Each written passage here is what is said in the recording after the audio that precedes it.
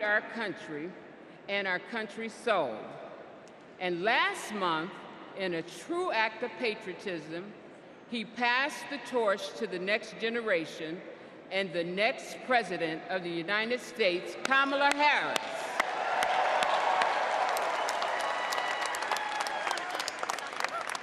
As convention chair, I may appoint officers to assist in the conduct of our proceedings. It is my honor to announce the following convention officers. Assisting as co-chairs are Lieutenant Governor Peggy Flanagan,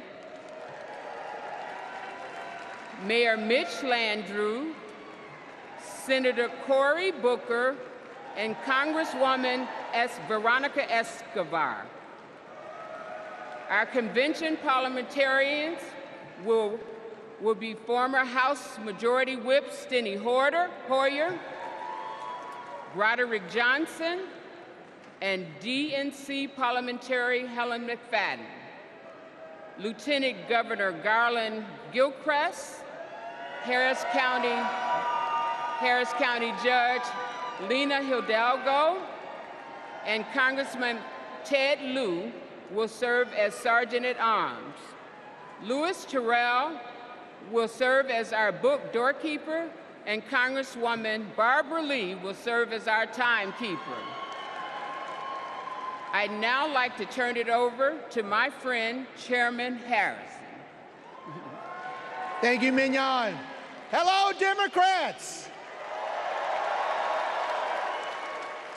The Democratic Party is 196 years old. It's the oldest active political party in the world. Every person here is a part of a movement that brings America closer to our goal of a more perfect union. And every convention is a moment. It's a moment that contributes to our movement. It's moments like 60 years ago, when Fannie Lou Hamer told the shocking story of the racist brutality she suffered simply for registering to vote. Or 52 years ago, when Shirley Chisholm ran a historic race for the presidential nomination. Or 40 years ago, when a round-headed boy from South Carolina, the same before you today, watched Reverend Jesse Jackson challenge America to hope and to dream.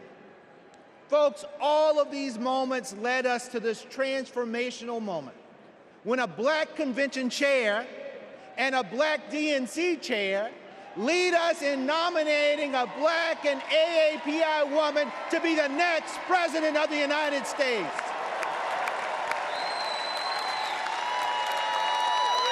Folks, this is because the Democratic Party is and always will be for the people, for our future. We are honored to be a part of American history as we gavel in this convention and celebrate this historic nomination. I would like to thank the incredible workers at this year's convention, the convention staff led by the amazing Alex Hornbrook, and our convention chair, Mignon Moore, and my amazing staff at the DNC. You quite literally set the stage for us today, and we wouldn't be here without all of you. We hereby call the in-person portion of the 49th Quadrennial Democratic National Convention to order.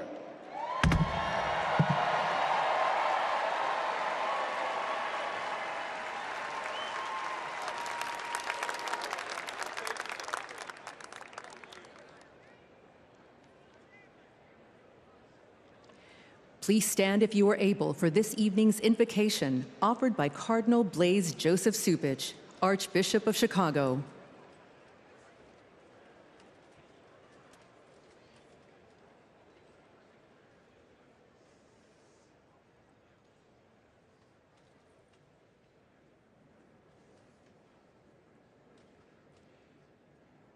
Let us pray. We praise you, O God of all creation. Quicken in us a resolve to protect your handiwork. You are the source of every blessing that graces our lives and our nation.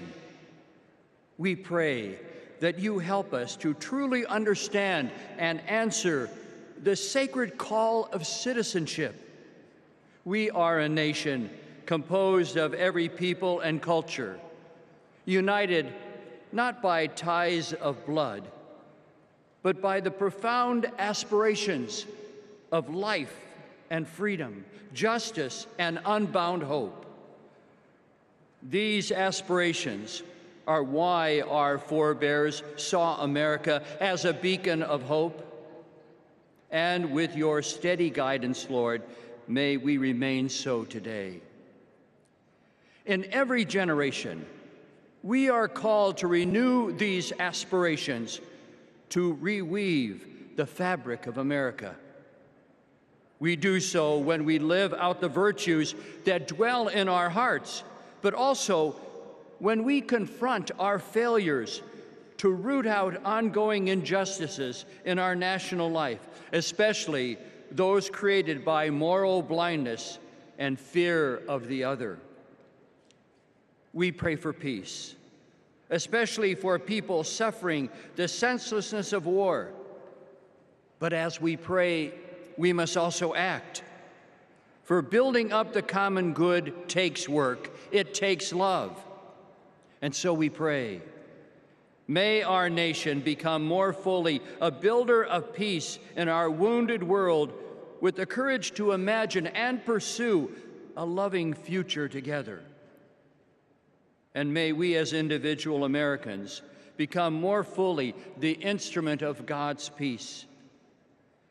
Guide us, Lord, in taking up our responsibility to forge this new chapter of our nation's history. Let it be rooted in the recognition that for us, as for every generation, unity triumphing over division is what advances human dignity and liberty. Let it be propelled by the women and men elected to serve in public life who know that service is the mark of true leadership. And let this new chapter of our nation's history be filled with overwhelming hope, a hope that refuses to narrow our national vision, but rather, as Pope Francis has said, to dream dreams and see visions of what, by your grace, our world can become. We ask all of this, trusting in your ever-provident care for us. Amen.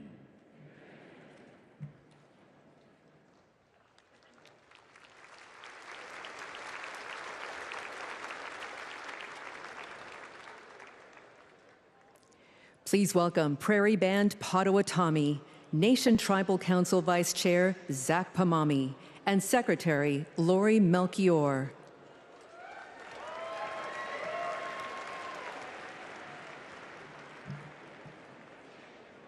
Here we are together on our ancestral homelands of the Prairie Band Potawatomi Nation and our sister Potawatomi nations. We also honor the spirit of the other tribal nations who traveled westward through this beautiful area. Welcome, 2024 Democratic National Convention, to our homelands.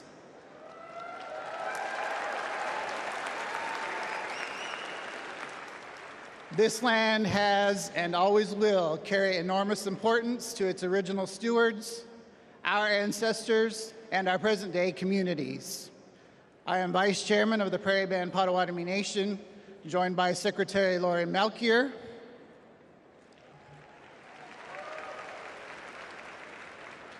and our nation's Tribal Council, who are also with us in the audience. From time immemorial, our ancestors lived in the Great Lakes region. However, in 1849, an illegal auction by the U.S. government forcibly removed our tribe from our homeland. Since then, we have been working to reclaim it. Finally, this year, the Department of the Interior placed some of our ancestral lands west of Chicago into a trust.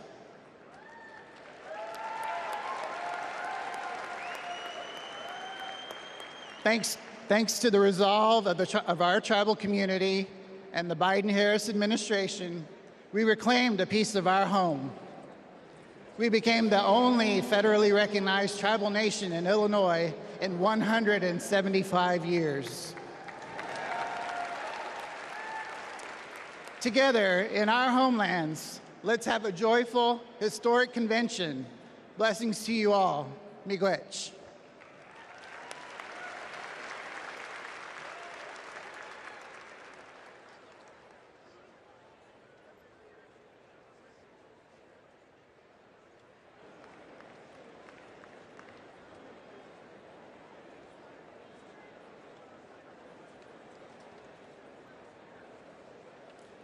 Please remain standing for the presentation of colors by the Illinois State Police Honor Guard.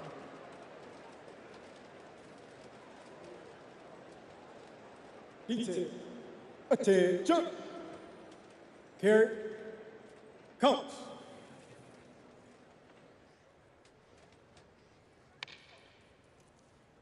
Forward, march, left. Left. Left. Left. Left. Left. Colors. Colors turn.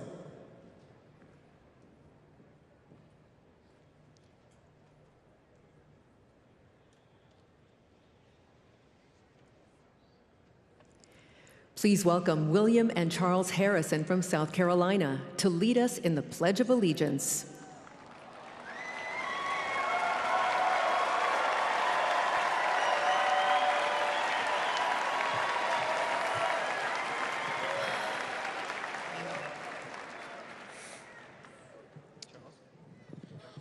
I pledge allegiance to the flag of the United States of America and to the republic for which it stands, one nation, under God, indivisible, with liberty and justice for all.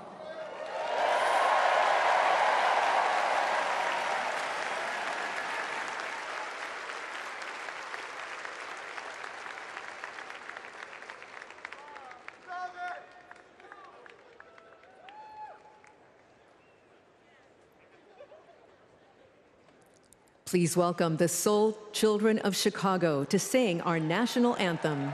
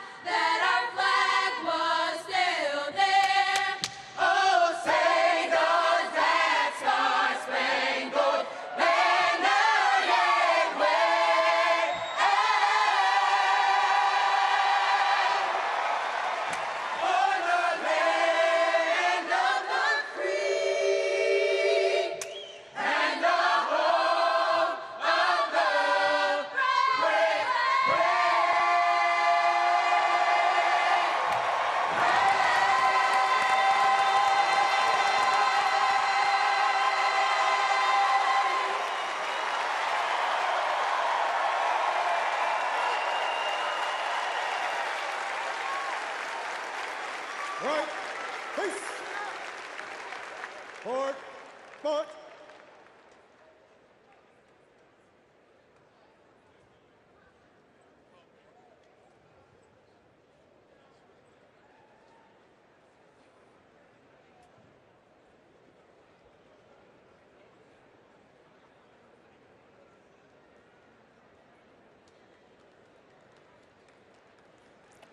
Please welcome Chicago Mayor Brandon Johnson.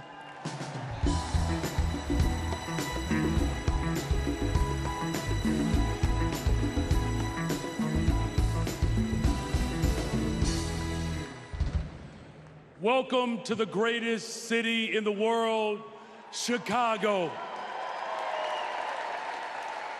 where Ida B. Wells and Jane Addams organized to deliver real transformative change across this country. Chicago, where Reverend Jesse Jackson united people from all different backgrounds to keep hope alive. And to a community organizer on the south side of Chicago, Barack Obama rose to the White House reminding us that yes, we can.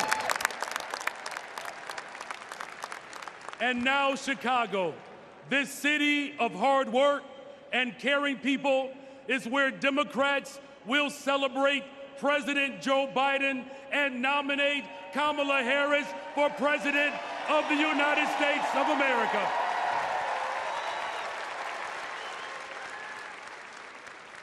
As the son of a family that worked to make ends meet, I know that Kamala Harris, the daughter of a mom who worked hard every single day, she is going to look out for the interests of everyday people. I know that as a fellow former social studies teacher, that Governor Tim Walz will never shrink from standing up for our democracy and for those most in need. And as a black man, raising a little black girl on the west side of Chicago, I know that my daughter Brayden will see not only a reflection of herself in the White House, but she will experience the deepest part of American values. Think about it. What will it take to build the middle class and make it easier for families not only to get by, but to get ahead? It will take someone with toughness to stand up for us. And let me tell you, America, Kamala's got it. What will it take to defend our fundamental rights and our freedoms? It will take someone with leadership who would fight for us. And let me tell you, America, leadership, Kamala, she's got it. And what will it take to defeat MAGA Republicans and move our country forward and not backwards? It will take everyone, and let me tell you all, Kamala, she's got us. From Mississippi to Pennsylvania to Delaware, Kamala Harris, she's got us. From Michigan to Wisconsin to Nevada to California and right here in Illinois, Kamala Harris, she's got us. To the child care workers, to the tip workers, Kamala Harris, she's got us. And to make sure that this country ensures that families will have access to real affordable housing, to create a pathway to the American dream, Kamala Harris, she's got us. Together we can build a better, brighter future. And there's no better place to start that than right here in the greatest freaking city in the world, the city of Chicago. God bless you all. Thank you.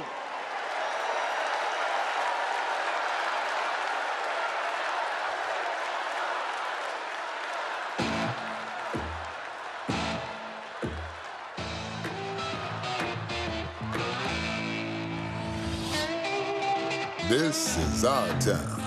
We've got steel in our spines, iron in our veins, and hope in our hearts. We've got the flavor, the guts, the grit, and those big shoulders you've heard so much about.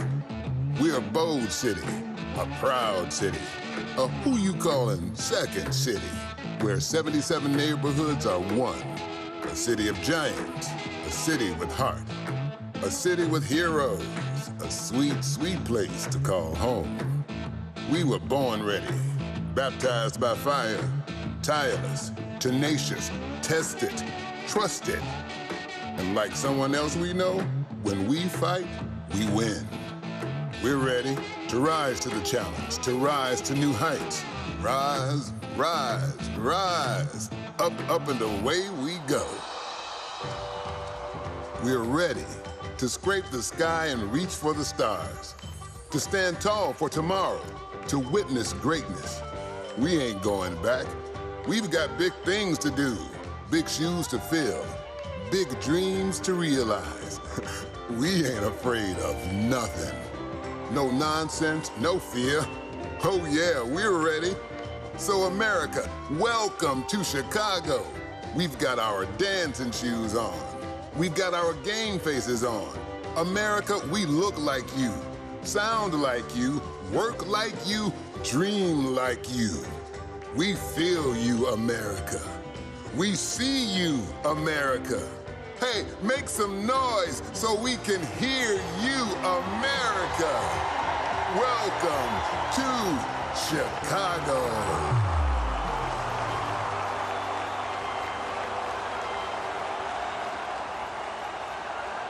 Hello, my friends. My fellow Democrats. I started my journey to this stage in 1988. I was 12 years old, and my family was watching the Democratic National Convention. Now, to be honest, I wanted to watch something else. But we all knew when my grandfather sat in his chair, the TV was his. But folks, when Reverend Jackson came on, I paid attention. A black man from South Carolina, raised by a single mother. That was me. And as long as I live, I will never forget what he said. He challenged young people to hope and to dream. So that's exactly what I did. I dreamed big, I worked hard, and I never lost hope.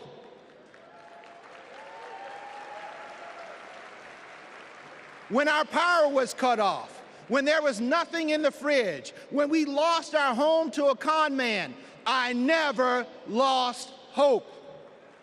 And now, my friends, I'm standing on the same convention stage that inspired me, and I'm the chair of the Democratic Party, the world's oldest political party. Folks, only in America. And that's the beautiful thing about this country that I love so much. Hope and hard work can take you anywhere. You can go to college, you can start your own business, you can even win the Olympics. That's the America Democrats believe in, and that's the America Democrats are fighting for. So 4 years ago, my friends, we were a country divided by fear, and we were stuck under a man who preached bigotry and hatred. Hope was lost. But my friends, we found hope in President Biden and Vice President Harris, and the 80 million Americans who stood by their side. And now we are united. We're united in our pursuit of progress. Because, my friends, they saw us. They fought for us. They heard us. And under their transformational leadership, we have forgiven billions in student loans. We have expanded access to health care, and we have strengthened the middle class. But the fight continues, and there is still more work to do. You know, I know that when we elect Kamala Harris and Tim Walz, they will build on our accomplishments, and they will create a country that works for every American. They will invest in our dreams and our futures, and hope will light our path forward. They will lead us in the fight for America, and believe me, when we fight, we win. And folks, we can never forget who we are fighting for. This election is about Americans who are watching right now, wondering, who's going to finally pave that dirt road, or make it easier to feed their family, or get medical bills under control? This election is about those who believe anybody can achieve their dreams if they work hard and trust in the endless possibilities of America. This election is about communities who need to see that hope and joy will always overcome fear and chaos. This election is about every little boy inspired by a party chair who looks like him, and every little girl who will finally see a president who looks like her. My friends, we are paving a path for them. We're working toward a brighter future for them, and we need each and every one of you to join us. In my beloved home state of South Carolina, our motto is, while I breathe, I hope. Folks, I believe in the power of hope, but it's going to take more than hope to win this election. So in the next 78 days, our motto can't be just, while I breathe, I hope. It must be, while I breathe, I vote. Because that is how we make hope real for all of America. America, let's vote for Democrats up and down the ticket. Let's save our democracy, and let's vote for our MVP, Kamala Harris, and our coach, Tim Walz. Thank you all so much for being here. And now, it is indeed my pleasure to introduce our next speaker, who will be co-chair for tonight. This is a young woman who is the current lieutenant governor of the great state of Minnesota. And when Tim Walz becomes vice president, she will become the first Native American governor in this great country. Folks, let's welcome Peggy Flanagan.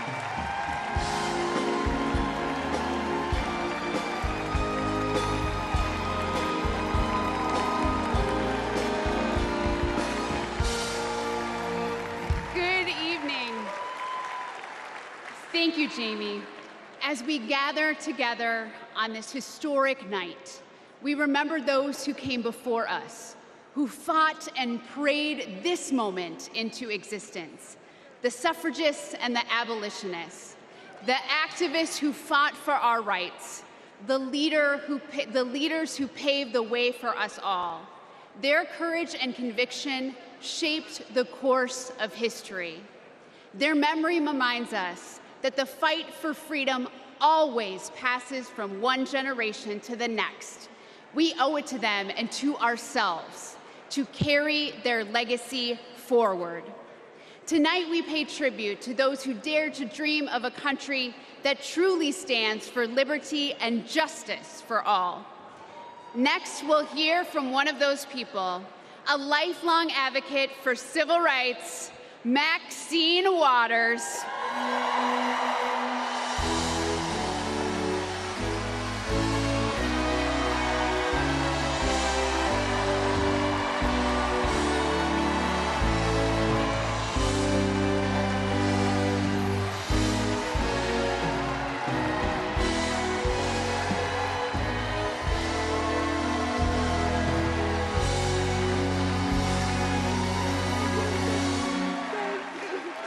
Wow. Hello, delegates. Now, you know, I've seen a lot in my lifetime. I was just 22 years old when Fannie Lou Hamer made her presence known at another Democratic convention. It was in 1964 in Atlantic City. And she arrived with a group of black delegates from Mississippi. And she simply asked that her delegates be seated in place of the state's all-white delegation. She told the people in the room about the violence she suffered at the hands of white police because she, a black woman, had demanded her right to vote. When she finished, she asked the country a simple but profound question. Is this America? She didn't get the outcome she was hoping for in Atlantic City, but you can bet that when the official Mississippi delegation was seated at the convention 4 years later, Fannie Lou Hamer was sitting there with them. Now here we are, 60 years later at another Democratic convention with Kamala Harris as our party's nominee. Oh, so I know there is no better leader to marshal us into the future. Kamala has been a courtroom prosecutor, a district attorney, an attorney general, a United States senator, vice president of the United States. And when the dust settles in November, and Americans of all stripes have elected her their president, I know she'll be thinking about Fannie Lou, who I happen to know is one of Kamala's heroes. In that moment, all of us, from New York to Pennsylvania, to Arizona, to California,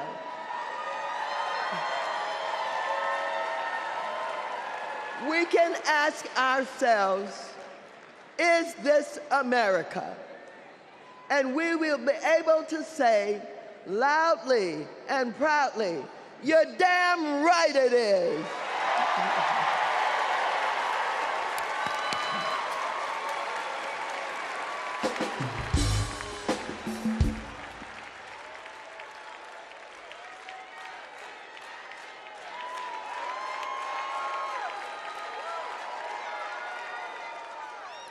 Please welcome President and CEO of the NAACP, Derek Johnson, and President and CEO of the National Coalition on Black Civic Participation, Melanie Campbell.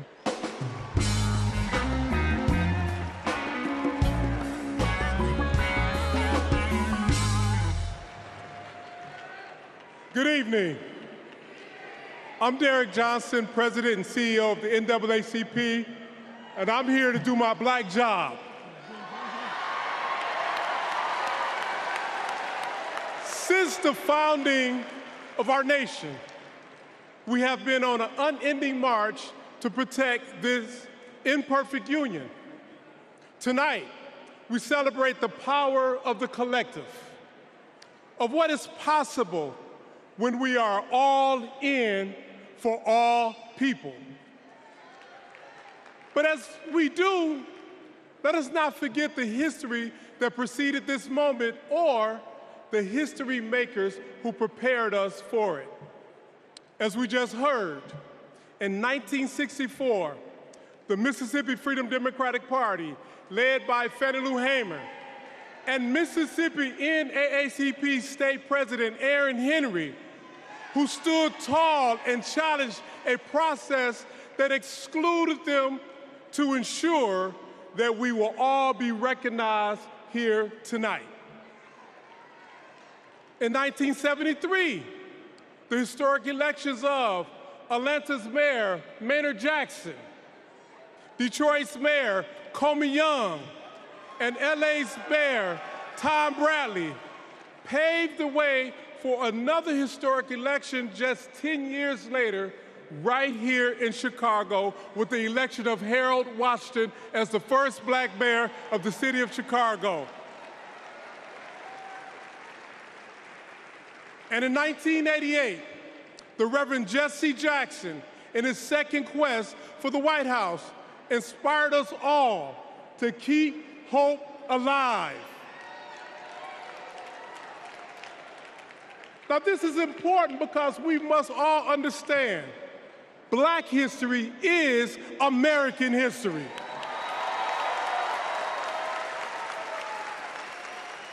And in this historic moment, we will write the next chapter together.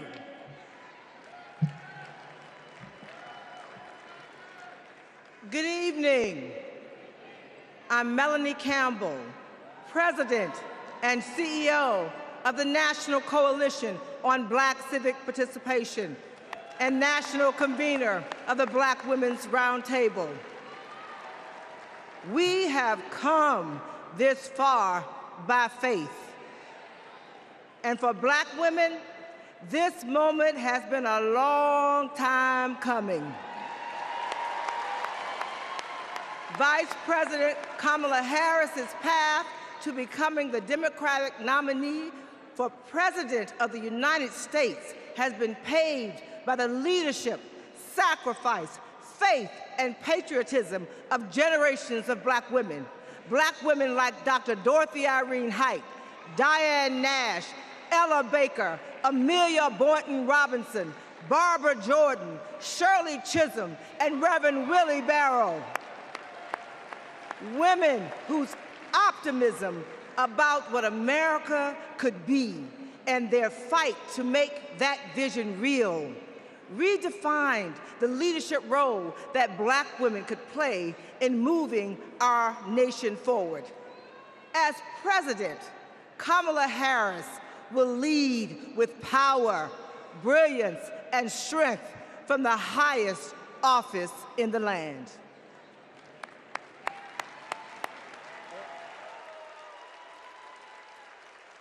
Brothers and sisters, I don't know what this world is coming to. We resist those attacks collectively, and we will stand together. Do we believe in freedom? Support human rights. We believe in that. Support self-determination. We're built on that. Stronger together is not just a lesson from our history. The institutions of this country belong to all of the people who inhabit it.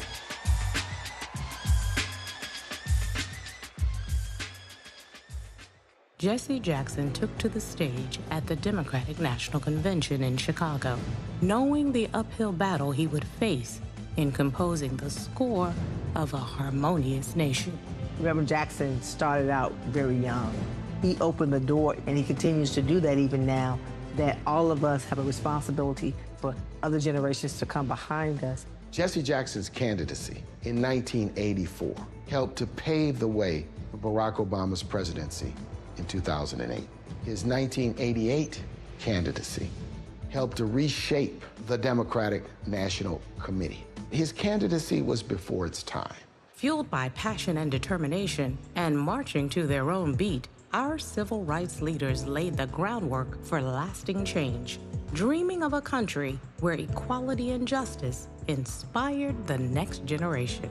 We need the energy of our young people. We need the wisdom of our elders. We all can be proud to say that we are truly a leading democracy and we respect people's ability to exist. America is not like a blanket, one piece of unbroken cloth, the same color, the same texture, the same size. America is more like a quilt, many patches, many pieces, many colors, many sizes. Standing on the shoulders of giants, Kamala Harris is the candidate who encompasses the brilliance, determination, analysis, and the action to carry the torch lit by the founders of the movement. There's only one choice to represent our collective voice. What kind of country do we want to live in? Value system of the modern Democratic Party has been shaped by the civil rights movement of the 1960s. There's a direct line from '64, the National Democratic Convention, where Fannie Lou Hamer asked to be seated, and 2024, where a Black woman is the Democratic nominee. It's been a long struggle and a long journey, but Fannie's gonna be vindicated and Shirley Chisholm's gonna be vindicated in the 24 Democratic Convention. I wonder if I could sit in a room with Shirley Chisholm, with Rosa Parks, with Coretta Scott King. What would they say about what's happening today? The civil rights movement has been a key part of organizing the agenda, not just of the Democratic Party, but of democracy. This is the hope that runs through Kamala Harris's leadership, one where hope, change, and freedom are the drumline of our democracy. I stand before you today as a candidate for the Democratic nomination for the presidency of the United States of America. I stand before you today to proudly announce I am now officially the Democratic nominee for President of the United States. We must never surrender. America will get better. Keep hope alive. Keep hope alive. Please welcome founder and president of the Rainbow Push Coalition, Reverend Jesse Jackson.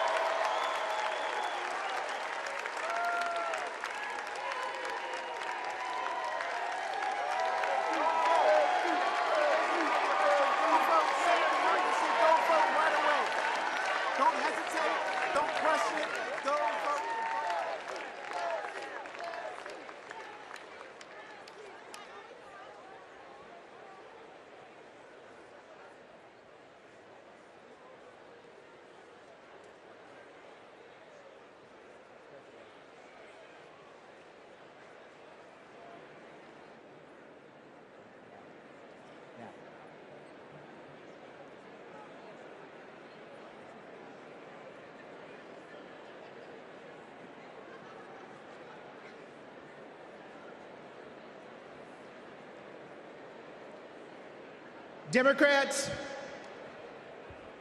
our first order of business is adopting an up-to-date convention agenda. When the Convention Rules Committee met, everyone was working on updating plans based on the significant changes that had just occurred. When the committee approved an agenda, it was a work in progress that members knew would need to be revised accordingly. We now have an agenda for the next 4 days. The agenda is included in the Standing Committee report booklet emailed to each convention participant.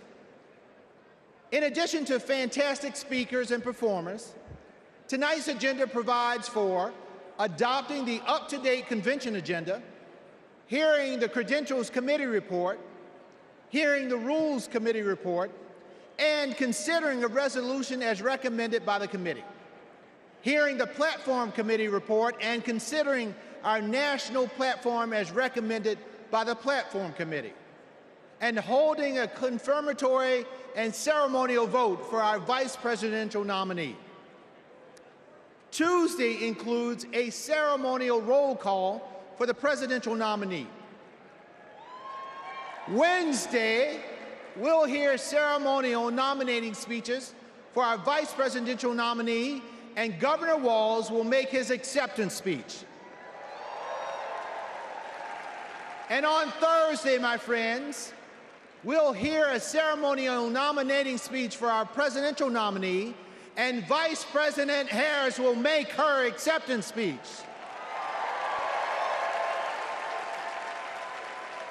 So now, delegates, the chair will entertain a motion to approve the up-to-date agenda. Is there a second? All in favor of approving the convention agenda, please say aye. Aye. All opposed, say nay. The ayes have it.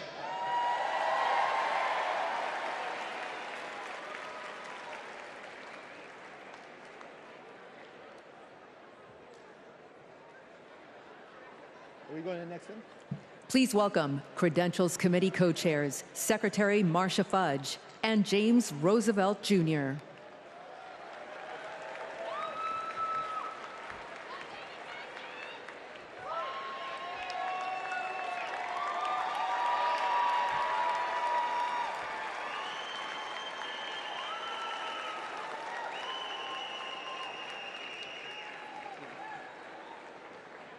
Greetings, my friends. It is an honor to have served as co-chair along my friend, Jim Roosevelt. Pursuant to the call, the Credentials Committee met and adopted a resolution to credential the delegates and alternates to the 2024 National Convention. I am pleased to report that there were no credentials issues to be decided by the committee.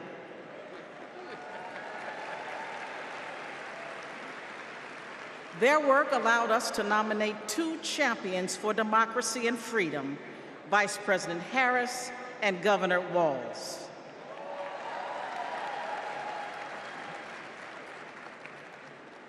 Our delegate selection process is designed to ensure every voice is heard and every vision is heard, and our delegates accurately represent their electorates. Diversity is our party's strength. And I'm so proud to see the wonderful representation of our party and democracy here today. I am pleased to share that the Credentials Committee report was adopted and all delegates have been fully credentialed. In memory of Marvin Turner, we are going to have a great convention and we are going to win. Thank you.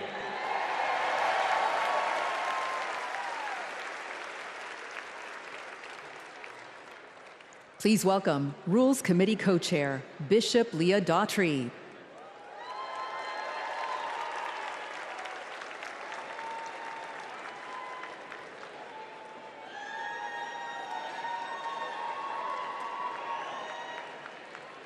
Hello, Democrats. It was my honor to serve as co-chair of the Convention Rules Committee alongside my friend, Governor Tim Walz. Governor Walz is a little occupied this evening, but it's good to know that serving as co-chair of the Rules Committee is a ladder for promotion. The Rules Committee adopted the procedural rules of the convention on July 24th. They are based on long-standing processes governing our convention and ensured that we met all ballot access deadlines. The rules established the virtual nominating process for the party's nominees and set the stage for in-person votes at the convention to adopt our platform and resolutions recommended by the Rules Committee, as well as to cast celebratory votes on our nominees and hear their acceptance speeches. Under the Rules Committee authority, the Rules Committee is recommending for your approval one resolution. Contained in the committee's report, the resolution supports the current practice regarding automatic delegates, as well as other reforms to make our party stronger. The co-chairs are pleased to move the adoption of this resolution on behalf of the Rules Committee. Thank you, Bishop Daughtry. The Rules Committee has moved the approval of the resolution. Is there a second? We have a second. I will now call for a voice vote on approving the resolution as recommended by the Rules Committee. All those in favor of the committee's recommendation to approve the unity resolution say aye. Aye.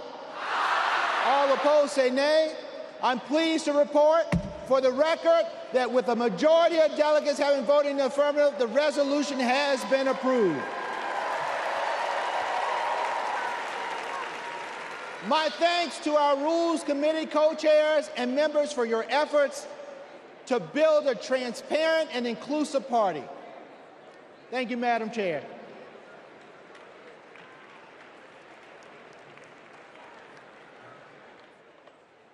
Please welcome Platform Committee co-chairs Mayor Mitch Landrieu and Mayor Regina Romero.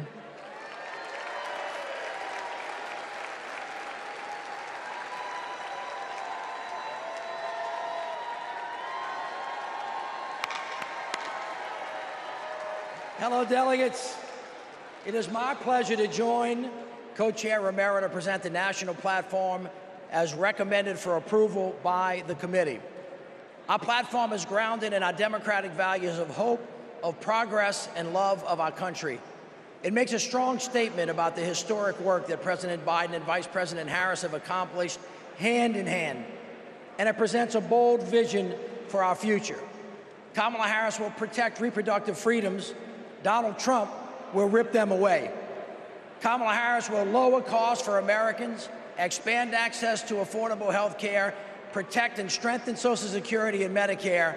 Donald Trump will cut taxes for billionaires and big corporations, and he will pay for it by putting health care and Social Security on the chopping block. Kamala Harris is going to defend our democracy. Donald Trump is going to undermine it. The choice before us is clear, and the stakes could not be higher.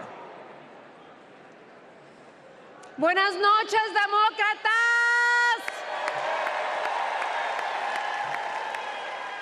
Mayor Landrieu, it was a pleasure to serve as your co-chair. I also want to recognize Louisa Terrell and the drafting subcommittee for their work. This platform was passed by the Platform Committee on July 16, prior to the President passing the torch in an act of love and patriotism. And it's the product of a comprehensive process to engage with leaders from all corners of our winning coalition. Hundreds of submissions, hours upon hours of hearing and testimonies, countless conversations with community leaders and grassroots Democrats. All were essential to producing a forward-looking vision for our party that echoes the voices of all. Vice President Harris is now carrying the torch. And she and Governor Walz are committed to delivering results for the American people. Then you have Donald Trump. His extreme agenda is working against everyday Americans. He is fighting for big oil, big pharma, big banks, but most of all, my fellow Democrats, he is fighting for himself.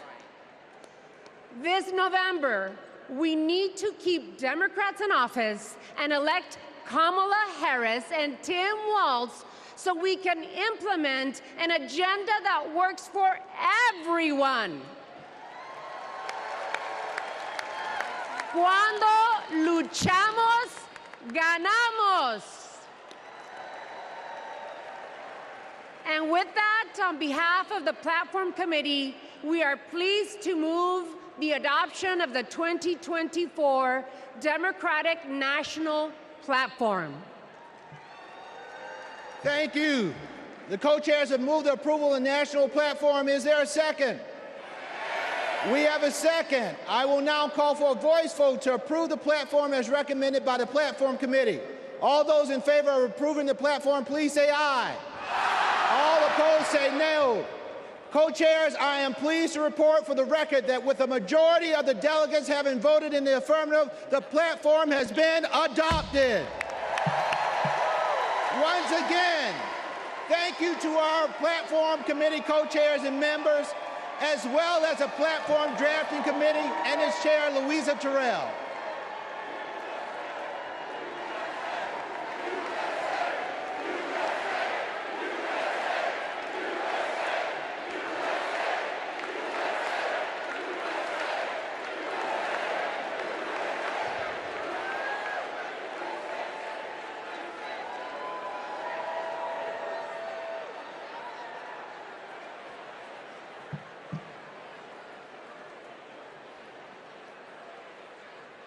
When Kamala Harris set out to find her vice president, just 1 month ago, she was looking for someone who believes in our democracy, who works hard for the American people, and has an endless supply of hope for our future.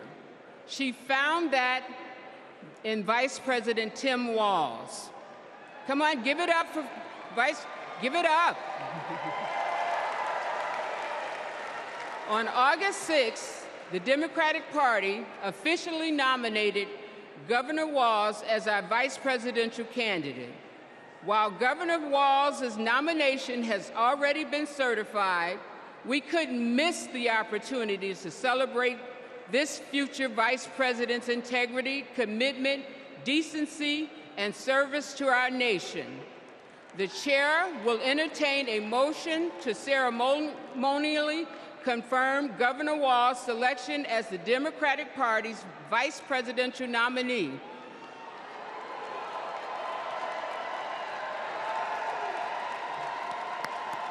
We have a motion. Is there a second? We have a second. We will now have a voice vote on the motion to ceremonially confirm our vice presidential nominee. All in favor of the motion, please proudly say aye. All opposed? The ayes have it. I'm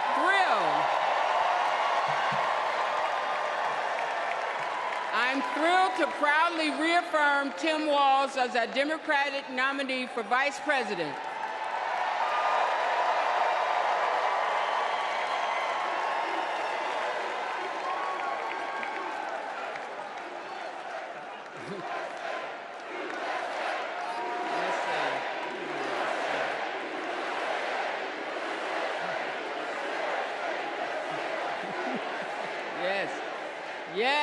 Yes, USA. Pursuant to our convention rules, Governor Walz has been invited to make an acceptance speech, which he will deliver on Wednesday, August 21st. Thank you, my friends. Delegates, please welcome to the stage co-chair Peggy Flanagan to resume chairing our convention.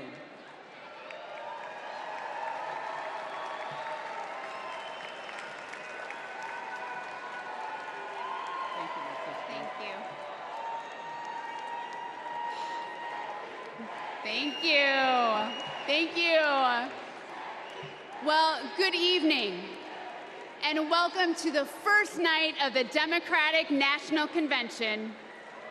I'm Peggy Flanagan, Lieutenant Governor of Minnesota, and I am thrilled to be here in Chicago with Democrats from across the country to rally around Kamala Harris and Tim Walz and their vision for America. It's been 8 years since we last came together as a party, and I can feel the excitement in this arena. It's filled with energy and with joy. Our theme tonight is for the people. We'll hear from union leaders, civil rights advocates, and our fellow citizens. And we'll hear from our president, Joe Biden, who has been a champion for the people for his entire life. My name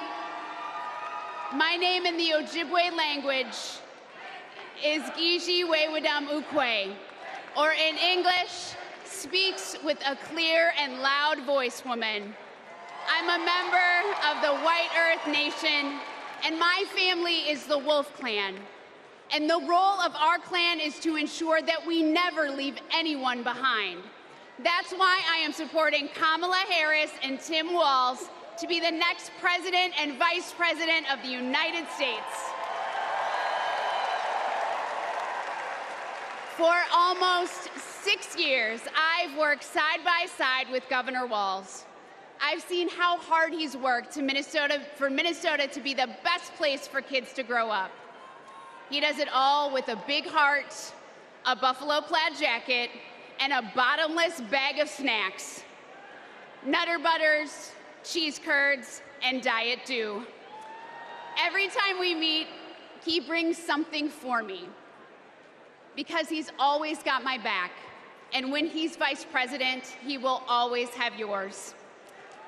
He and Kamala Harris have spent their lives fighting for you, for your family, for your future. So whether you're a lifelong Democrat or just tuning in, thank you for being part of this evening. 4 years ago, the COVID pandemic upended our lives. My brother Ron was the second person to die of COVID in the state of Tennessee. We couldn't see him. We couldn't have a memorial. And millions of American families went through the same thing. Our communities were suffering. Our economy was struggling. And Donald Trump was playing games. Our country was brought to the brink by his failure to respond. But the Biden-Harris administration stepped in with quick and decisive action. They contained the virus, created millions of jobs, and invested in our nation's future. Under their leadership, America began to heal.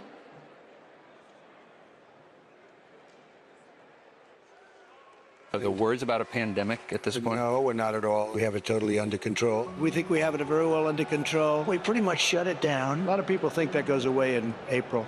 With the heat, we're in very good shape. Because of all we've done, the risk to the American people remains very low. View this the same as the flu. It's going to disappear. One day, it's like a miracle. It will disappear. We all together have done a very good job. We think the death will be at a very low number. I see the disinfectant. Is there a way we can do something like that by injection inside or almost a cleaning? I'm taking it. Hydroxychloroquine.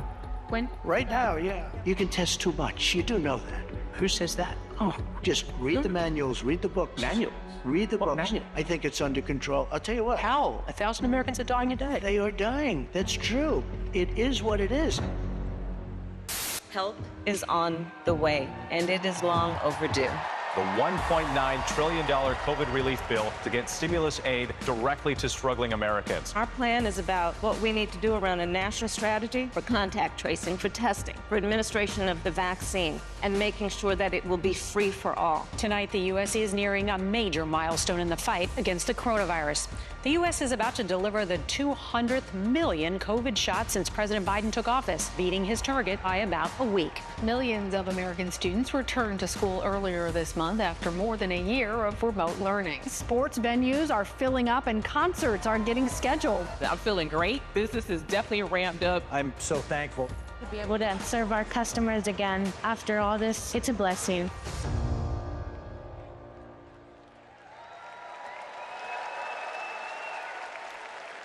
Please welcome Illinois Representative Lauren Underwood.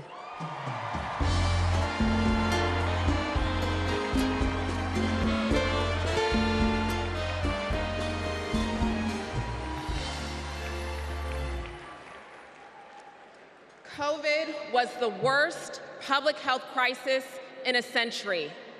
Donald Trump failed us. But Joe Biden and Kamala Harris got it under control.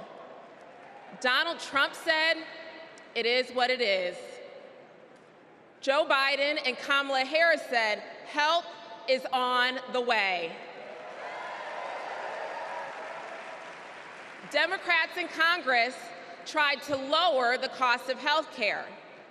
Donald Trump tried to take our health care away. We tried to expand Social Security and Medicare. Donald Trump tried to cut them year after year after year. He took the COVID crisis and turned it into a catastrophe. We can never let him be our president again.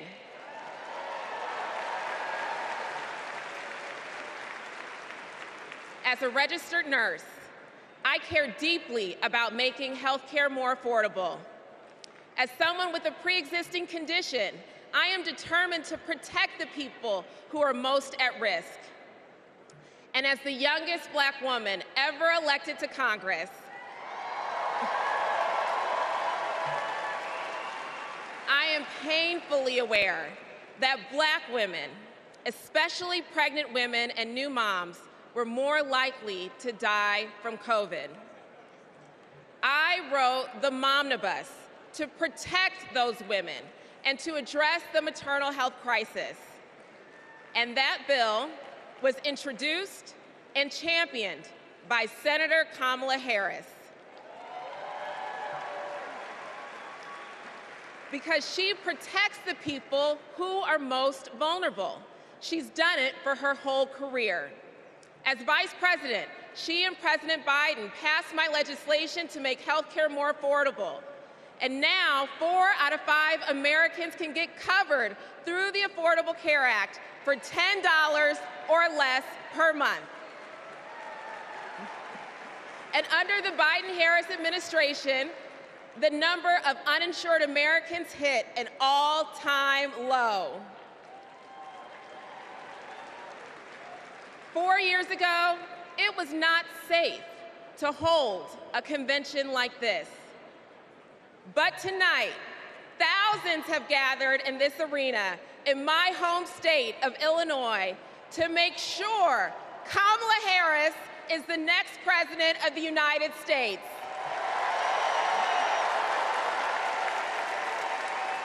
We have come so far these past 4 years, and we're not going back. Thank you.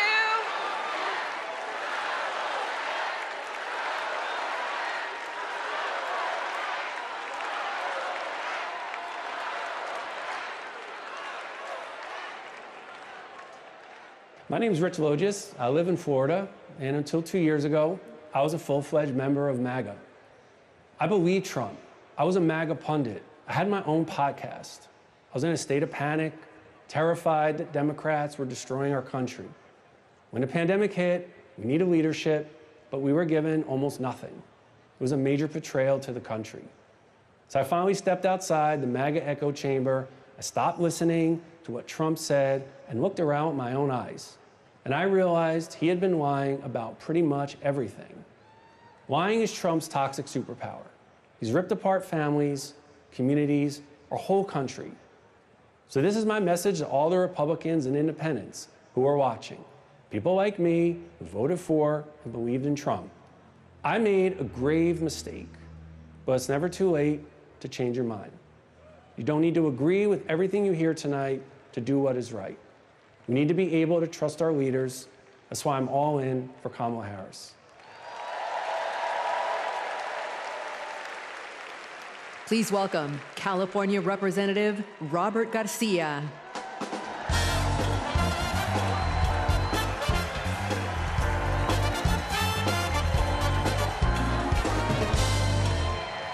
Thank you. Thank you. We all remember. We all remember the world in 2020, where we were, and for some of us, who we lost. Now, I was in my second term as mayor of Long Beach, California. And my mom was a healthcare worker. Like many of you, I watched in terror and horror as the COVID pandemic consumed our lives. As mayor, I fought for more hospital beds, for more tests, and to make masks more accessible. What we needed at that moment was national leadership.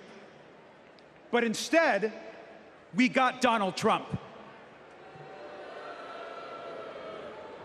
While schools closed and dead bodies filled morgues, Donald Trump downplayed the virus. He told us to inject bleach into our bodies. He peddled conspiracy theories across the country. We lost hundreds of thousands of Americans and our economy collapsed. Now, that summer of 2020, my mom and my stepfather both died of the COVID pandemic. And I miss them every single day.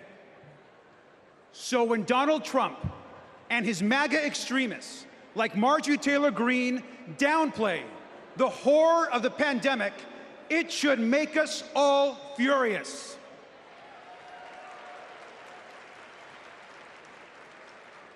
Now, I will never forget when Kamala Harris called me after my parents died.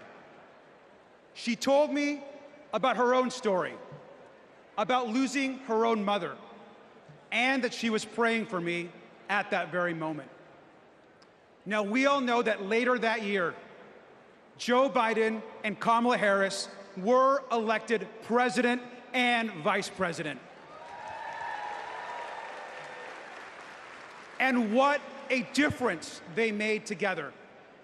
They got people vaccinated. They got the virus under control. They safely reopened our schools. And they passed the American Rescue Plan.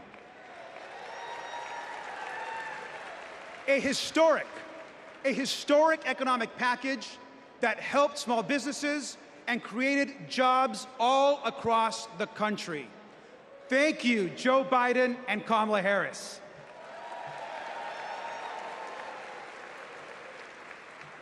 Now, I am a proud immigrant who came to the United States as a young child. We grew up poor. English was our second language, and we often, like many immigrant families, struggled to get by. But my mom, she moved here to the United States because she believed in the American dream. I'll never forget the day that I became a United States citizen.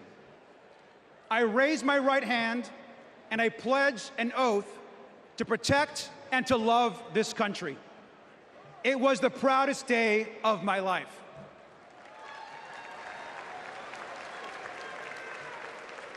My mom taught me to love this country.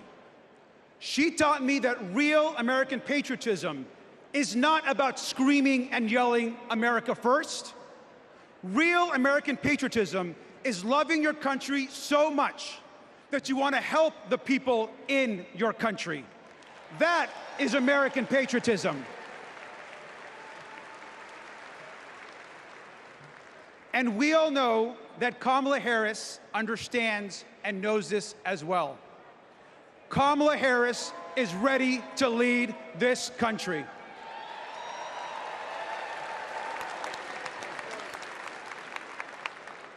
We can all remember 2020. We can all remember the horrors of Donald Trump. But let's remember, most importantly, tonight and every single day this week, that we are not going back. Thank you.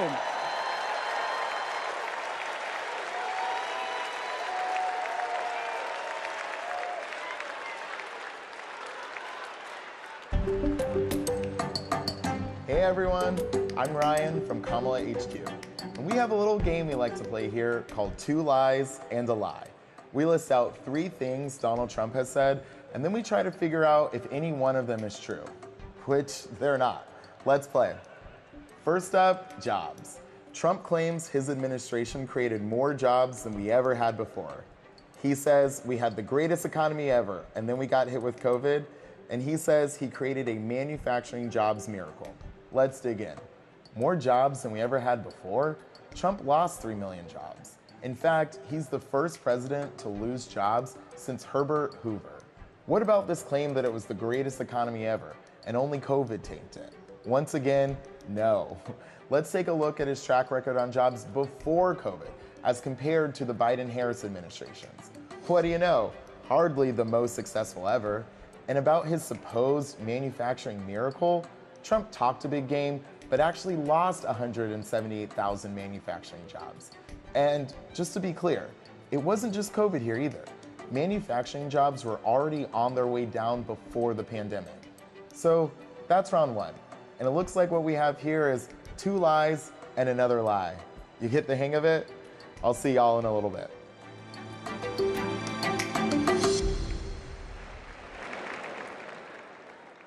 Donald Trump downplayed COVID while Americans were living in fear.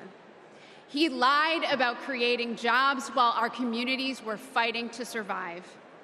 But the Biden-Harris administration stepped up. They actually took decisive action to create jobs, support small businesses, and rebuild a stronger and more resilient economy.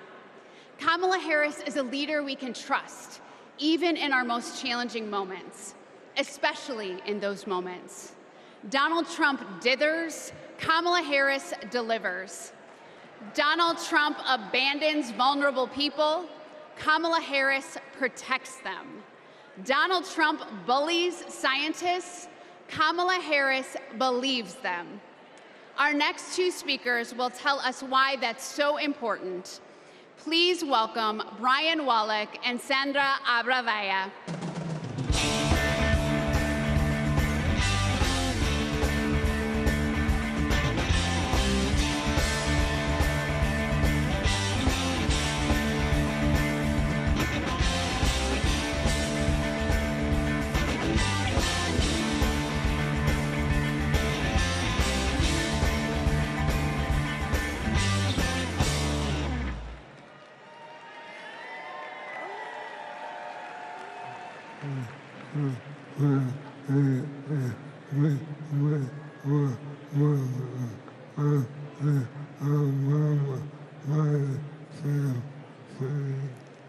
In 2008, we met while working on the Obama-Biden campaign.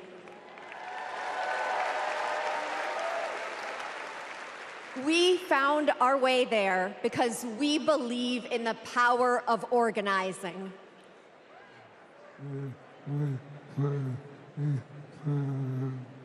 Then we found each other.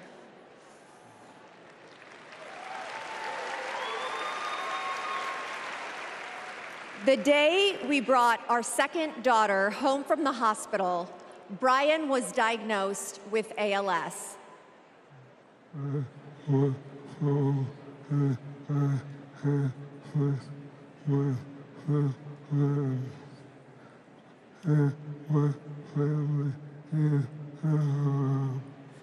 I was told I had 6 months to live.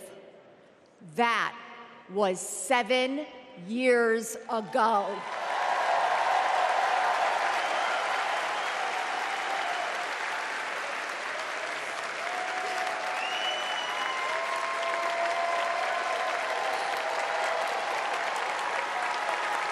We could not change Brian's diagnosis, but we knew how to organize. So we co-founded a nonprofit called I Am ALS, and thousands of terminally ill patients fought for new therapies, $1 billion to fund ALS research, and earlier access to treatments, all of which President Biden signed into law.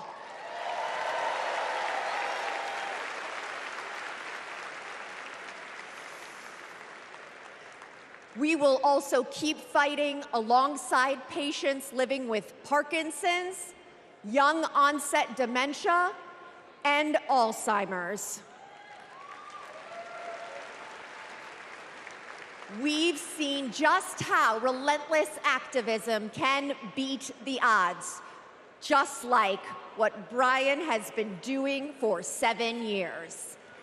And that is what we need right now to elect Kamala Harris. She's the daughter of a breast cancer researcher. She knows the promise of science and that patients need to be able to get the care they need wherever they live. We all want to make life better for the next generation and believe that people like Brian can be the first generation of survivors.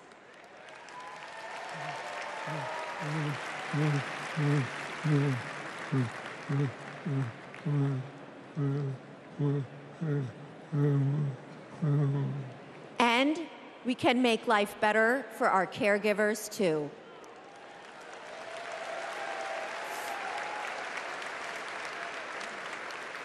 Brian and I are still driven by hope and by faith in what we can do collectively, and that includes the power of our vote. This November, we are voting for our future.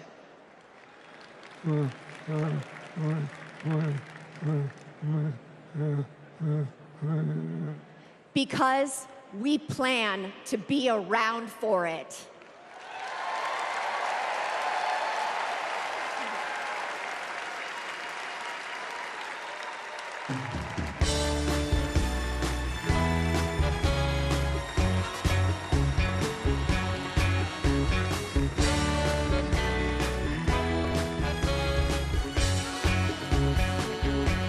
Please welcome Illinois Senator Dick Durbin.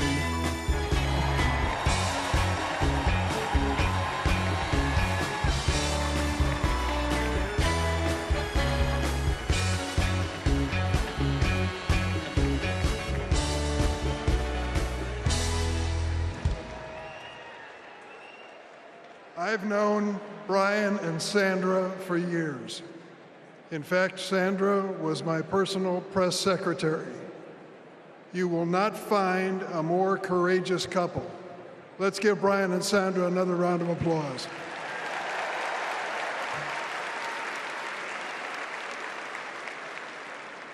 In every election campaign, we Democrats talk about jobs. Now forget for a moment Donald Trump's wild claims. He lost millions of jobs in America. He promised to bring back manufacturing jobs, but he failed. He promised to deliver infrastructure, but he failed. His record was defined by failure. To put it another way, Donald Trump is like a bad boss. You want time off to take care of your sick parents? Ask Donald Trump. Denied. In Donald Trump's America, there is no paid family leave. Want to have a child, but need IVF? Too bad. That's shut down too. Want a pay raise? Too bad. The boss just gave himself one, so there's nothing left for you.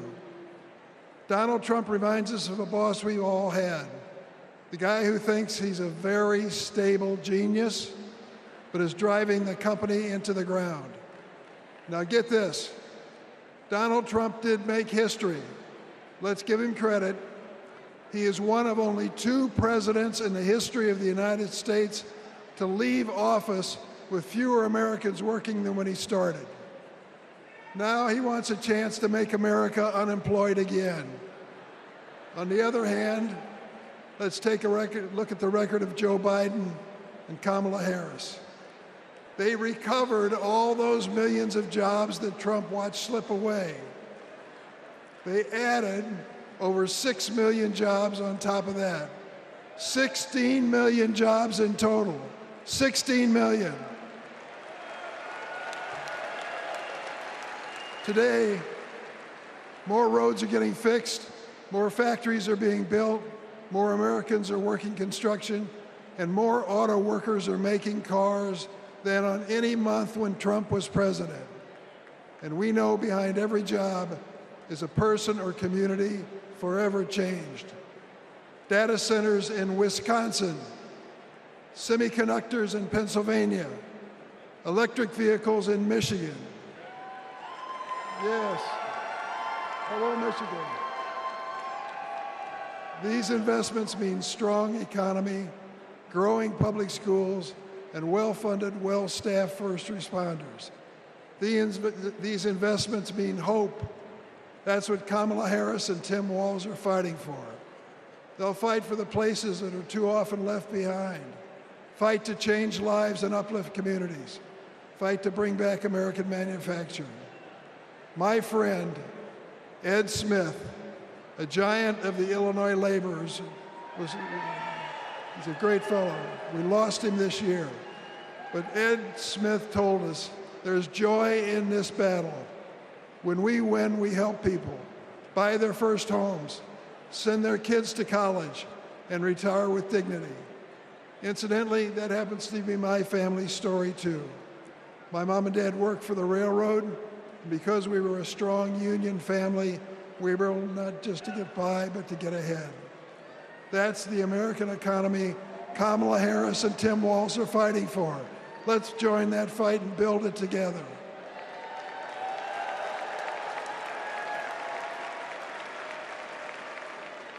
Now let's hear from some union workers on the ground in Arizona, thanks to the Biden-Harris administration investment in America.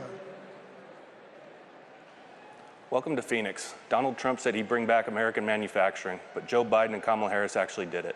Thanks to them, plumbers and pipe fitters like us are building the factories, semiconductor plants, and data centers of the future. We are hard at work in Phoenix, Mesa, Goodyear, Chandler, and more. Our neighborhoods, schools, and local businesses are growing. Sometimes we have so many projects that we send fabrication out to other states. Our local union is now up to 4,800 trades members. That's up from 2,800 in 2020, thanks to Joe and Kamala. And it's an exciting time for us in the next generation. Our apprenticeship program now trains over 1,100 people a year.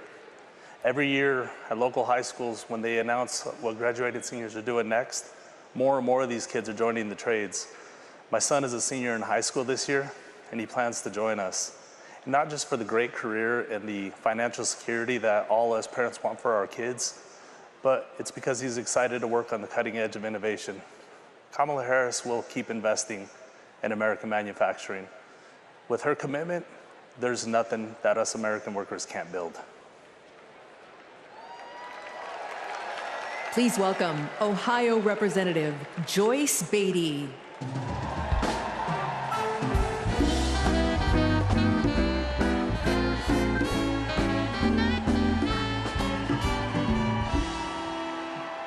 Good evening. I'm Joyce Beatty, and I'm proud to represent Ohio in Congress. I was born in the Buckeye State, and I've never left. Now, J.D. Vance likes to talk about how he's from Ohio, but as soon as he could, he ran away to Yale and Silicon Valley, cozying up with billionaires while trashing our communities. J.D. has been our senator for 18 months. And what has he done for hardworking Americans? Nothing. He's been busy writing the foreword to the book from the Project 2025 guy. While J.D. and Donald Trump have been sharing conspiracy theories from the darkest corners of our internet, Kamala Harris and Joe Biden have been busy expanding access to the internet, while the other guys have been criticizing women without children. Joe and Kamala have been expanding the child tax credit. And let me just tell you, cutting the poverty rate for our children. Kamala and Joe Biden have been also at the same time reducing the price of health care for our seniors. And yes, securing a cap of $35 on insulin. And as J.D. and Trump, they want to take us back to the past. Kamala and Joe have been bringing the jobs of the future to America today. With the CHIPS Act, a $280 billion investment. And that's not just a big number. It means new semiconductor plants and thousands of good-paying jobs. You see, I worked with Kamala to pass it, and I saw her leadership style up close a rare combination of brilliance, legal expertise, and patience. You see, it's simple. JD and Trump like to talk about states like Ohio, but Kamala and Joe actually get stuff done for us. And so does our next vice president and my good friend, Governor Tim Walz. America, are you ready to build on our progress? Are you ready to turn out for leaders who know that action speaks louder than words? Are you ready to vote for Kamala Harris?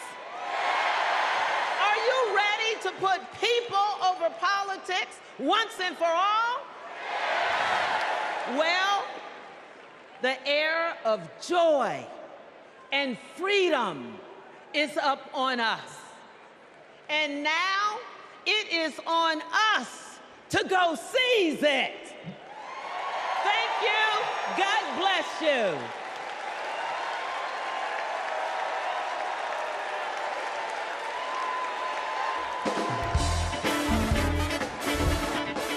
Please welcome AFSCME President Lee Saunders, SEIU President April Barrett, Liuna General President Brent Booker, IBEW International President Ken Cooper, CWA President Claude Cummings, and AFL-CIO President Liz Schuler.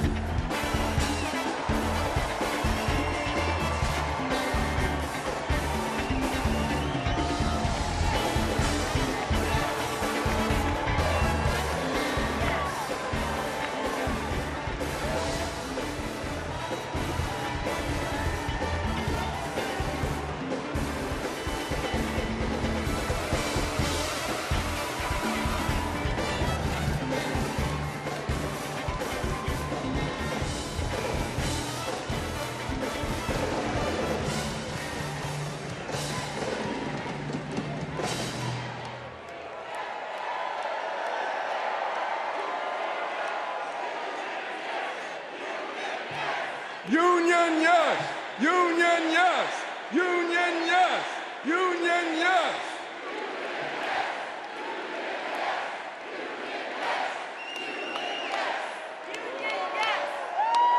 All right. I'm Lee Saunders, president of AFSCME, a union of 1.4 million public service workers in healthcare, corrections, sanitation, and more. You know, 4 years ago, we faced a pandemic and a recession with a president who didn't care one bit what working people were going through. Enter Joe Biden and Kamala Harris. Within weeks, they passed the American Rescue Plan, pulling the economy back from the brink and putting us back to work. They're guided by a basic principle: more freedom for working people, including the freedom to join a union.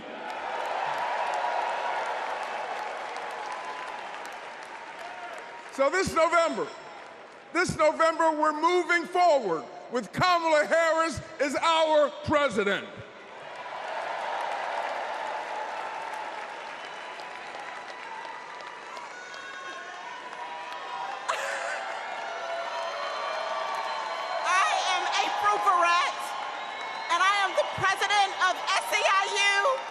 Representing 2 million service and care workers.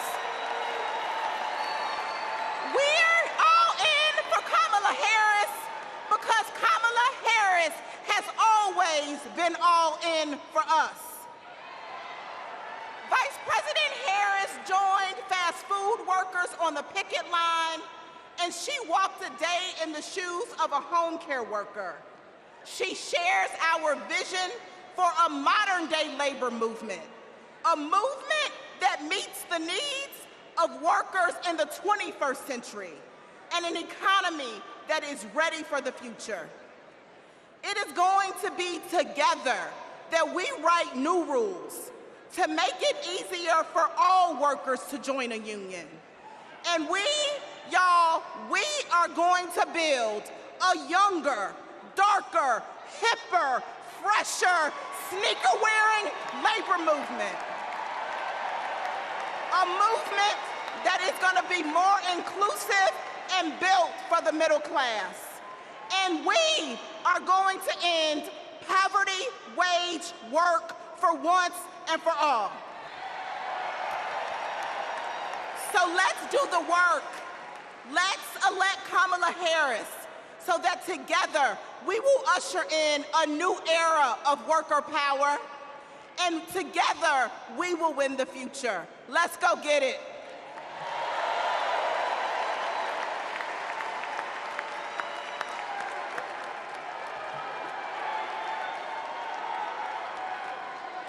I'm Brent Booker, and I'm proud to represent LIUNA, the Laborers International Union of North America. We're construction workers, public employees, and postal mail handlers. For decades, we've fought for more investment in our infrastructure. While Trump made empty promises, the Biden-Harris administration delivered. Now we're rebuilding highways, bridges, and tunnels, and powering a clean energy and manufacturing boom. Thanks to them, our members can buy a home, put their kids through school, retire with dignity. As president, Kamala Harris will keep fighting for workers who are building America.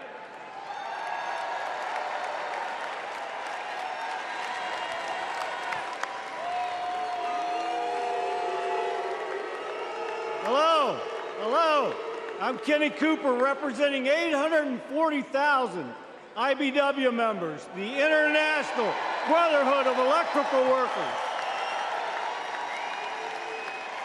The IBW powers America, from fire alarms to solar farms, nuclear plants to battery plants, storm restoration to power lines, and we've been doing it for over 130 years. Today, we're building a new energy future while providing great-paying jobs and a stable retirement for all working families. Every step of the way, Kamala Harris has been there for us. She's bringing back American manufacturing to forgotten places throughout our country. She cast the deciding vote to save our pension plans.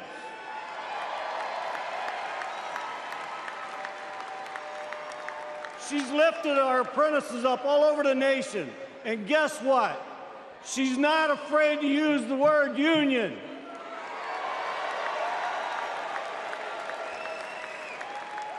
She has came through for all of us, and it's our turn to come through for her. Thank you.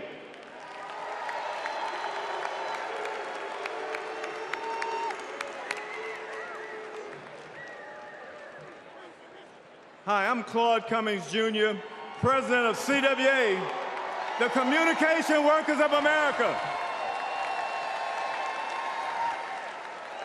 We all saw the digital divide during the pandemic. Millions of American families didn't have access to high-speed internet at home. Too many kids were forced to go online class in McDonald's parking lots. But as Vice President, Kamala Harris helped pass the largest investment in broadband ever.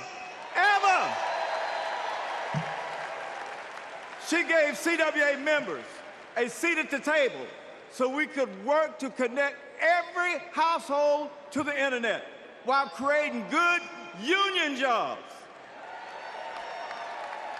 Listen, we don't play at CWA. And we're fired up. Are you fired up tonight? Are you fired up? Are you fired up?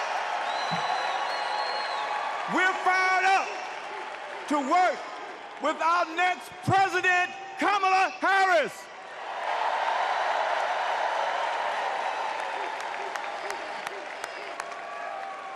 I'm Beshear, President of the AFL-CIO. Representing nearly 13 million American workers. This election is about two economic visions. One where families live paycheck to paycheck, where people have no right to join a union. A CEO's dream, but a worker's nightmare. Or an opportunity economy, where we lower the costs of groceries, prescriptions, and housing. Where we go after big pharma, corporate landlords, and price gougers. Where there's no such thing as a man's job or a woman's job, or like Donald Trump would say, a black job. Just a good union job. That's the future our President Joe Biden has fought for. And that's the future Kamala Harris and Tim Walz will keep fighting for. Let's build it together.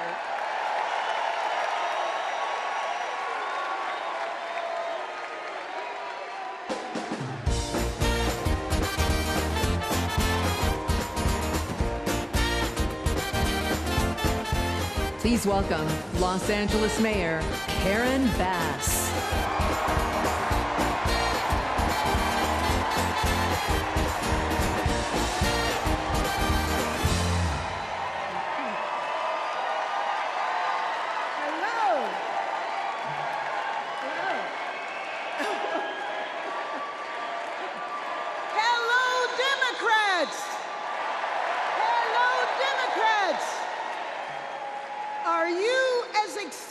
As I am. I've known Kamala Harris for almost 20 years. Our bond was forged years ago by a shared commitment to children, a belief that it is everyone's responsibility to care for every child, no matter where they come from and no matter who their parents are. Kamala knows that each generation has an obligation to the next. That's why, when I was Speaker of the State Assembly and she was a prosecutor, we fought to address youth homelessness and reform the child welfare system. We wanted to make sure that California's foster youth aren't cut off and left on their own the day they turn 18. As Attorney General, Kamala created our state's Bureau of Children's Justice and worked to give children in the juvenile justice system the support they needed. And when I asked her to swear me in, the first woman vice president, swearing in the first woman mayor of Los Angeles,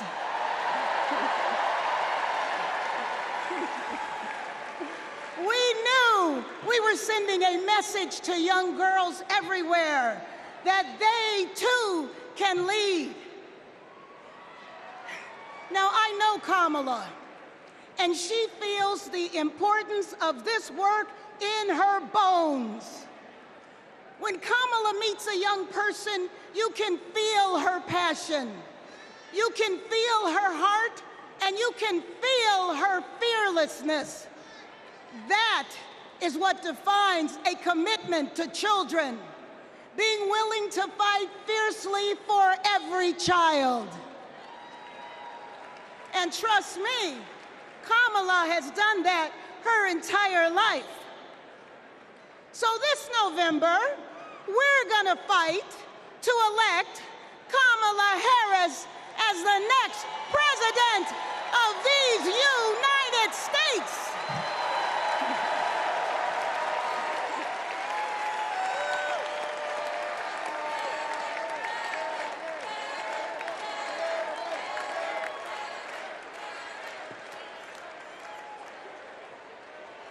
Please welcome Grammy-nominated country music star, Mickey Guyton.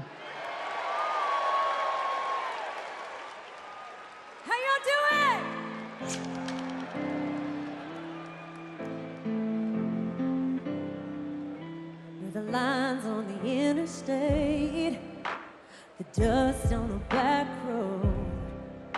We're a Friday night football game, the lighters at a rock show. We're the night shift, smoke break, high school heartache, driving with the windows down.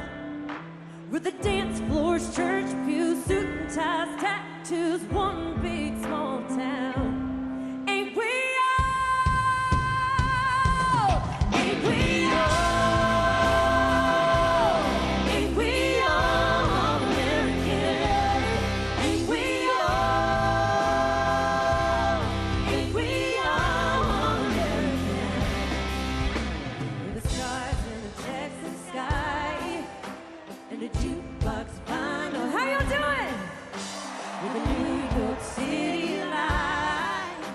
A hotel Bible, hand-me-down, tailor-made, Daisy Dukes, Dookie Bricks, James Brown, James Dean. We're cold beer, champagne, millionaires, fast and change, and everything in between. Ain't we all? Ain't we all American? Ain't we all?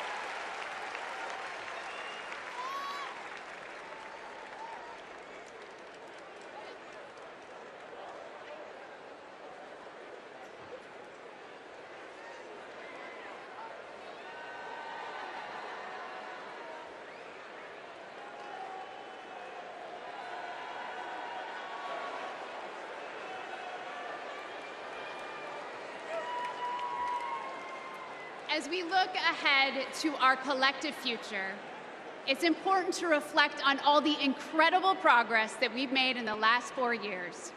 The Biden-Harris administration laid the groundwork for a stronger, more resilient nation.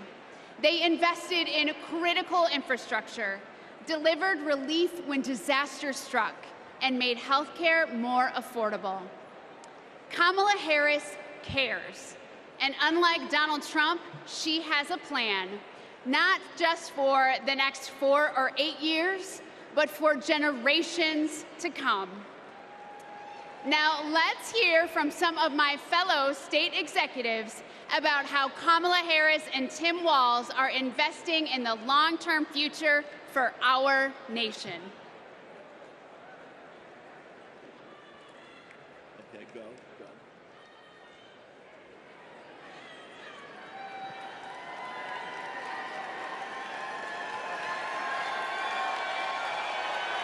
I'm Pennsylvania's Lieutenant Governor Austin Davis.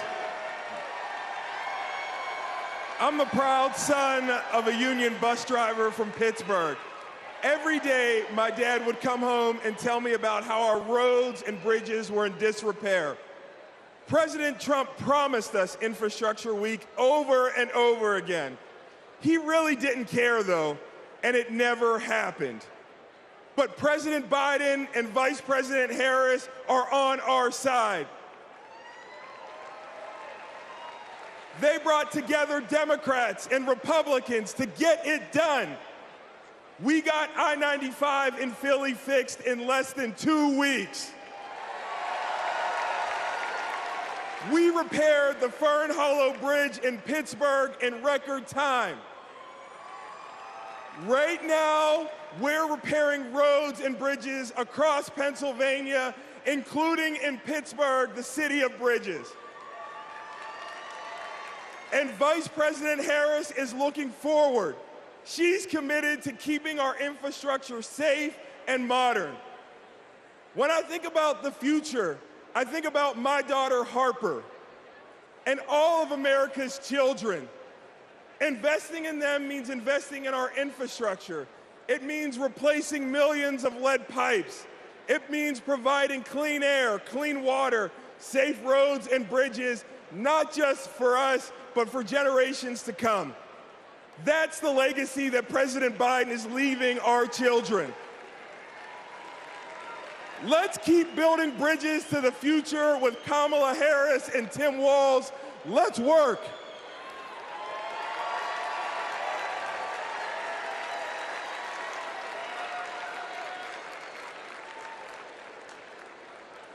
In Wisconsin, we also need leaders by our side. I'm Wisconsin's Lieutenant Governor, Sarah Rodriguez, but long before I took office, I was a registered nurse. I served in the Peace Corps at the height of HIV/AIDS and in Baltimore emergency rooms at the height of the heroin and gun violence epidemics.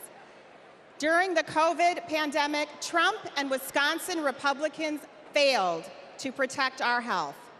That's why I ran for office and flipped a red district blue. Because once a nurse, always a nurse. Now Trump is promising to terminate the Affordable Care Act, meddling in personal decisions between a woman and her doctor, and threatening to slash Medicare. Vice President Harris fights for our health. She'll defend women's reproductive freedom and protect Medicare and Medicaid. Thanks to the Biden-Harris administration, insulin is capped at $35 a month for seniors.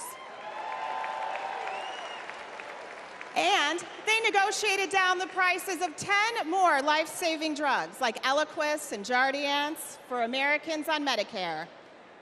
Kamala will continue to take on Big Pharma and lower the cost of prescriptions for everyone. Of course, healthcare isn't just about drugs and treatment. It's about freedom.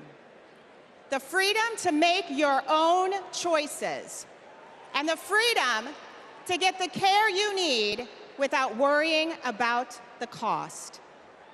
Kamala Harris is fighting for that healthy future.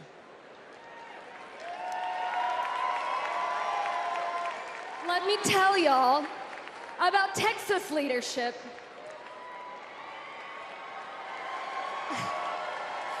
I'm County Executive Lena Hidalgo, and I serve the 5 million residents of Harris County. Harris County includes Houston. Texas Governor Ann Richards said, "I've been tested by fire, and the fire lost."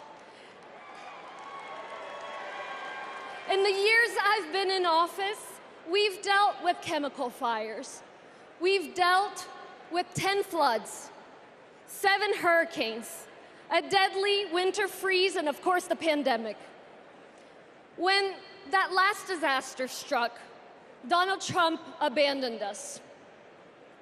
He spread misinformation that cost lives. Compare that to 2021, when the Texas power grid went dark. Kamala Harris didn't just put out a tweet, she called me to make sure we had what we needed.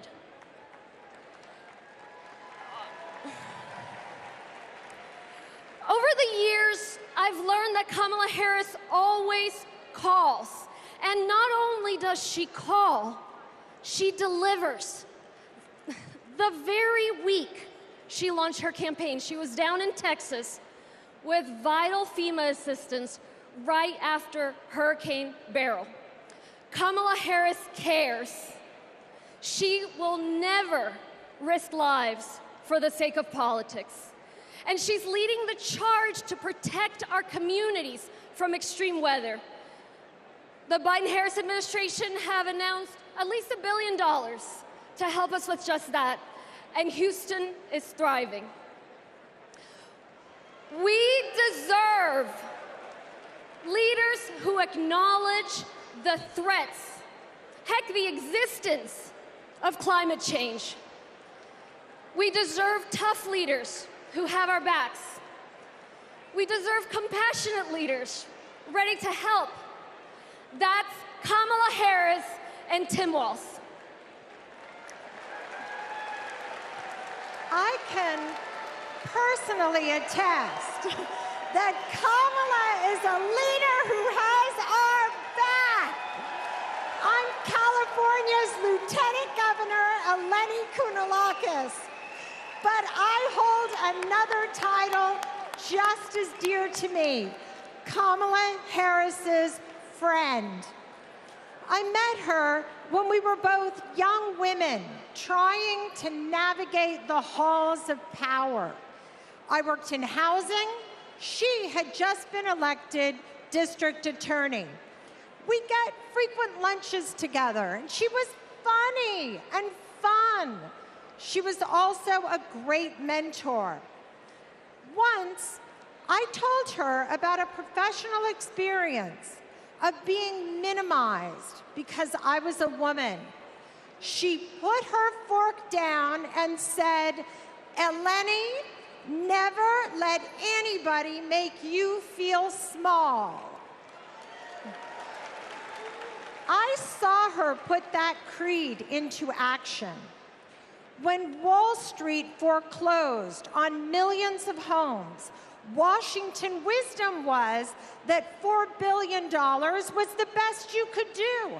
Other attorneys general agreed. But because Kamala Harris grew up in a middle-class home, she knew that wasn't enough for all the working families who got screwed over.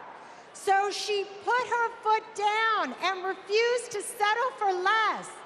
Kamala Harris won $20 billion from the big banks for California homeowners. And that's because she cares.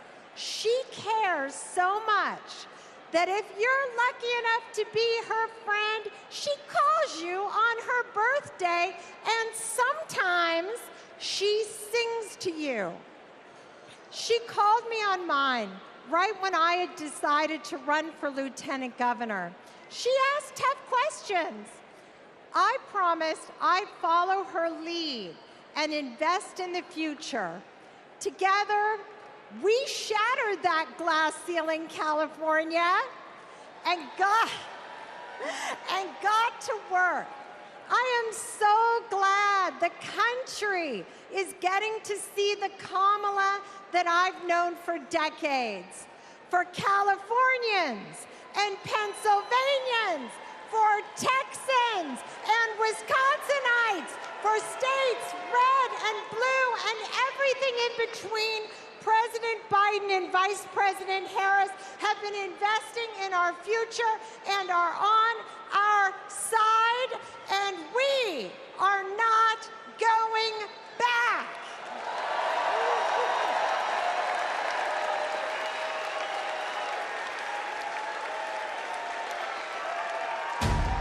Do you know about Project 2025? The far right's playbook. It is Trump's vision for America's future. I'm not going to be nice. It will ban abortion nationwide. I got rid of Roe v. Wade. Raise taxes on middle-class families. Gut Medicaid. That's money that funds a lot of medical treatment. Strip rights from LGBTQ+ people. Wait a minute, I'm not finished. Cut overtime pay. It is going to affect workers' bottom lines. Give him unchecked power. And I will wield that power very aggressively. And it begins his first day back in office. In an exclusive undercover video, a co-author of Project 2025 saying that Donald Trump, quote, blessed the work he's doing now. He's been at our organization. He's raised money for our organization. He's blessed it. So he's very supportive of what we do. He doesn't want freedom. He only wants control. I know Donald Trump's tight. These are the stakes. Project 2025 wants to take our country backward. This is our fight. We are not going back.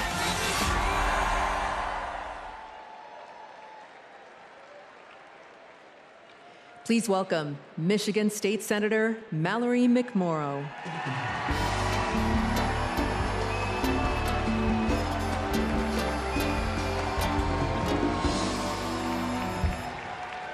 Hello! I'm Michigan State Senator Mallerie McMorrow, and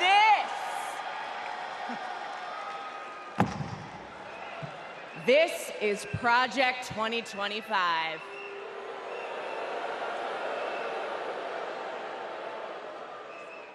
Now, over the next 4 nights, you are going to hear a lot about what is in this 900-page document. Why? Because this is the Republican blueprint for a second Trump term. That's right. They went ahead and wrote down all the extreme things that Donald Trump wants to do in the next 4 years. And then they just tweeted it out, putting it out on the internet for everybody to read. So, we read it. And whatever you think it might be, it is so much worse. Tonight, I want to tell you about just one aspect of Project 2025. Its plan to turn Donald Trump into a dictator.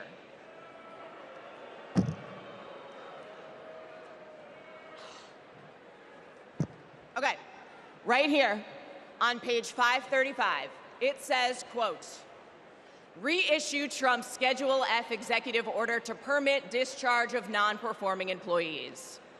Now that doesn't sound that scary, right? But here's what it actually means in plain English. If Donald Trump gets back into the White House, he's going to fire civil servants like intelligence officers, engineers, and even federal prosecutors if he decides that they don't serve his personal agenda. They're talking about replacing the entire federal government with an army of loyalists who answer only to Donald Trump. I know. All right, then. Okay.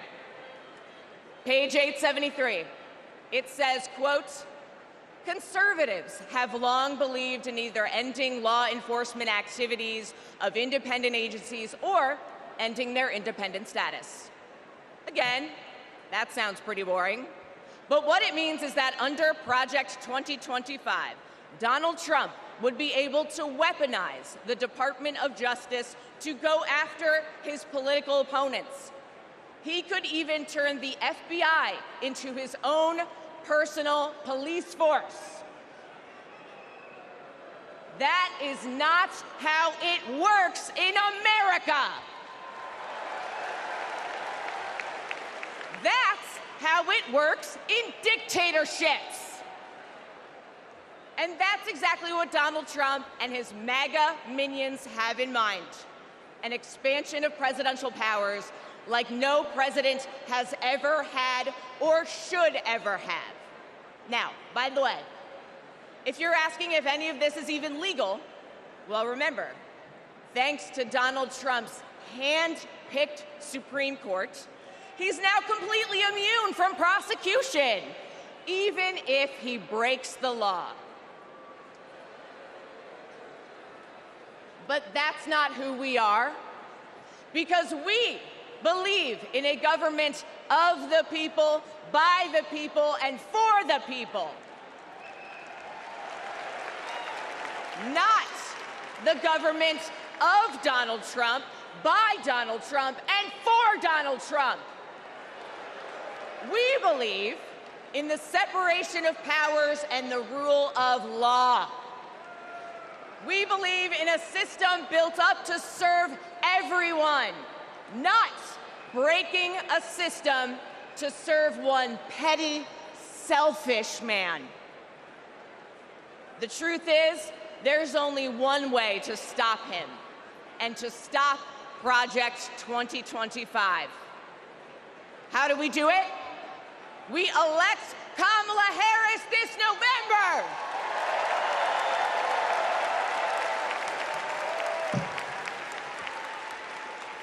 We'll be back tomorrow night to tell you what Project 2025 means for your pocketbook.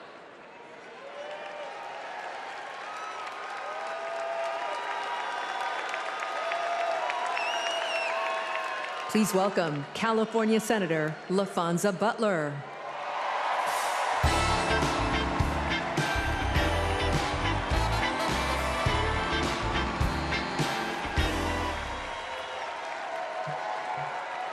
Hello, Democrats. California delegates, make some noise. It's great to see so many familiar faces.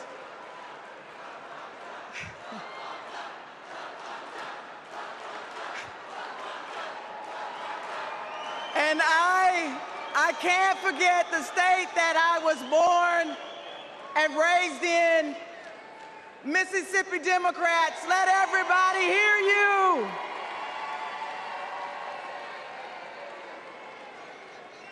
Democrats, before I joined the Senate, I was a leader in the labor movement. So I know a champion for the people when I see one. I met Kamala Harris when she was district attorney, and I was president of a large care workers union. We hit it off right away. What really impressed me was how well she got to know my family.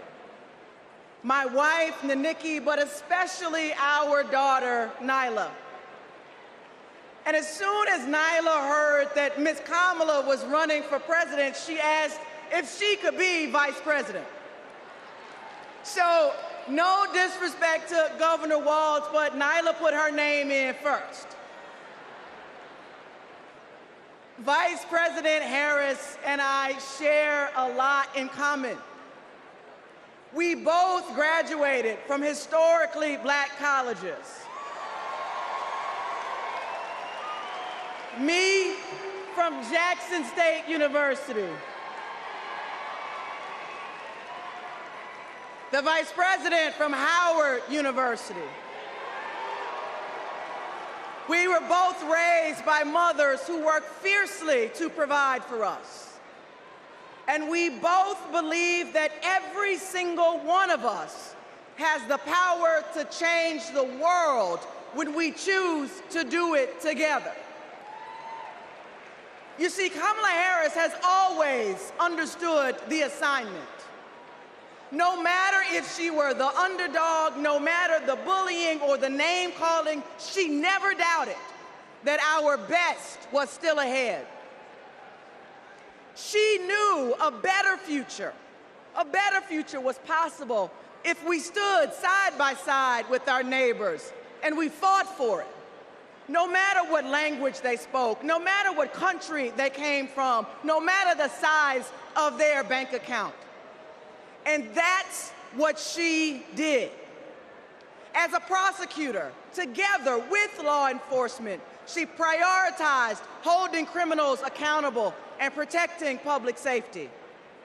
As State Attorney General, together with students, she put a scam college out of business. After the mortgage crisis, together with families who lost their homes, she took on the biggest banks in the world and won a settlement 5 times what was initially offered. Every time she walked into a courtroom, she would simply say, "Kamala Harris for the people." For her, it wasn't just a professional oath. It was a battle cry. And let's be clear, to her opponents, this way of seeing the world, the idea of fighting for someone other than yourself, is unthinkable. But let me tell you, Democrats, what's really unthinkable. Conning young people who simply want a good education is unthinkable. Stiffing hardworking laborers like Donald Trump did in Atlantic City is unthinkable. Bragging about having ripped away a woman's freedom to choose what she does with her own body is unthinkable. And Democrats, Americans, we deserve better.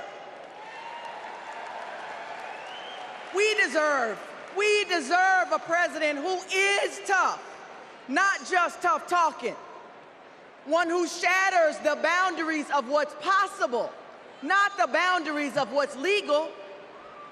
And one who wipes the floor with cheats and fraudsters because, well, Democrats, she knows the type. Democrats, that president, the president that we deserve, that president is my friend, Kamala Harris. Thank you all so much.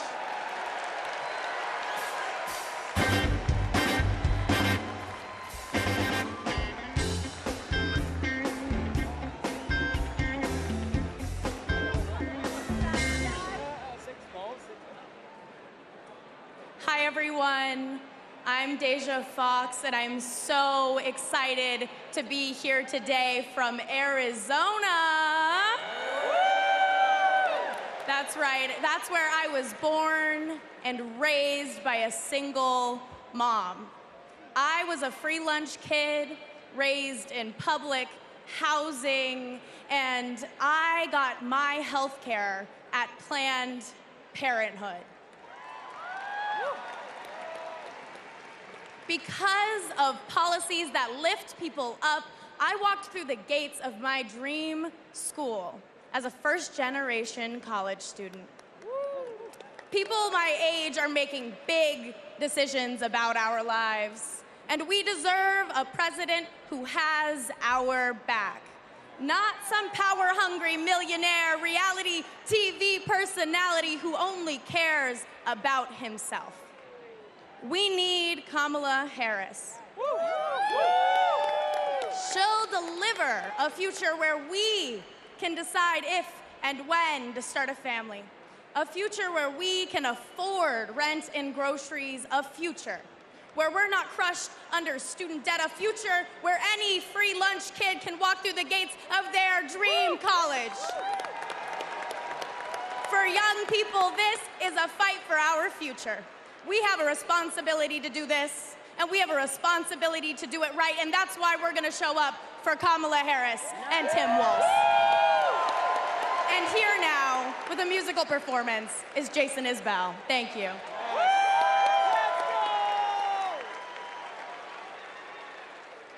When I get home from work, I'll call up all my friends and we'll go bust up something beautiful we'll have to build again.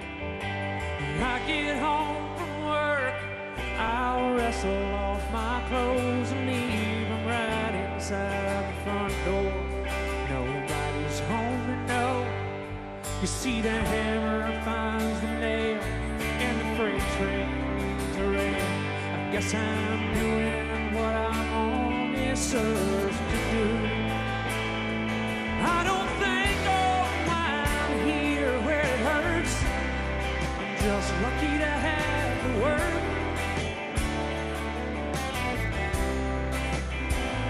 And Sunday morning I'm too tired to go to church, but I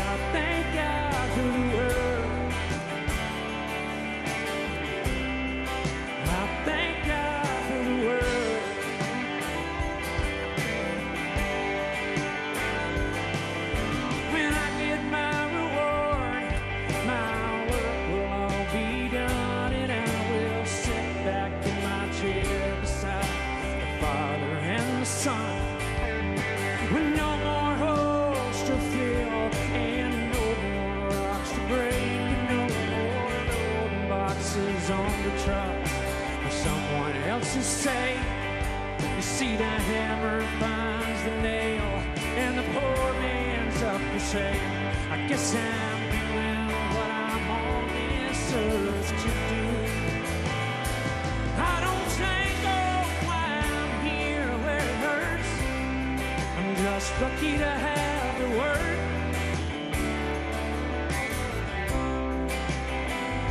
And every night I dream I'm drowning in the dirt. But I thank God for the word.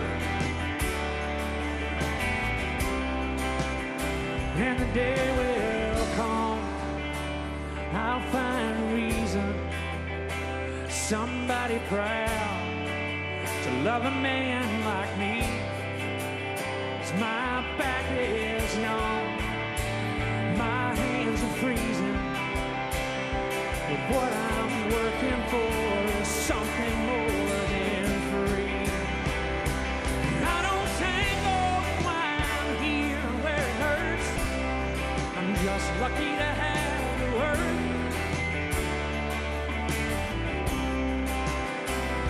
Sunday morning I'm too tired to go to church, but I thank God for the word.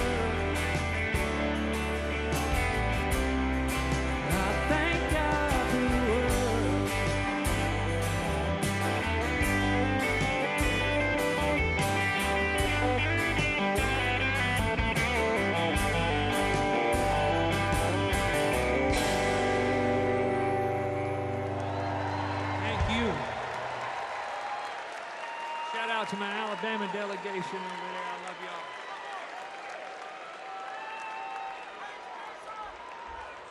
Kamala Harris worked hard to achieve her goals. Raised by a working mother, I had a summer job at McDonald's.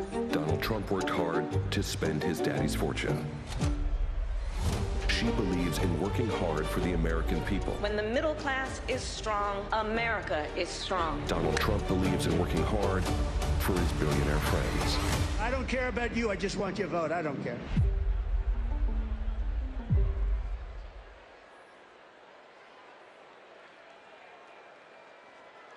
Please welcome former Rhode Island Governor Gina Raimondo.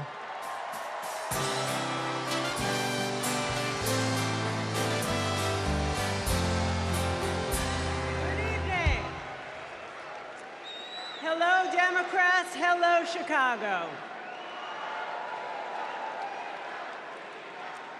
It's a great honor for me to be here this evening.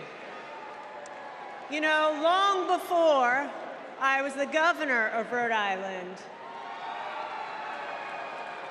I was a little girl growing up there in a middle-class family. My dad found his American dream in a watch factory in Providence. And that job gave him a way to provide for our family, a community for him to belong to, and so much pride. But like so many Americans in the 80s, after 25 years of his hard work, his job and the job of all of his friends was shipped overseas. You know, years later, my dad said to me, Gina, this happened because our leaders let us down. And my father was right. The Republicans in power who pushed failed economic strategy. Let's just cut taxes for the wealthy and leave everybody else behind. Well, not only did my father lose his job, but frankly, manufacturing left my state. Manufacturing withered in Rhode Island and all across this nation. In communities all across America, factories shuttered, communities got hollowed out, and people were left without their job, without hope, without the dignity that comes with a decent job. And you know, Republican economic policy failed Rhode Island. How do I know that? Because when I took office, first Democrat elected governor in a couple of decades, I inherited one of the worst economies in the country. It was a mess. But we got to work and we turned it around. We turned it around with a pro-business, pro-worker agenda. Kamala Harris has that same agenda.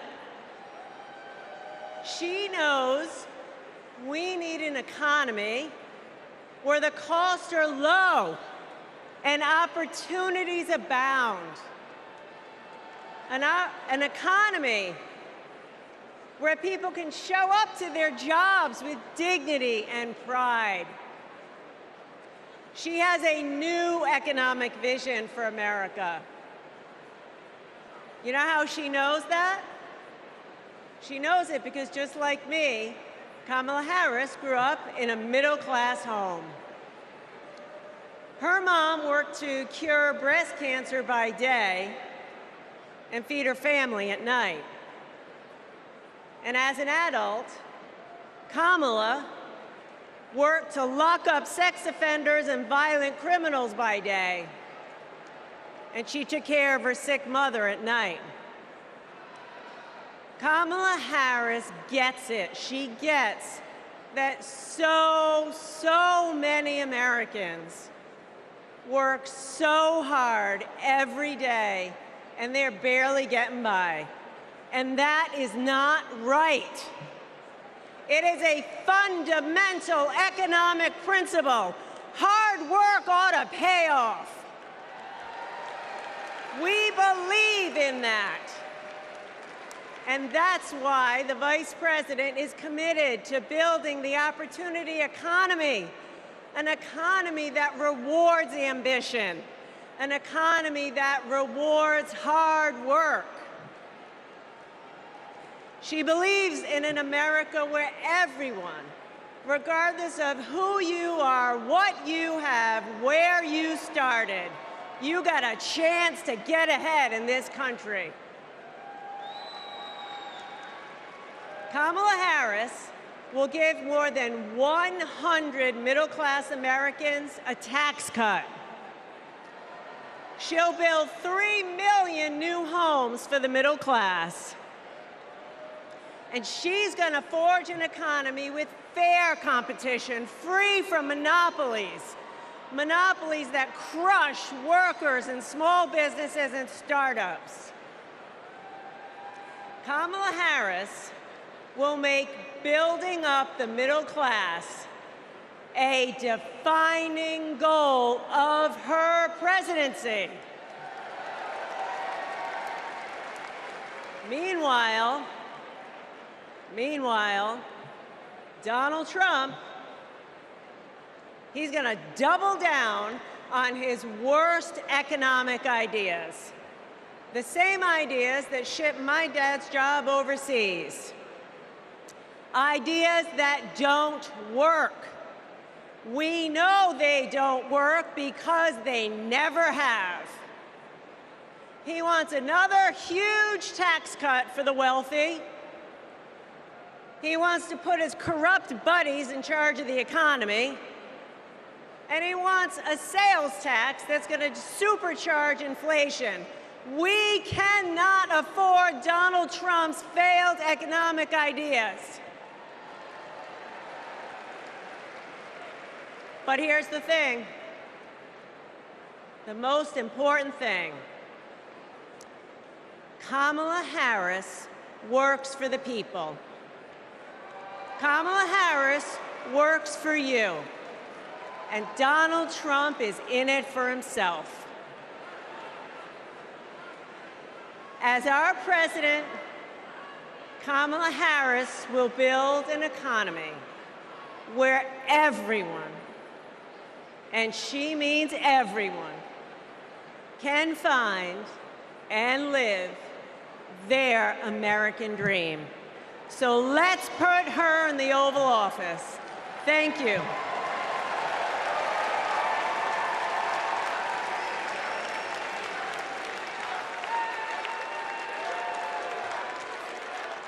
why, but I feel like freedom. I am a lifelong Republican, a former Trump voter, and I will not be voting for Trump in 2024. My name is Norma. I'm from Carson, Washington, and I am a two-time Trump voter. I will not be voting for Trump this time around. I'm actually embarrassed to say that I did vote for Trump in 2016. Donald Trump has nothing but contempt for the American people, and ironically, for those who claim to be his base. He's only interested in benefiting himself personally. Everything he said he would do, he did not do. I do not trust that he can do the right thing anymore. We've seen what Donald Trump really is, and it disgusts me to my core. I don't think the man can be trusted. He talks out of both sides of his mouth. He's a very dishonest person. I hate the way he disrespects women. Voting against Trump and for Kamala Harris is the right thing to do.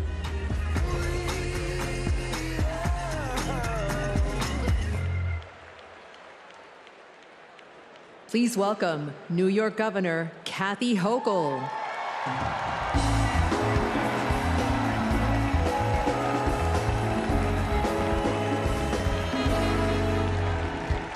Hello, Democrats. Are you ready to elect Kamala Harris, the first president of the United States? Yes, you are. Yes, you are. Friends,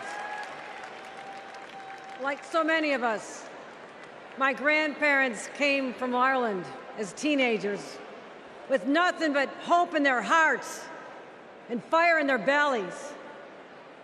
They built their lives in the promised land of Buffalo, New York. A union card meant good work at the steel plant. The steel plant that lifted my parents from living in a trailer to the middle class.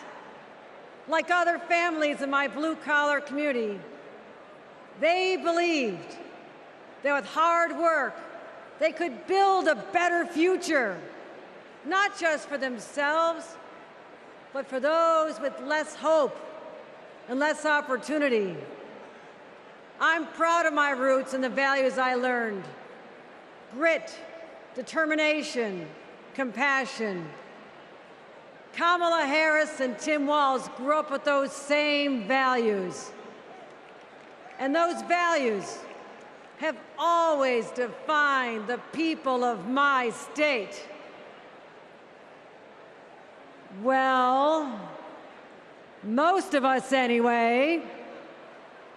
Donald Trump was born a New Yorker, but ended up a fraud, a philanderer, and a felon.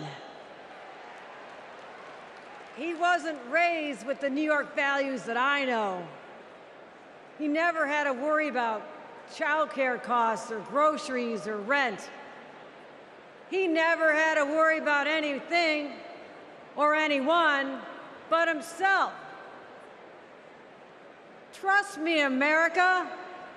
If you think you're tired of Donald Trump, talk to a New Yorker. We've had to deal with him for 78 long years.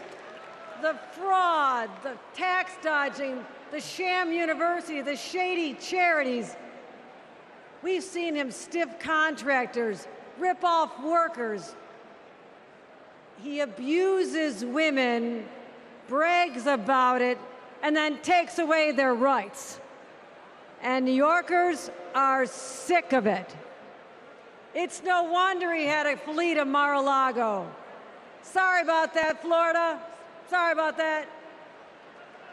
Trump hasn't spent much time in New York lately, except that is to get convicted of 34 felonies.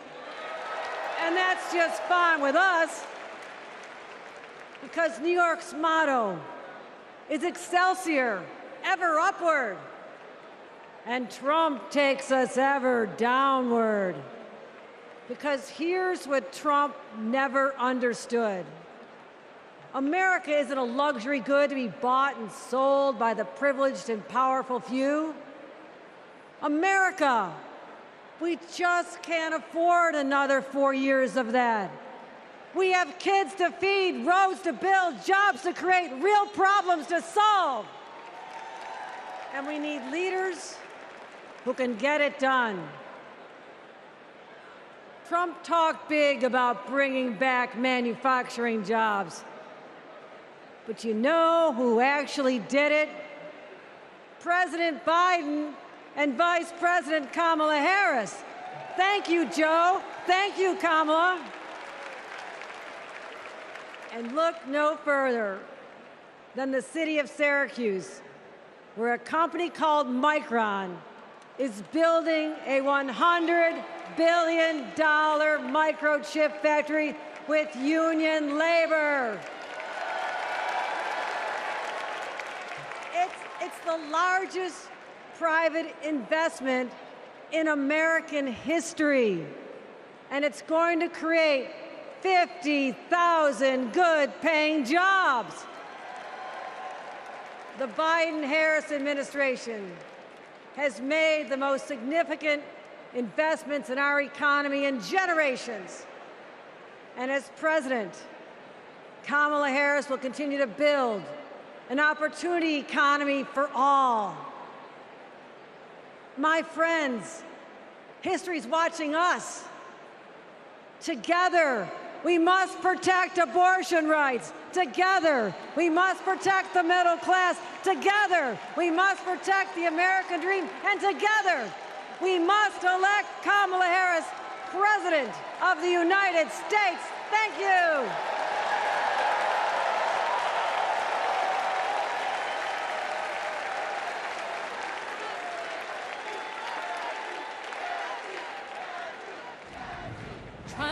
Trying to rain on the thunder, tell a storm I'm new. I'm a wild, come a march on the regular, painting white flags blue. What kind of America do we want? One where we're divided, angry, depressed? Come on, we're Americans. Fascism, we conquered it. The moon, landed on it. The future, building it. Freedom, nobody loves it more. And we fight for it. Freedom, freedom, I can't move. Freedom, cut me loose. Freedom, freedom, where are you? 'Cause I need freedom too. I break chains. Freedom from control. Won't let my freedom rot in. Freedom from extremism and fear. Extremists want to take us back, but we are not going back. I'ma keep running 'cause the winner don't quit on themselves. We go forward. That's American. And we need a leader who is for the people. Ours is a fight for the future. Kamala Harris, protecting people from predators and big drug cartels, holding Wall Street banks accountable. A crime perpetrated against our middle class. Standing up to dictators and fighting for all of us. I say we fight. That's our choice. A prosecutor or a felon. Are you ready to make your voices heard?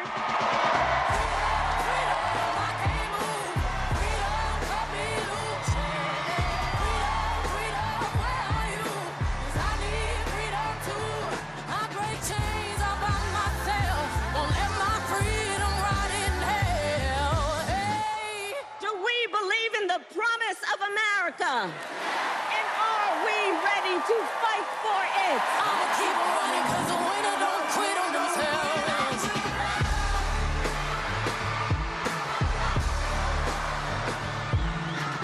And when we fight, we win.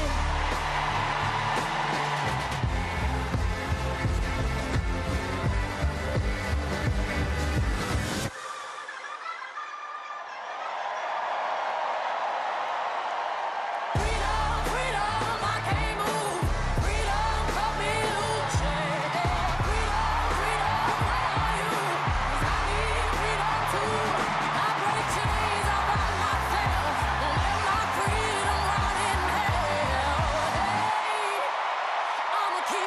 'cause the winner don't quit on themselves.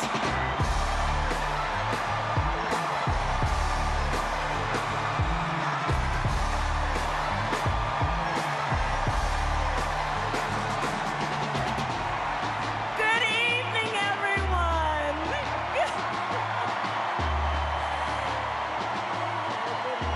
Good evening, good evening. It is so good to be with everyone this evening in this hall and everyone at home. This is going to be a great week. And I want to kick us off by celebrating our incredible President, Joe Biden, who will be speaking later tonight. Joe, thank you for your historic leadership, for your lifetime of service to our nation, and for all you will continue to do. We are forever grateful to you.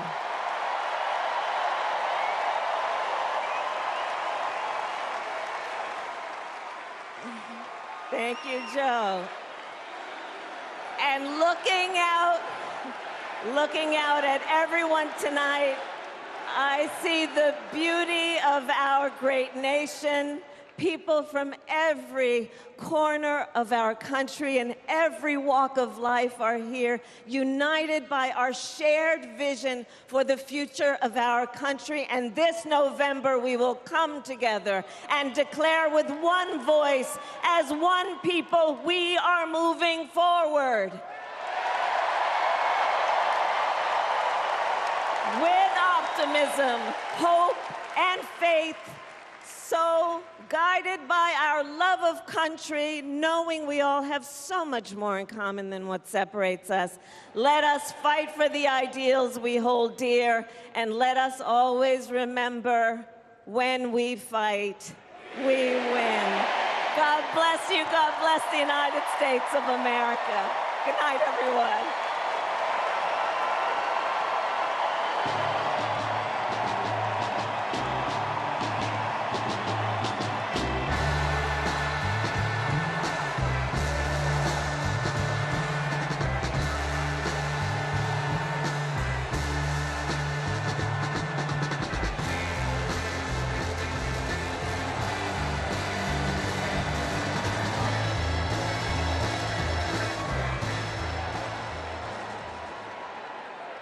Please welcome actor and director Tony Goldwyn.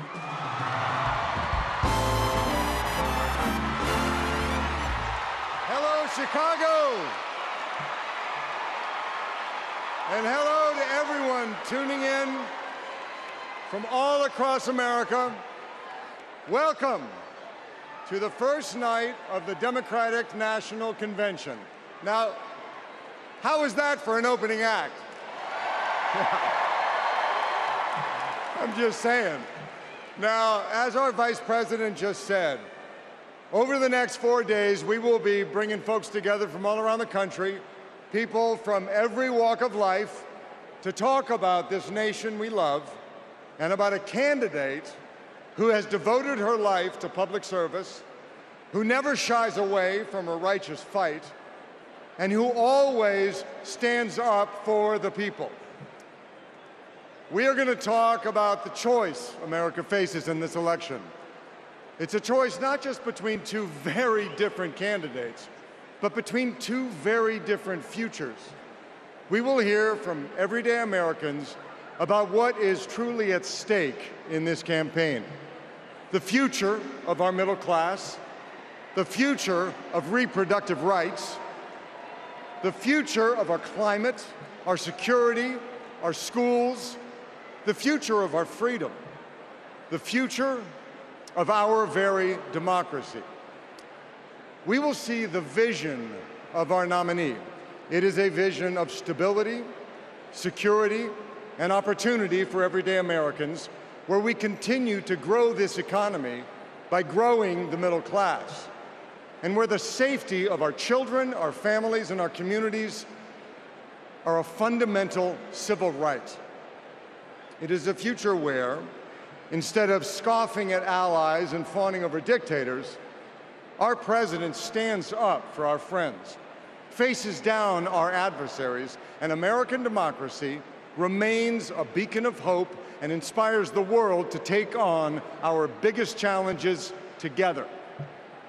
We'll learn the story of a leader who has dedicated her life to doing the work of making good on the promise of America. A leader who understands the middle class because she grew up in the middle class. A leader who has taken on powerful interests at every step of her career and fought for the rights and freedoms of all of us. And then, of course, we will hear again from the Democratic nominee herself, the next President of the United States of America, Kamala Harris. Because she has a message for us. It is a message that's joyful, not mean-spirited. A message of public service, not self-service. A message of optimism and opportunity, not chaos and division. A message that has woken us up to who we are, to who we've always been. Because Americans are not a cynical people. We are not small-minded. And whether we realize it right now or not, we are currently already writing a new chapter of the American story. And we can dream as big as we want. So I just want to ask you, are you excited? Yeah? Well, good. Are you ready? Okay. Well, then I challenge you to make this the moment you get off the sidelines and into the game. So I want you to text JOIN to 30330 and get involved. Because when we fight, what happens? We win. And we are going to win this thing together. And while we're doing it, we are going to have a whole lot of fun. So let's get started.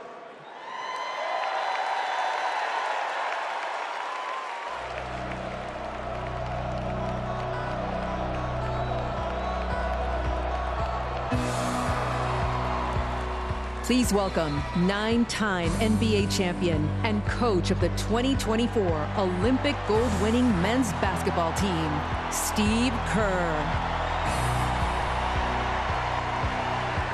Thank you. Thank you so much.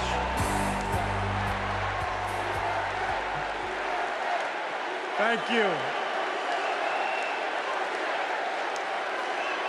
It is so fun to be back here in the United Center. And as you guys know, a lot of good stuff has happened in this building, especially in the 90s. You young people, Google Michael Jordan and you can read all about it, okay? So there was an amazing vibe in this building back in those days, and I feel that same winning spirit here tonight. So the last time I was in a packed basketball arena was in Paris, France. 9 days ago, some of the best players on earth, 12 incredible American men, came together to win Olympic gold. And the next night, I was back in that same building watching 12 more of the best players on earth. Our incredible American women do the same thing. And I cannot think of a better metaphor for what this country is all about than the way Team USA came together at the Olympics. We had players from across our wonderful country, players who have trained and fought relentlessly, shed tears trying to beat one another throughout their careers, joining forces to wear the red, white, and blue. And when we won, the American flag raised to the rafters, the national anthem playing, gold medals draped around the necks of our players, whose hands were held over their hearts. It was the proudest moment of my life. Thank you.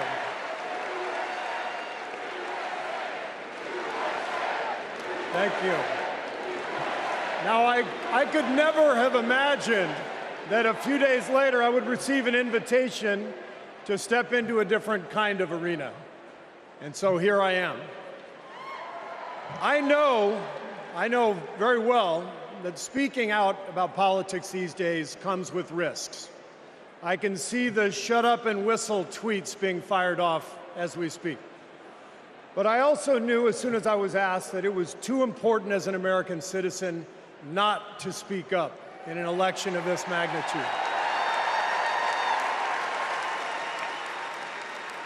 The reason I said yes to speaking here tonight is that as a coach and former player, as a husband, a son, a father, even a grandfather, and as an American, I believe in a certain kind of leadership. I believe that leaders must display dignity.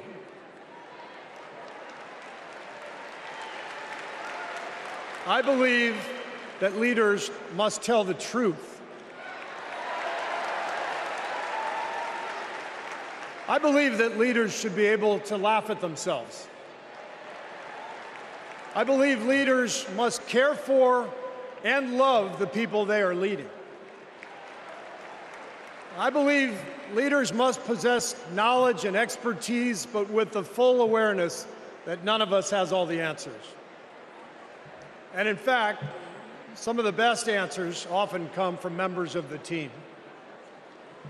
And if you look for those qualities in your friends or your boss or an employee or your child's teacher or your mayor, then shouldn't you want those same qualities in your president?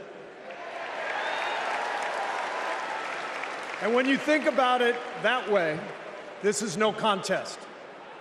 With Kamala Harris and Tim Walz, I see all those qualities. They have devoted their lives to serving other people. Whether Vice President Harris was defending her community in the courtroom, or Governor Walz was inspiring the next generation in the classroom, or on the field, for that matter. By the way, coach to coach, that guy's awesome. Although, I have to say, Coach Walz, way too much reliance on the blitz in '99 against Mankato East. You had a strong defensive line. I would have played more press coverage with your corners and then dropped the safeties into a Tampa 2. That's just me. Sorry. I wanted you to know how I feel every day of the NBA season, all right?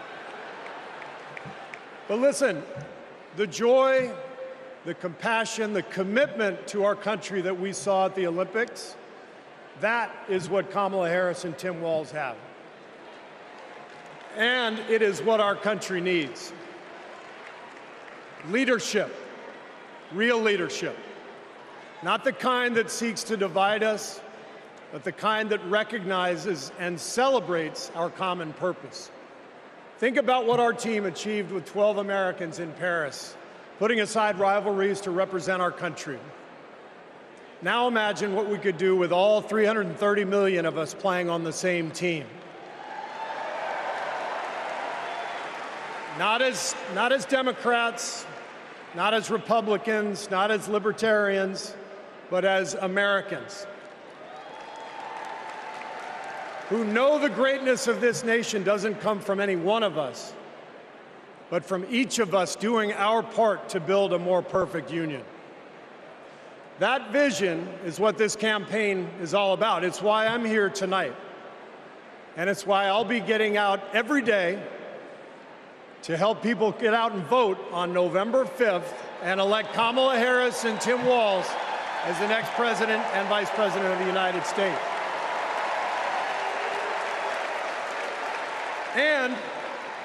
And after the results are tallied that night, we can, in the words of the great Steph Curry, we can tell Donald Trump, night, night.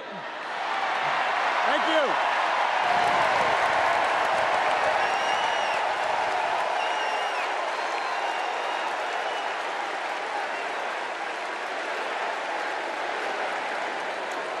Let me tell you folks in Ohio and in this area, don't sell your house. Do not sell it. We're going to get those jobs coming back, and we're going to fill up those factories. That's what's going to happen. But Trump lied and abandoned Lordstown. This is about a community. It's going to be a big change to go somewhere else. The GM factory in Lordstown did close, putting thousands of people out of work. Because Donald Trump doesn't care about our communities. All those jobs went away, and he did nothing. He did not do one thing for those workers there. He didn't come and make promises. He came and made false promises. Kind of lost hope in everything. I don't really want to leave. But then something changed. Instead of lies and broken promises, Joe Biden and Kamala Harris got to work and brought U.S. manufacturing jobs back, including to Lordstown. Kamala will continue to have workers' backs and get the job done.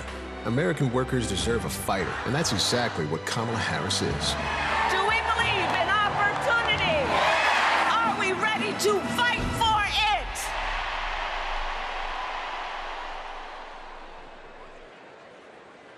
Please welcome United Auto Workers President Shawn Fain.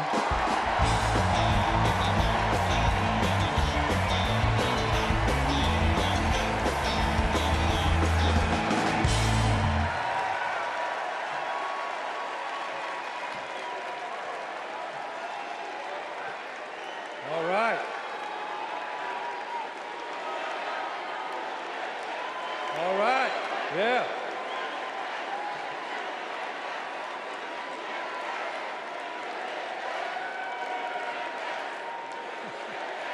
Thank you. Good evening, America, and good evening to the people that make this world move, the working class.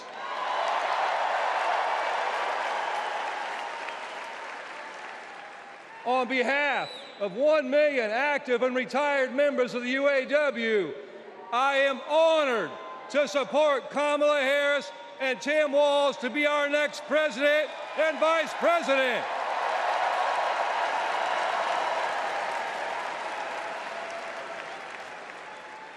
And I want to say thank you to Joe Biden for making history by walking the picket line with the UAW.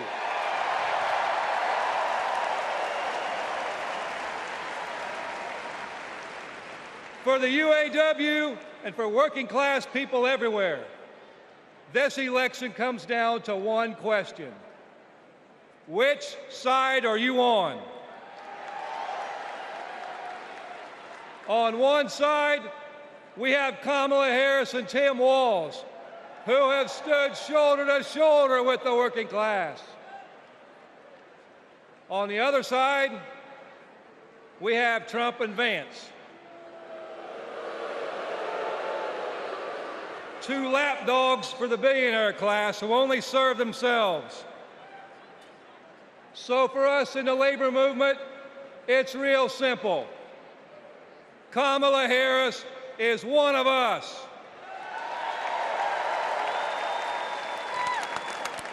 She's a fighter for the working class. And Donald Trump is a scab.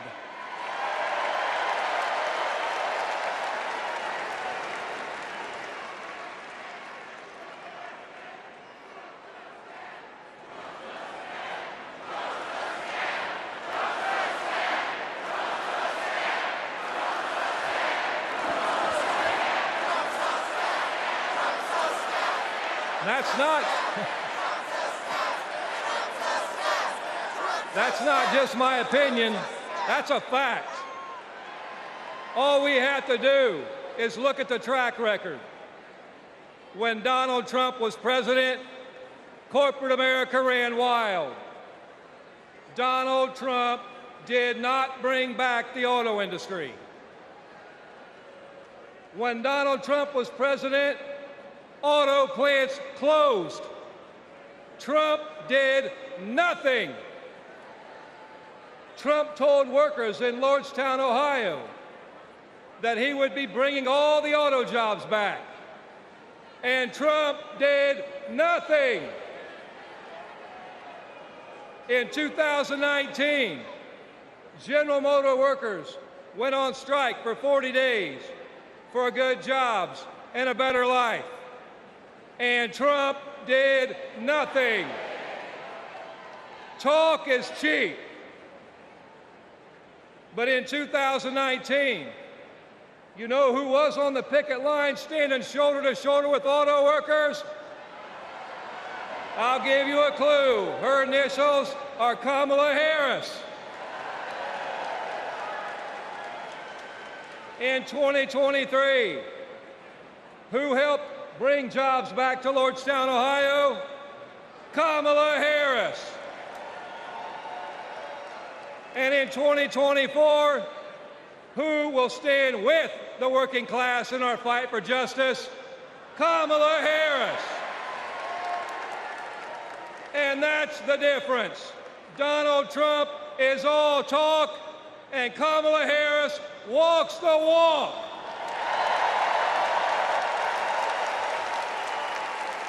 Woo. In the words of the great American poet, Nellie, it's getting hot in here.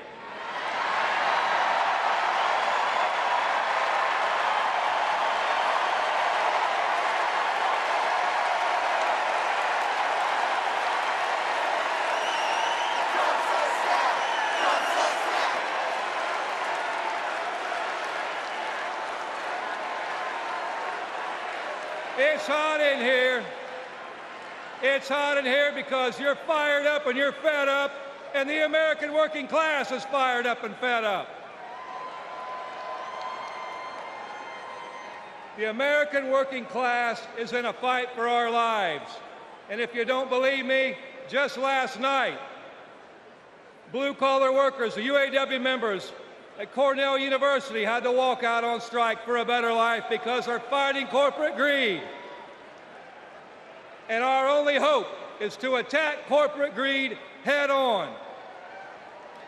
Corporate greed turns blue-collar blood, sweat, and tears into Wall Street stock buybacks and CEO jackpots. It causes inflation.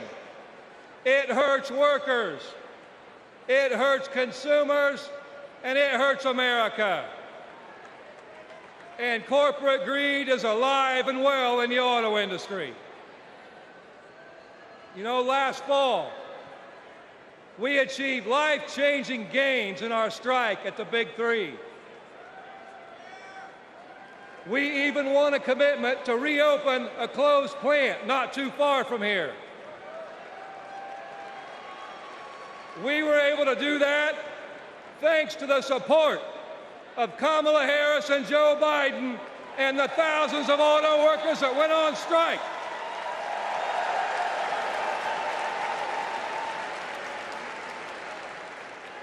But a year later, one company wants to go back on their commitments in our contract. And let me be clear, Stellantis must keep the promises they made to America in our union contract. And the UAW will take whatever action necessary at Stellantis or any other corporation to stand up and hold corporate America accountable. And when the UAW stands up, we know who stands with us and who stands against us. Donald Trump laughs about firing workers who go on strike.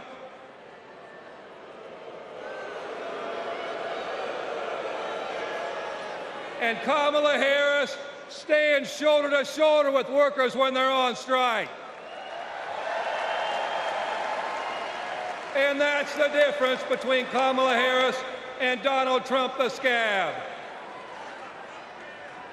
Trump is pushing divide and conquer tactics of the rich. It's the oldest trick in the book.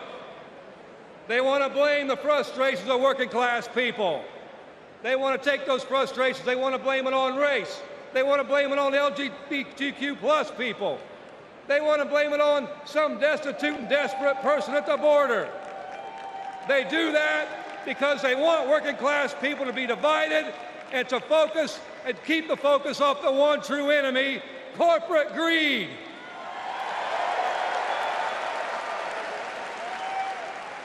The rich think we're stupid. But working class Americans see this for what it is. This is our generation's defining moment. So I have a question for you. Are you ready to stand up, speak up, and show up and put Kamala Harris and Tim Walz in the White House?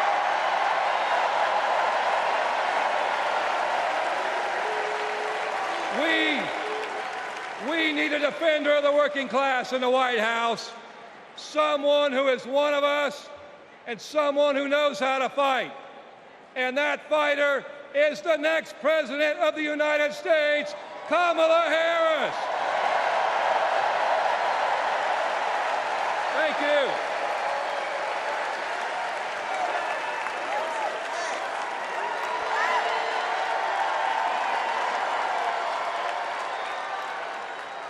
Please welcome New York Representative Alexandria Ocasio-Cortez.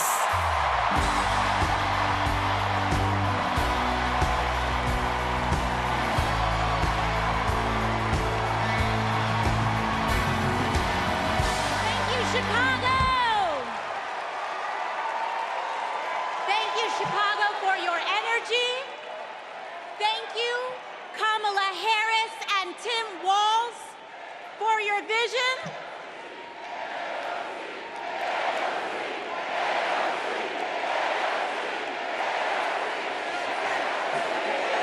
Thank you, thank you. Thank you. Thank you, Chicago, for your energy. Thank you, Kamala Harris and Tim Walz, for your vision. And thank you, Joe Biden, for your leadership.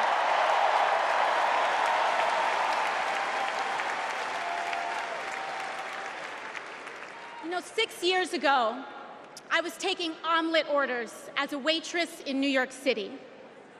I didn't have health insurance. My family was fighting off foreclosure, and we were struggling with bills after my dad passed away unexpectedly from cancer. Like millions of Americans, we were just looking for an honest shake. And we were tired of a cynical politics that seemed blind to the realities of working people. It was then, only through the miracles of democracy and community, that the good people of the Bronx and Queens chose someone like me to elect them in Congress.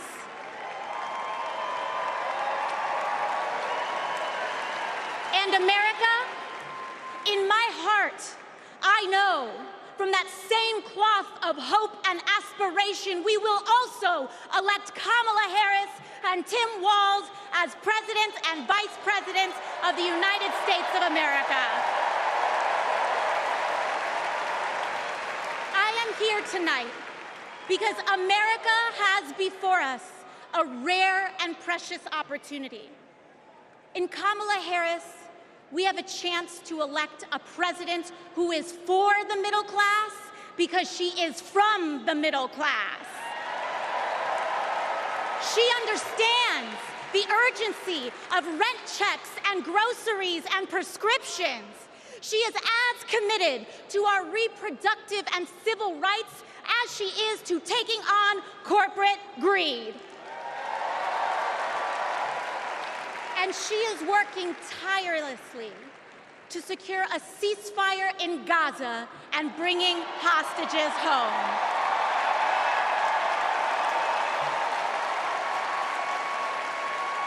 In Kamala Harris, I see a leader who understands. I see a leader with a real commitment to a better future for working families. And Chicago, we have to help her win. Because we know that Donald Trump would sell this country for $1 if it meant lining his own pockets and greasing the palms of his Wall Street friends. And I, for one, am tired of hearing about how a two-bit union buster thinks of himself as more of a patriot than the woman who fights every single day to lift working people out from under the boots of greed, trampling on our way of life. The truth is, Don, you cannot love this country if you only fight for the wealthy and big business. To love this country is to fight for its people, all people, working people, everyday Americans like bartenders and factory workers and fast food cashiers who punch a clock and are on their feet all day in some of the toughest jobs out there. You know, ever since I got elected, Republicans have attacked me by saying that I should go back to bartending. But let me tell you, I'm happy to any day of the week because there is nothing wrong with working for a living.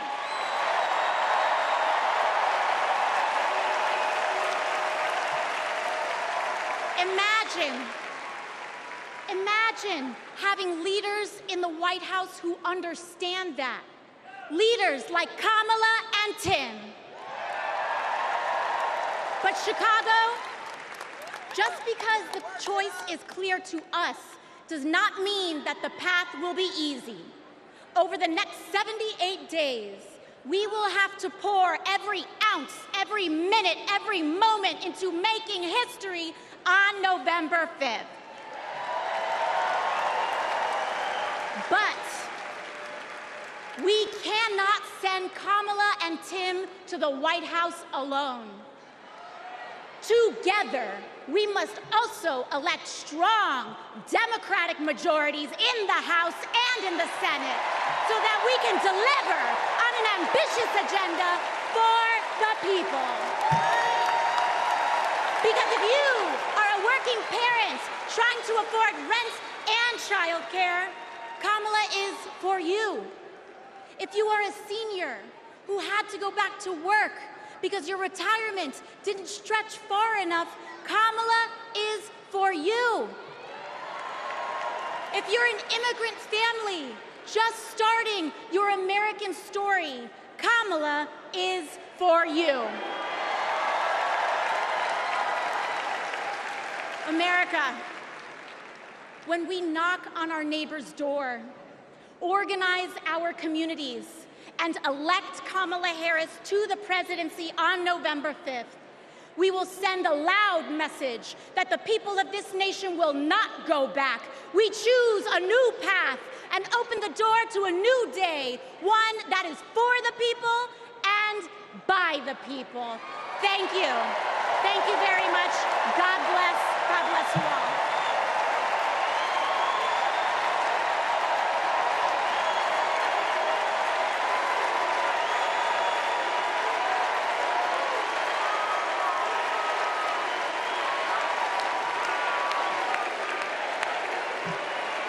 Wow.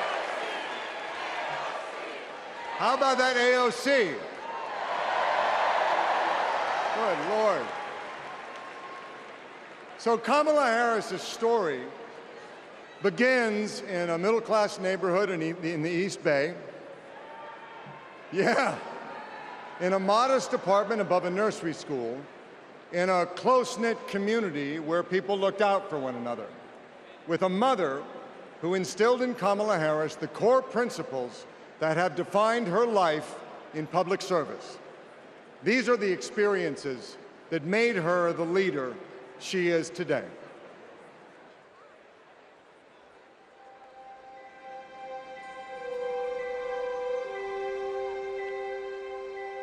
The neighborhood we grew up in was a very hardworking, middle-class, tight-knit community. Families going to church on Sunday, kids playing in the front yard. Mommy got us these bright blue matching bikes with banana seats, and we were surrounded by caring adults. This neighborhood on Bancroft Way, we've spent so much time here. Behind me is where it all began. Her mom, Shamala, rented the apartment that was above the Shelton's nursery. So in the beginning, Mrs. Shelton used to babysit the girls. Shamala was a single mom. Life was not easy for them, but she loved her daughters fiercely. Kamala herself says that her mom told her that she may be the first to do many things, but to make sure that she's not the last. She's always been that kind of person, a true leader, and very protective of her friends and her family. When Kamala was all of 4 years old, her best friend in kindergarten, Stacy Johnson, got into something with another kid on the playground. This one particular day, we had made some clay art, and this one boy in our class had taken mine for whatever reason and threw it on the ground, and it shattered. So Kamala, being very protective, just jumped in front of me and stood up to him. To me, that shows the kind of person that she has always been, to stand up to the bully and to stand up for the underdog and to stand up for what is right. Kamala carries the lessons of our mother, the fighting spirit of our mother, the compassion, and I have seen it over and over again in our growing up. When we were in high school, my sister's friend, Wanda, was being molested by a family member, and Kamala just jumped in. She wanted her to come and stay with us, and Mommy said, of course. That is Kamala. She can't help herself from standing up for people and standing up for what she thinks is right. She has been that way our whole lives. Being a protector is what led her to become a prosecutor. Looking back now, I could say it was her calling.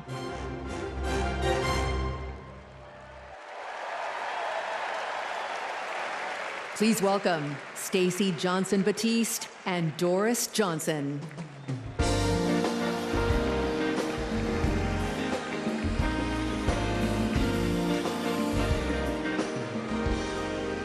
Good evening. I'm Stacey Johnson Batiste, and this is my mom, Doris Johnson. We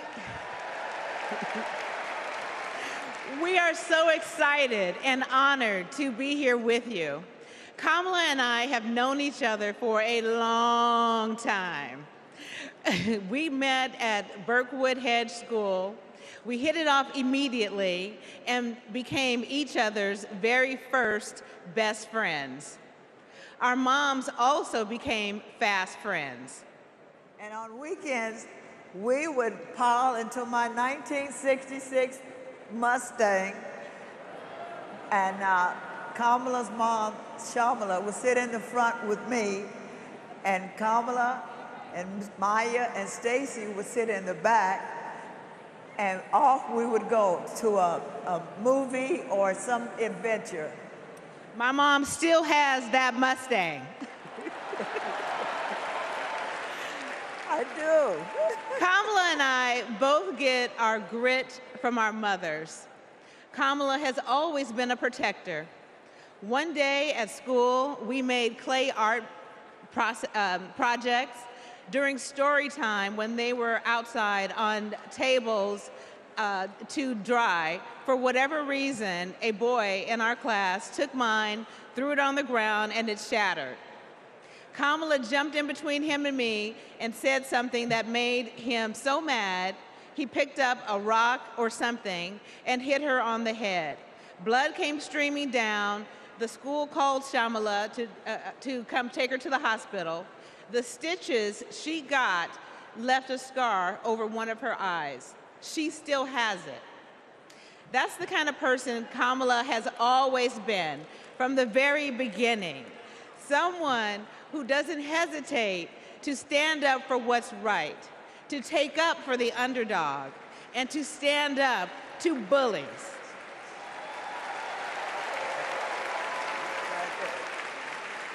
I have seen it time and again whether the bully is an individual, a gang, or a corporation. She fights for all of us. Before we go, I know my mom has one more thing to say. Kamala, your mom would be so proud of you.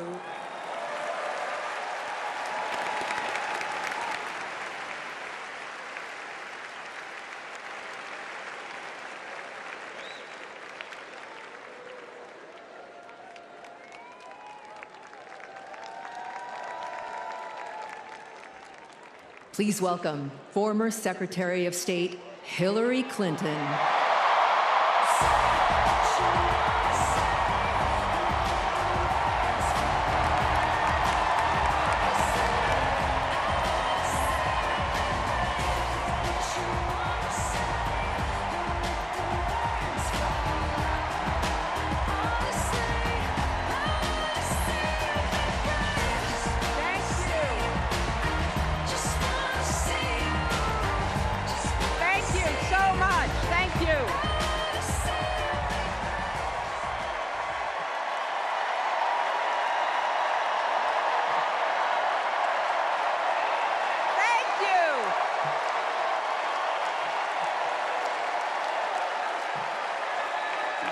Thank you all so much.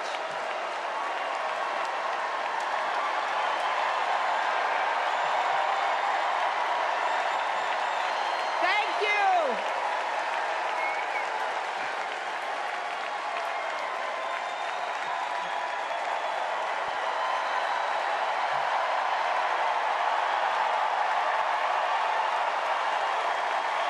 Thank you, my fellow Democrats. Thank you, my fellow Americans.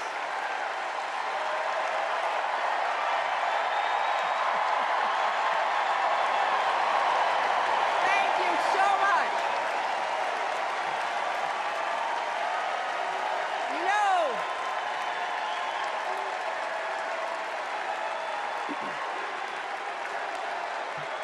thank you all.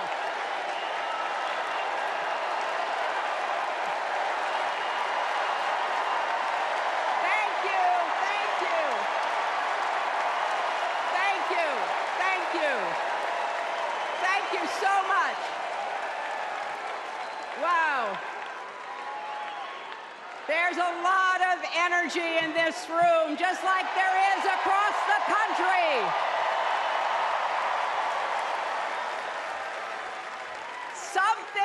Something is happening in America.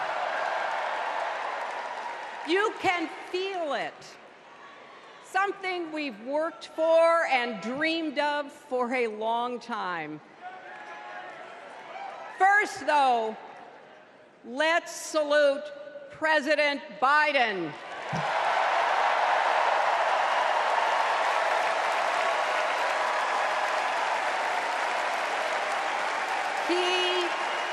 He has been democracy's champion at home and abroad. He brought dignity, decency, and competence back to the White House. And he showed what it means to be a true patriot. Thank you, Joe Biden, for your lifetime of service and leadership.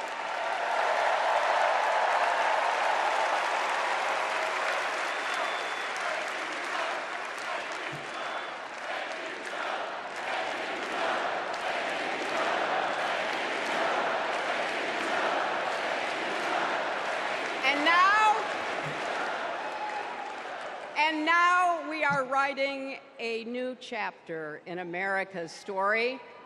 You know, my mother Dorothy was born right here in Chicago before women had the right to vote.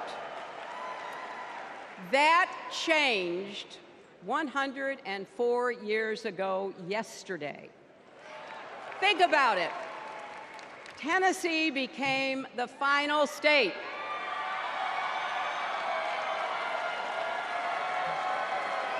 to ratify the 19th Amendment to the Constitution. The state legislature was deadlocked until one lawmaker's mother, a widow who read 3 newspapers a day, sent a letter to her son. "No more delays," she wrote. "Give us the vote." And since that day, every generation has carried the torch forward. In 1972, a fearless black congresswoman named Shirley Chisholm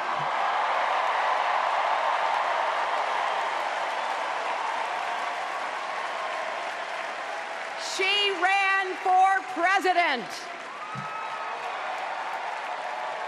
And her determination let me and millions of others dream bigger, not just because of who she was, but because of who she fought for.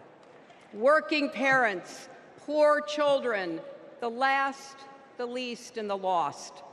In 1984, I brought my daughter to see Geraldine Ferraro, the first woman nominated for vice president. If we can do this, Jerry said, we can do anything. And then there was 2016, when it was the honor of my life to accept our party's nomination for president.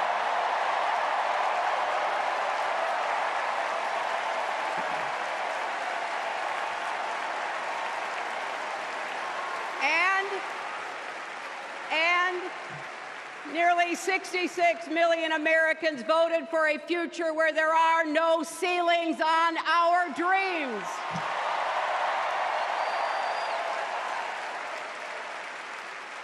And afterwards, we refused to give up on America. Millions marched, many ran for office. We kept our eyes on the future. Well, my friends, the future is here.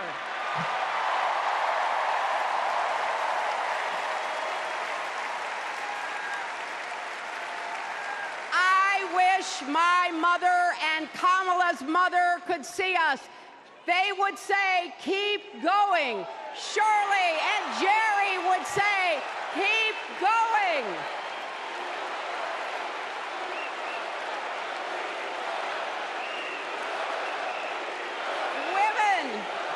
Women fighting for reproductive health care are saying, keep going.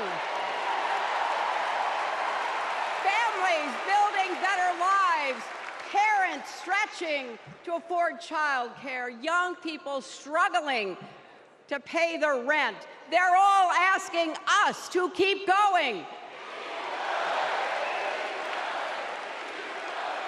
So, with faith in each other and joy in our hearts, let's send Kamala Harris and Tim Walz to the White House.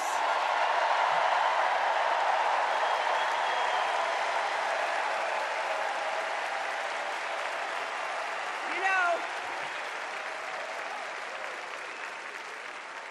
the story of my life and the history of our country is that progress is possible, but not guaranteed. We have to fight for it and never, ever give up. There is always a choice. Do we push forward or pull back? Come together as we the people, or split into us versus them? That's the choice we face in this election. Kamala has the character, experience, and vision to lead us forward.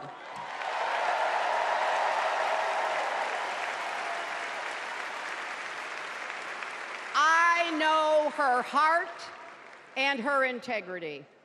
We both got our start as young lawyers, helping children who were abused and neglected. That kind of work changes a person.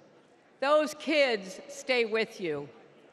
Kamala carries with her the hopes of every child she protected, every family she helped, every community she served. So as president, she will always have our backs, and she will be a fighter for us. She will fight to lower costs for hardworking families, open the doors wide for good-paying jobs, and yes, she will restore abortion rights nationwide.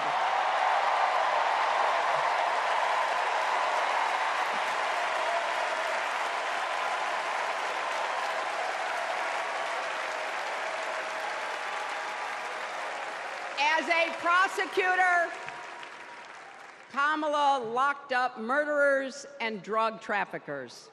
She will never rest in defense of our freedom and safety.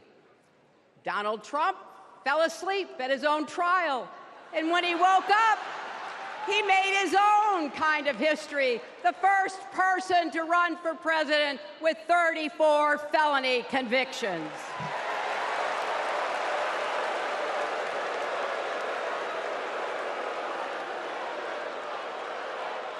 As Vice President, Kamala sat in the Situation Room.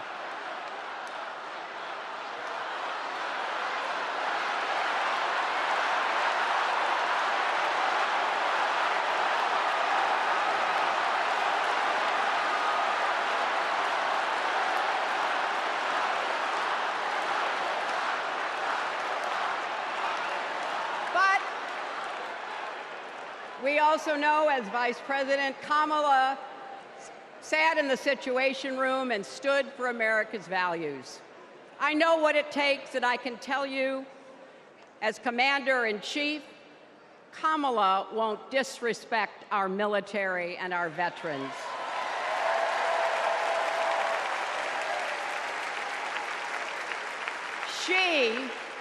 She reveres our Medal of Honor recipients.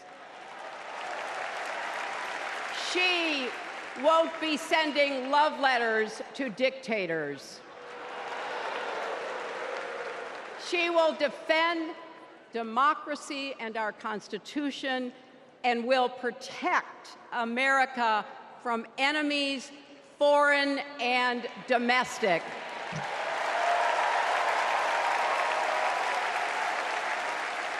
Think about it.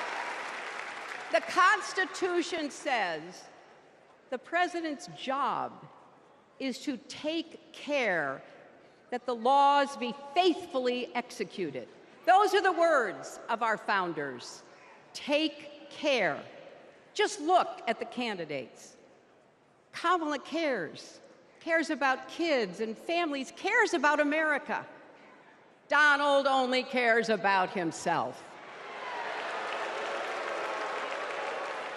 On her first day in court, Kamala said 5 words that still guide her. Kamala Harris, for the people.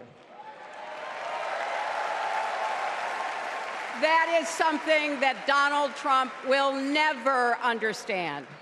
So it is no surprise, is it, that he is lying about Kamala's record. He's mocking her name and her laugh. Sounds familiar. But we have him on the run now.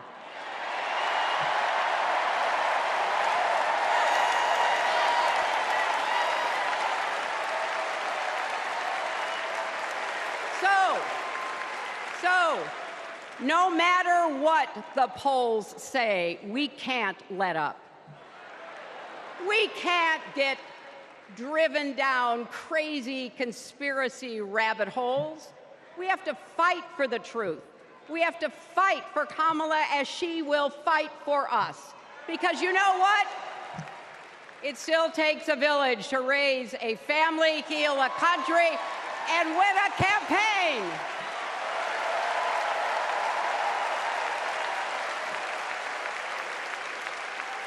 And America needs every one of us. Our energy, our talents, our dreams.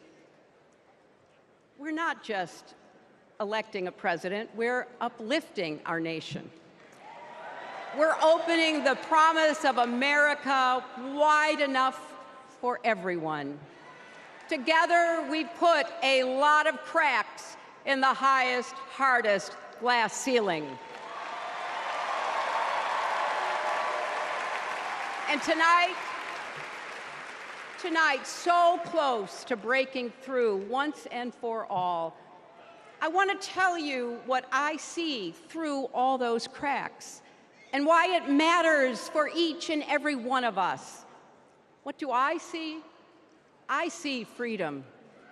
I see the freedom to make our own decisions about our health, our lives, our loves, our families.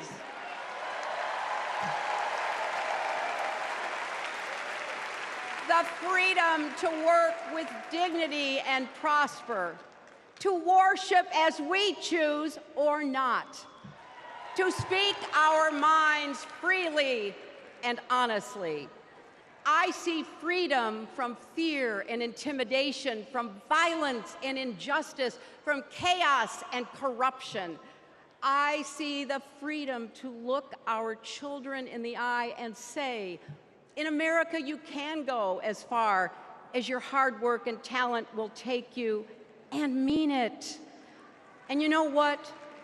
On the other side of that glass ceiling is Kamala Harris raising her hand and taking the oath of office as our 47th President of the United States.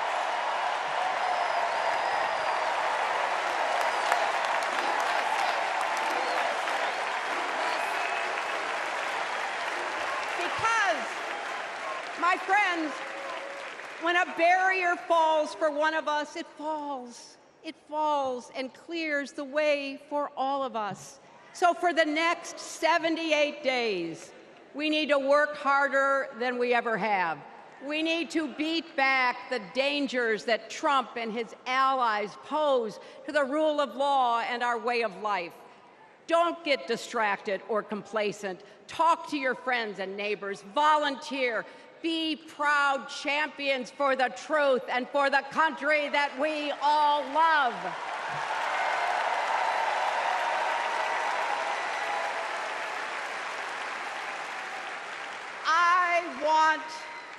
I want my grandchildren and their grandchildren to know I was here at this moment, that we were here, and that we were with Kamala Harris every step of the way. This is our time, America. This is when we stand up. This is when we break through. The future is here. It's in our grasp.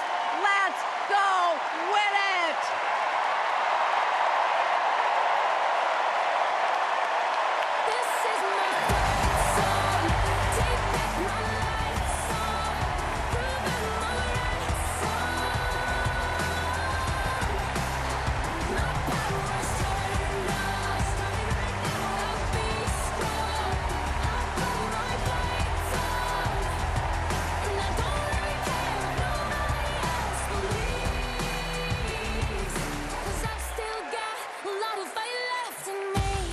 I think it's fair to say that we all stand on the shoulders of Hillary Clinton. So, I'm just checking.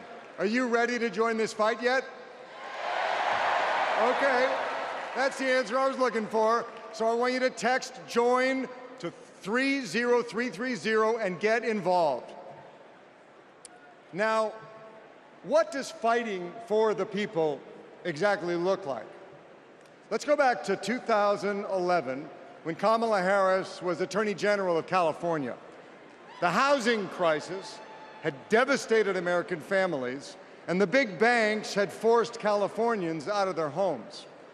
Well, Kamala Harris stood up to those banks, and she secured a $20 billion settlement for California families. That is fighting for the people. And that is something that our next speaker knows all about. Please welcome the fearless fighter from South Carolina, Congressman Jim Clyburn.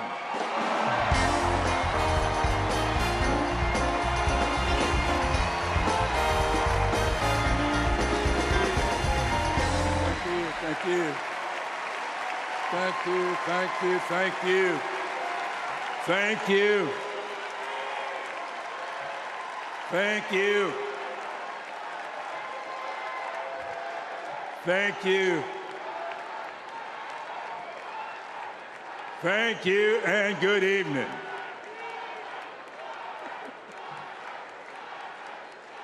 Thank you, South Carolina. Thank you.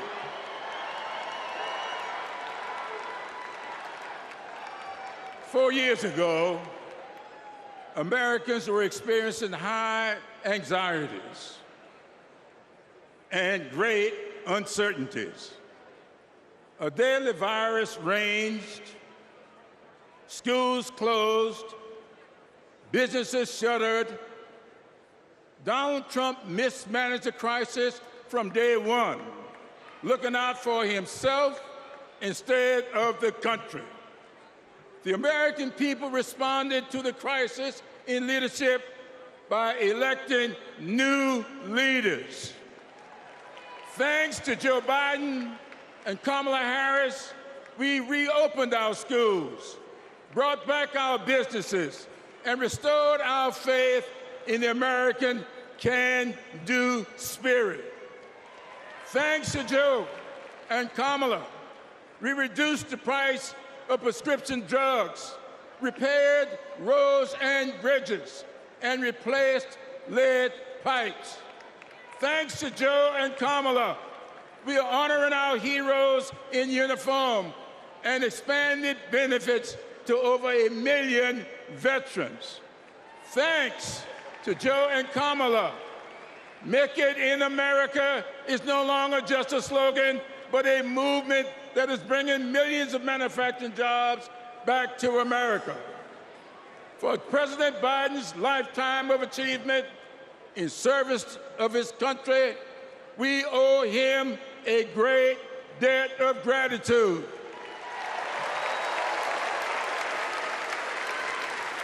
And we are all grateful for one of the best decisions he made, selecting Kamala Harris as his vice president and endorsing her to succeed him.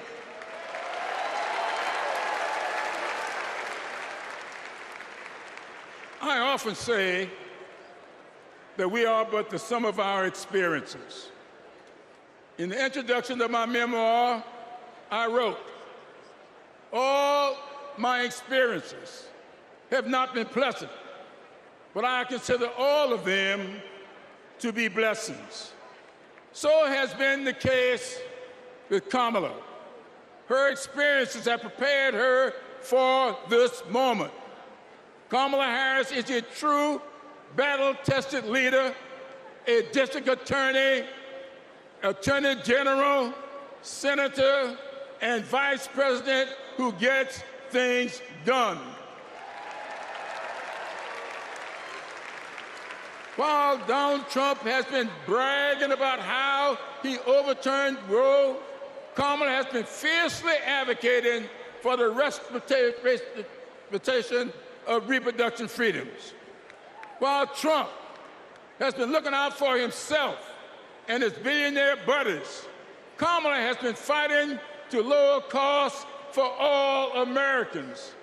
And while Trump falsely pleads ignorance of Project 2025, which in my opinion is Jim Crow 2.0, Kamala has been offering the American people enlightened proposals and visionary leadership. Having grown up in a parsonage, I often look to the good book for understanding and guidance. As 2 Corinthians informs, we are troubled on every side, yet not distressed. We are perplexed, but not in despair, persecuted, but not forsaken, cast down, but not destroyed. Our great democracy has been tested, and so has the basic goodness of the American people. but our resolve to remain a great country with freedom and justice for all will not falter. We will continue our march toward a more perfect union, united in our common purpose and emboldened by our resolve to elect Kamala Harris and Tim Walz as the next president and vice president of these United States of America. Thank you and Godspeed.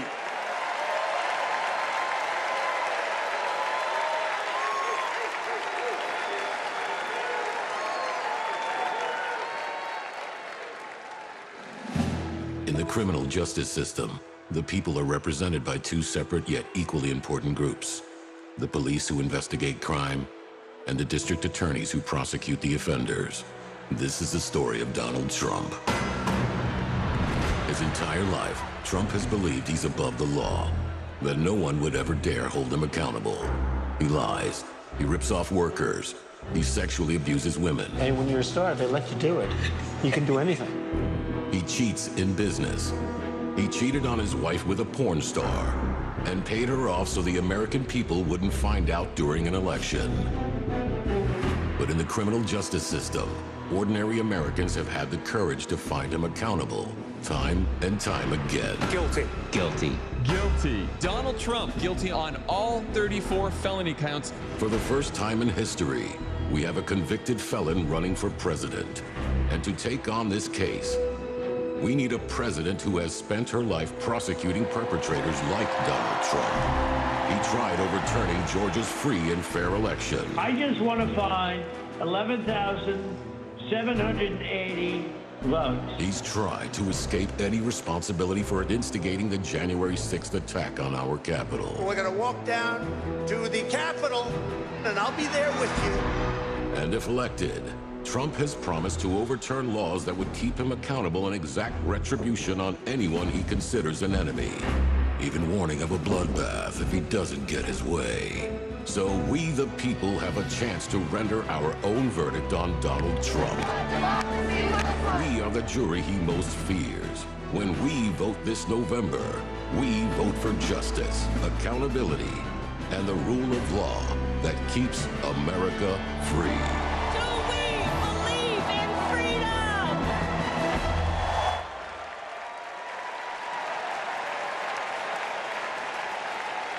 Please welcome Maryland Representative Jamie Raskin.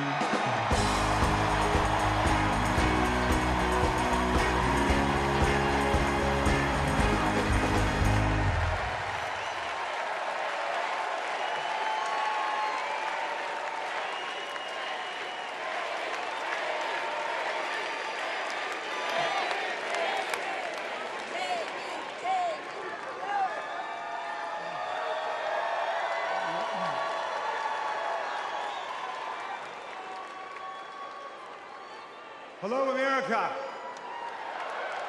And welcome to the Democracy Convention. Welcome to the Freedom Convention. And thank you for the beautiful weather, Chicago. It's been a little rough on Capitol Hill, where it's not just the heat, it's the stupidity. Now, we meet in this great city tonight where Abraham Lincoln was nominated in 1860 to save the Union from fanatical insurrectionists, and where Franklin D. Roosevelt was renominated by Democrats in 1940 to defeat fascist dictators. Now, we fight in our time to defend our freedom and our democracy against the banana Republicans who have converted Lincoln's party into a dangerous cult of personality.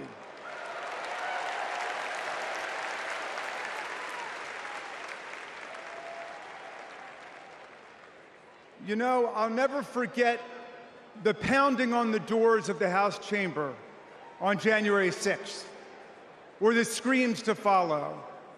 Hundreds of our police officers taunted and attacked, 140 of them wounded by extremists wielding baseball bats, steel pipes, even American flags. 5 people died that day, and 4 more of our officers took their own lives in the days and weeks to come. All of this after Trump was defeated by more than 7 million votes by the great Joe Biden.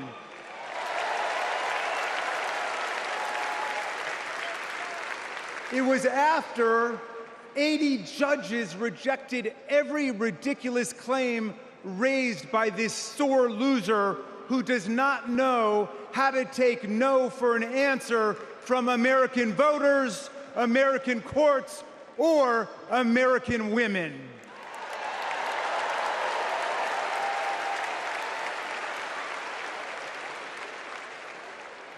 Remember what the mob chanted as they stormed the Capitol and injured our officers?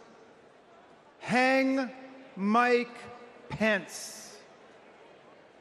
Someone should have told Donald Trump that the president's job under Article 2 of the Constitution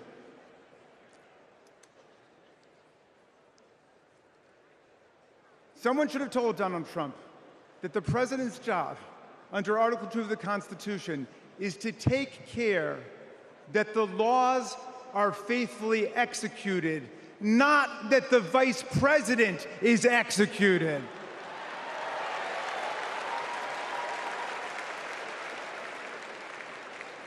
Pence has now joined more than 24 officials from Donald Trump's own administration in denouncing him, an historical record. And Pence is the first vice president in more than 2 centuries not to support the president he served with in a general election. And by the way, J.D. Vance, do you understand why there was a sudden job opening for running mate on the GOP ticket? They tried to kill your predecessor. They tried to kill him because he would not follow Trump's plan to destroy and nullify the votes of millions of Americans. Your votes, Pennsylvania. Your votes, Michigan. Your votes, Georgia, Nevada, Arizona. Are we going to go back to the days of election suppression and violent insurrection?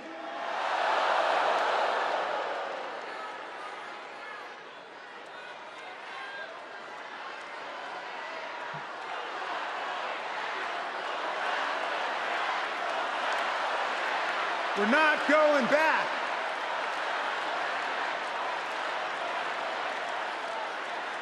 Well, look, 1 week after that beautiful day, as Trump calls it, the Republicans, 10 Republicans, joined all of the Democrats to impeach Trump for the worst high crime and misdemeanor ever committed by a president, inciting insurrection against our own Constitution. Make no mistake, a man who uses fraud, theft, and violence to take power will commit any crime to keep it. And now Trump's promising to pardon hundreds of his fellow criminal convicts and insurrectionists. He calls for, quote, the termination of all rules, regulations, and articles, even those in the Constitution. My friends, are we the people going to let Donald Trump terminate our Constitution and obliterate the blessings of liberty for our posterity? That's right, we're going to elect Kamala Harris. We're going to elect the career prosecutor and inspiring public servant, and Coach Walls. And we're going to defeat Donald Trump, the career criminal and incorrigible recidivist con man, and his pet chameleon, J.D. Vance.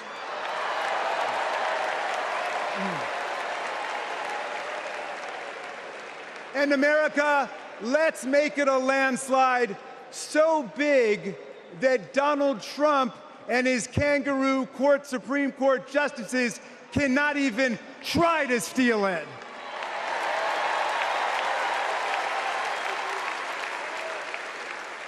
Let's make every vote count. Let's make sure every vote is counted. Let's let freedom ring, and let's let democracy work in America.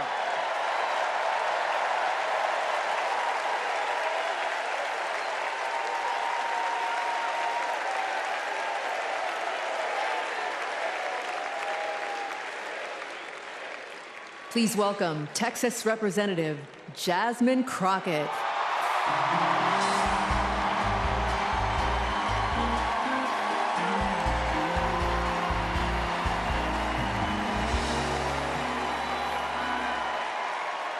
Well, good evening, America!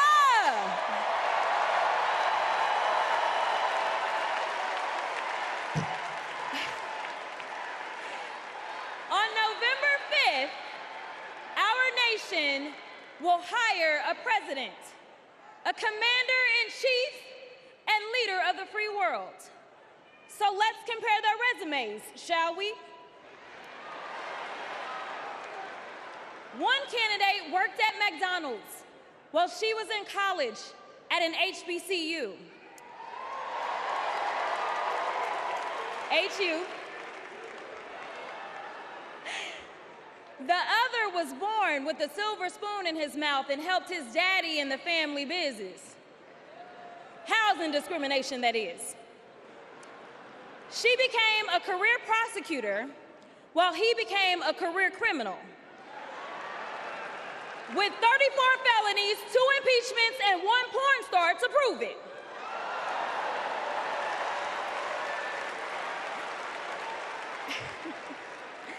Her entire career as an elected district attorney, attorney general, and senator, she's always worked for one client, the people. Meanwhile, he's a 78-year-old, lifelong predator, fraudster, and cheat, known for inciting violent mobs. Listen, y'all. He's only looked out for one person, himself.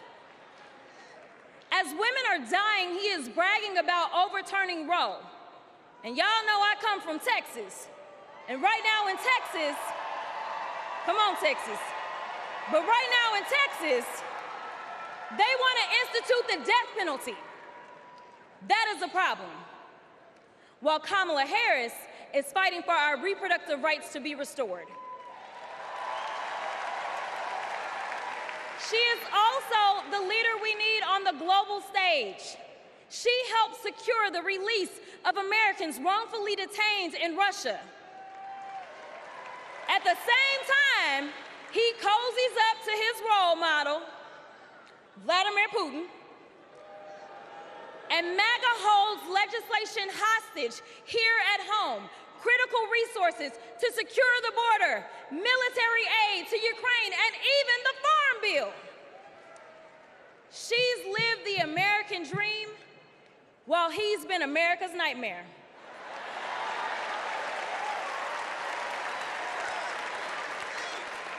America, looking at the 2 choices before you, who would you hire? Donald Trump or Kamala Harris?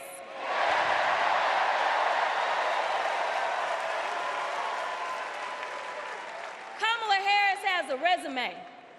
Donald Trump has a rap sheet.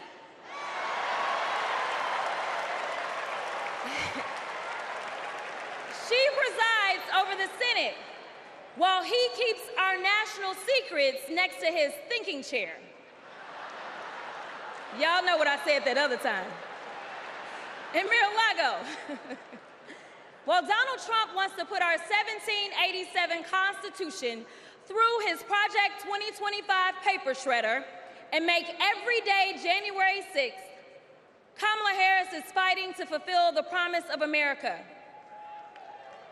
In the real world, this wouldn't even be close.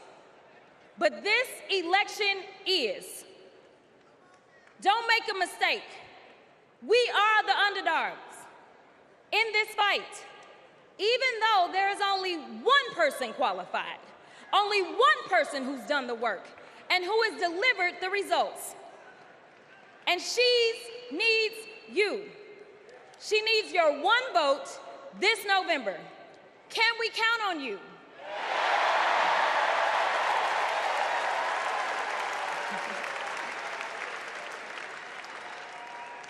Some of you know a little bit of my history, some of you don't, so let me tell you. I was a public defender.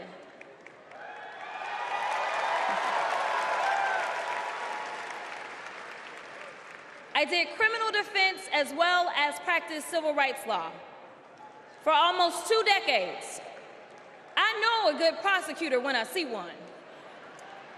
Kamala Harris is the kind of prosecutor we long for in the cases like those of Breonna Taylor. Yeah. She was the first Attorney General in the nation to order that her officers wear body cams, and she started the Back on Track program to reduce recidivism.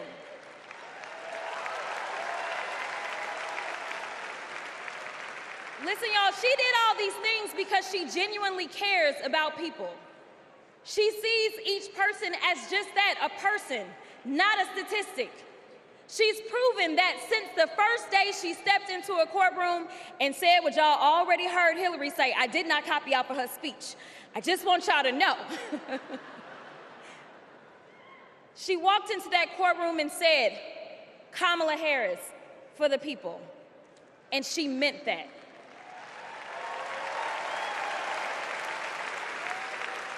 Many of you know her credentials, but what I love about Kamala Harris goes beyond her resume. Is that she sees the humanity in everyone. She's the only candidate in this race who is capable of empathy. When I first got to Congress, I wasn't sure I made the right decision. The Chaos Caucus couldn't elect a speaker, and the Oversight Committee was unhinged. I was going through all of this when I visited the Vice President's residence for the first time. As I approached Vice President Harris for our official photo, she turned to me and asked, "What's wrong?" Mind you, we'd never met, but she saw right through me. She saw the distress. I immediately began crying.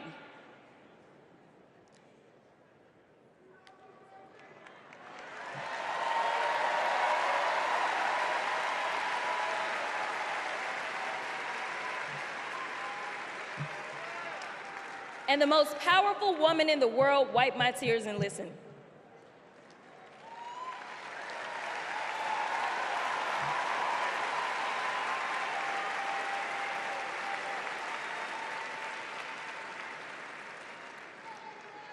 It's so hard for me to tell this story. She then said, among other things, "You are exactly where God wants you. Your district chose you because they believe in you, and so do I."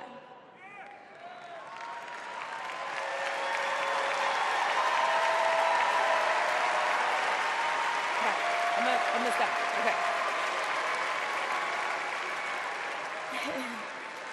The next month, I went viral for the first of many times to come for hitting Republicans with a dose of their own medicine. That brief but impactful interaction gave me my legislative legs, and I've been running ever since.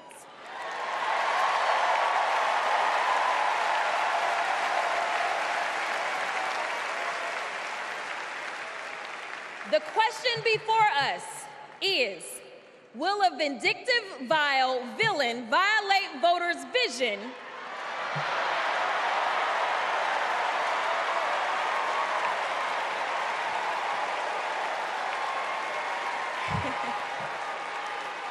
for a better America or not? I hear alliterations are back in style. We deserve better. We deserve a president who can be a bright light in a sea of darkness. One who will pull us forward, because we won't go back. Amanda Gorman said it best: there's always light if only we are brave enough to see it, if only we are brave enough to be it. Kamala Harris showed me that light. And America, when she is our president, together we will shine as that beacon of hope and freedom around the world once more. God bless y'all.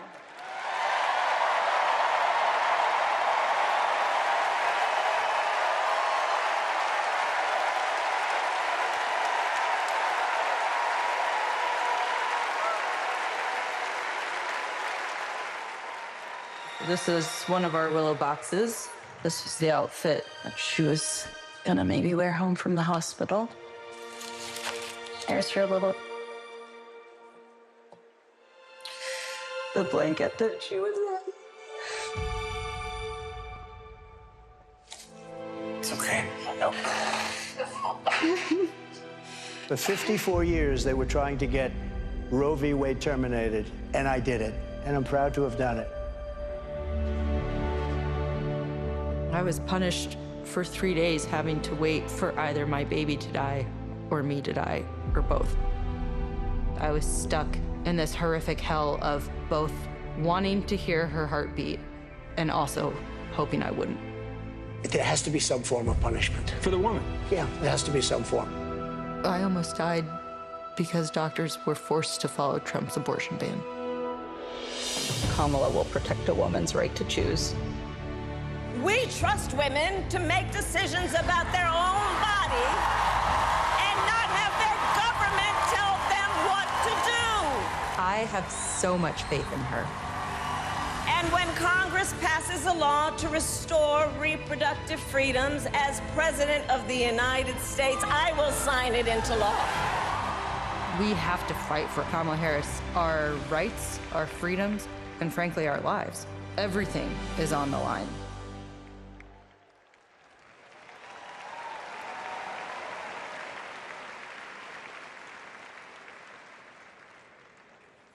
When you're expecting a baby, packing for the hospital should be a joyful moment.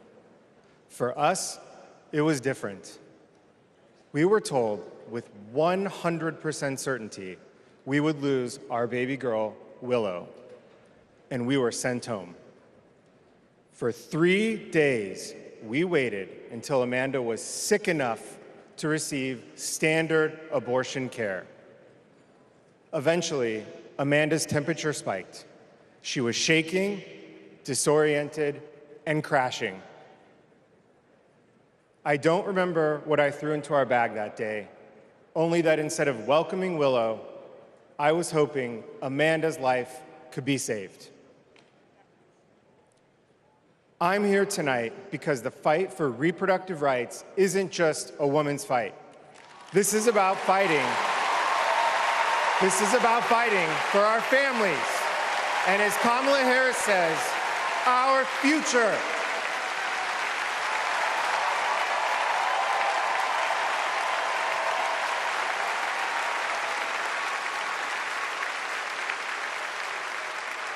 Every time I share our story, my heart breaks. For the baby girl we wanted desperately, for the doctors and nurses who couldn't help me deliver her safely, for Josh, who feared he would lose me too. But I was lucky. I lived.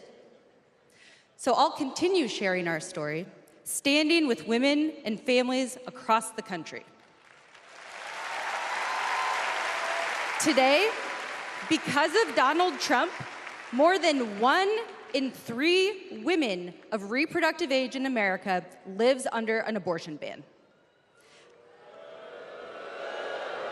A second Trump term would rip away even more of our rights. Passing a national abortion ban, letting states monitor pregnancies and prosecute doctors, restricting birth control and fertility treatments. We cannot let that happen. We need to vote as if lives depend on it, because they do.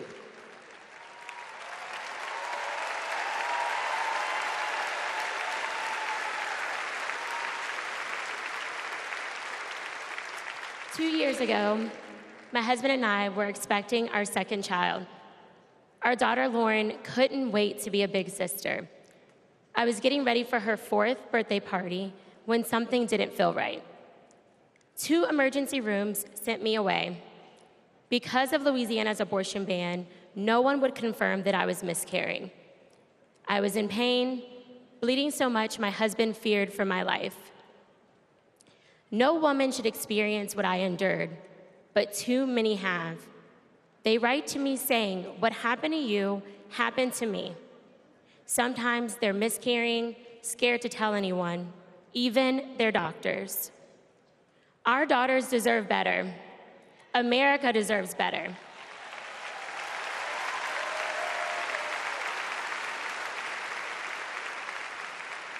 Kamala Harris and Tim Walz will fight for reproductive rights and our freedom and our shared future.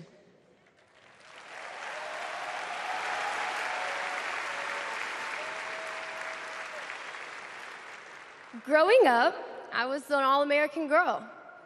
Varsity soccer captain, cheerleading captain, homecoming queen, and survivor.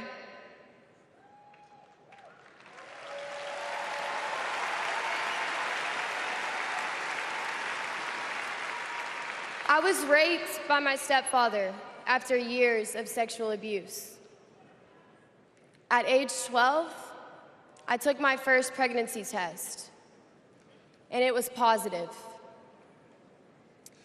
That was the first time I was ever told, you have options. I can't imagine not having a choice. But today, that's the reality for many women and girls across the country because of Donald Trump's abortion bans. He calls it a beautiful thing.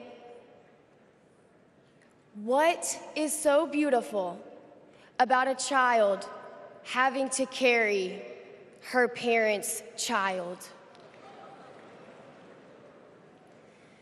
There are other survivors out there who have no options.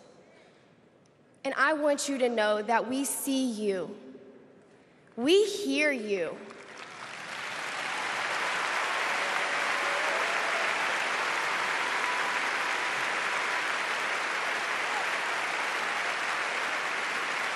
Kamala Harris will sign a national law to restore the right to an abortion.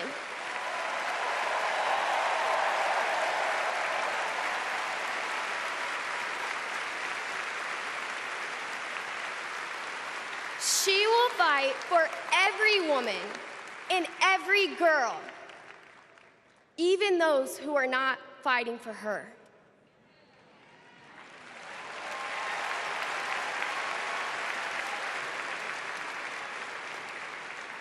And now, I am honored to introduce another champion for women, a leader who's fought for me and for so many others, Governor Andy Beshear.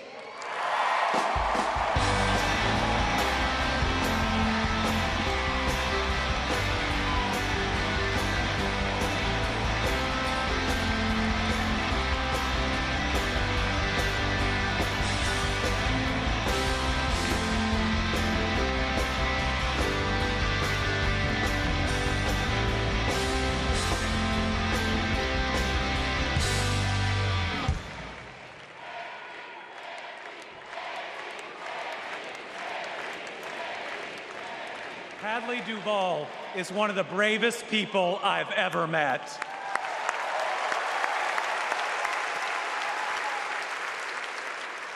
I'm amazed at the courage it takes to share her pain, to share her truth. Yet Donald Trump brags about tearing a constitutional right away from Hadley and every other woman and girl in our country. That's why we must tear away any chance he can ever be president ever again.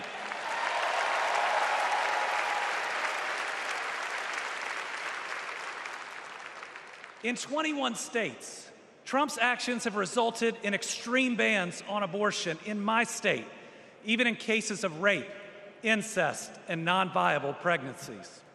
That leaves 12-year-old girls like Hadley with no options.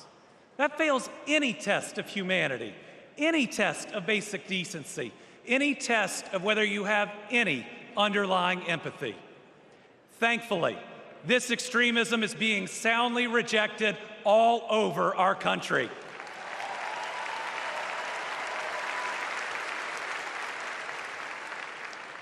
In Kentucky, we put reproductive freedom on the ballot last November, and I beat Donald Trump and Mitch McConnell's hand-picked candidate by more than 5 percentage points.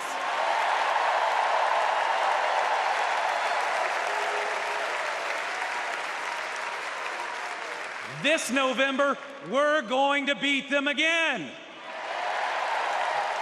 Elect Kamala Harris and Tim Walz and protect reproductive freedom. Folks, Donald Trump appointed the Supreme Court justices who got us into this mess. His Project 2025 goes even further. Here's the thing. Trump and Vance simply don't believe in your freedom. Trump says people are absolutely thrilled that women have their basic rights eliminated.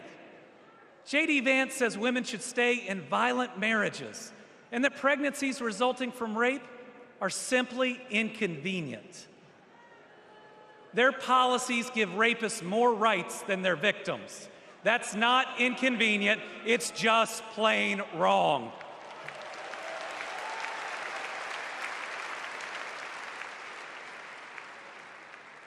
And a woman grieving a non-viable pregnancy shouldn't be required to carry it to term just to listen to her child die or to hear no sound at all. All women should have the freedom to make their own decisions. Freedom over their own bodies. Freedom about whether to pursue IVF. Freedom about whether to have children at all.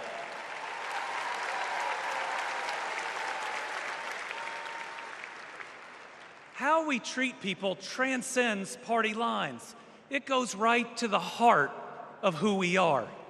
My faith teaches me the golden rule that I am to love my neighbor as myself. And the parable of the Good Samaritan says we are all each other's neighbors. So I want anyone watching tonight, Republican, Independent, Democrat, to know that you are welcome here.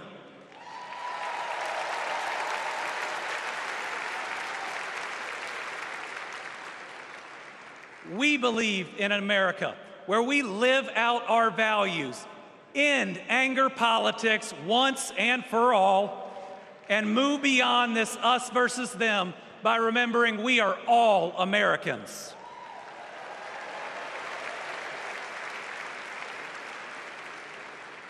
That's how Joe Biden and Kamala Harris lead. They both called to ask how they could help Kentucky in recovering from natural disasters. They helped us improve our roads, our bridges, and invested in our people. They didn't ask me who Kentuckians voted for. They asked me what Kentuckians needed, and folks, they delivered.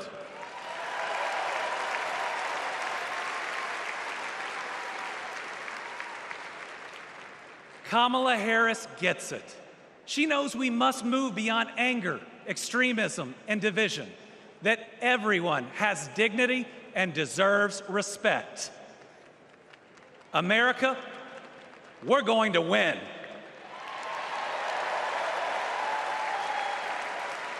And we're going to win by staying true to our values of compassion, empathy, and doing right by our neighbors. I'm so proud to be all in for the next President of the United States, Kamala Harris. Thank you.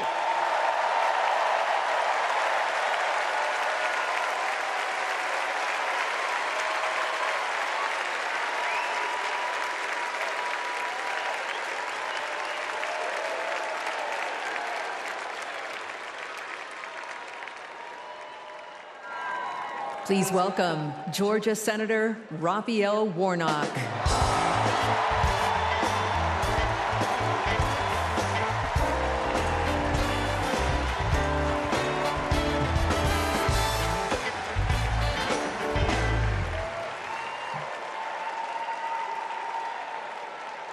Well,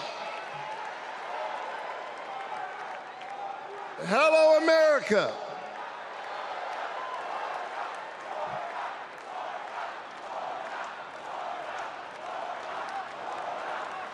Thank you so very much.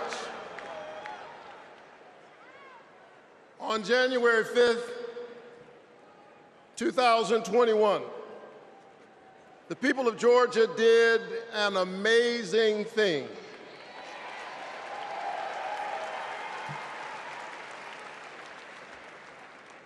They sent a black kid who grew up in public housing and the Jewish son of an immigrant to the United States Senate in one fell swoop.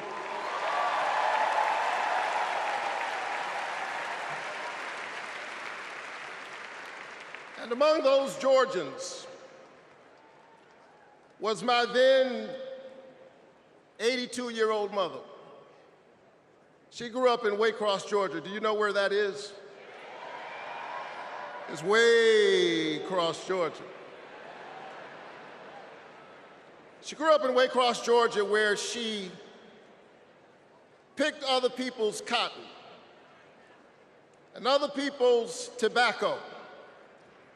But because this is America, the 82-year-old hands that used to pick somebody else's cotton and somebody else's tobacco picked her youngest son to be a United States Senator.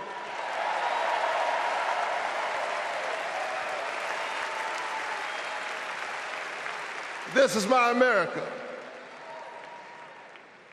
Thank you, Mom. Thank you, Georgia. Thank you, America, for raising your voice and using your vote. A vote is a kind of prayer for the world we desire for ourselves and for our children, and our prayers are stronger when we pray together. And so together we flipped the Senate, held the House, and we sent Joe Biden and Kamala Harris to the White House.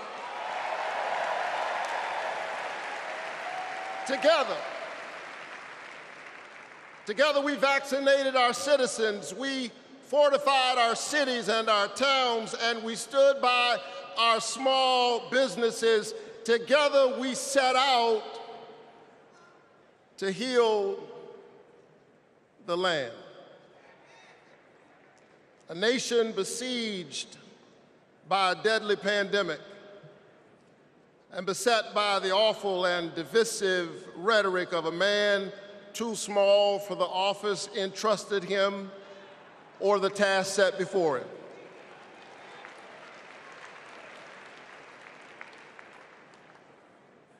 The day after my January 5th election, he instigated an insurrection, a violent assault on our nation's capital and the peaceful transfer of power, all driven by the big lie. But behind the big lie was an even bigger lie. It is the lie that this increasingly diverse American electorate does not get to determine the future of the country. The lie and the logic of January 6th is a sickness. It is a kind of cancer that then metastasized into dozens of voter suppression laws all across our country. And we must be vigilant tonight because these anti-democratic forces are at work right now in Georgia and all across our country. And the question is, who will heal the land? And so here we are, America. Are you ready? Are you ready to stand up in this moral moment? Stand up for the best in the American covenant.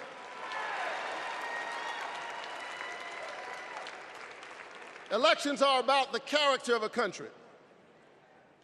And we must decide, again, we are the latest generation of Americans who get to decide what kind of country we want to be. And we must choose between the promise of January 5th and the peril of January 6th. A nation that embraces all of us or just some of us. Donald Trump's America is the America of January 6th. People who have no vision traffic in division. He does not know how to lead us, and so he wants to divide us. America, make no mistake, Donald Trump is a plague on the American conscience.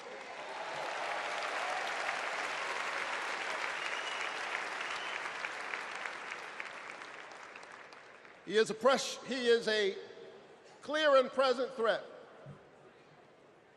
to the precious covenant we share with one another. And yes, I saw him holding the Bible and endorsing a Bible as if it needed his endorsement. He should try reading it.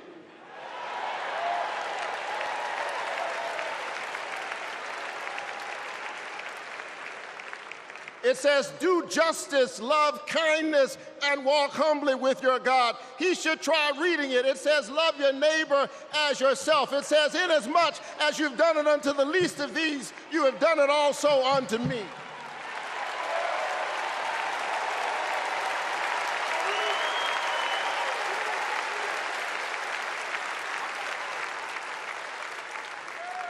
I choose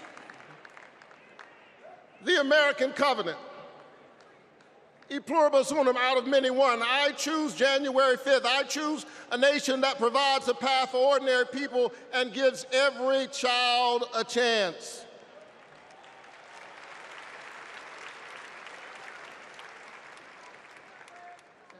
And that's Joe Biden's America. And he's been fighting for it for more than a half century. President Biden, America is so much better because of you, a true patriot who has always put the people first. Thank you, Joe.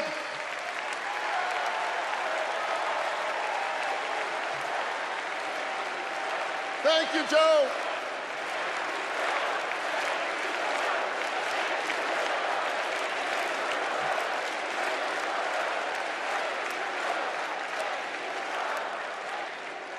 But I'll tell you something else.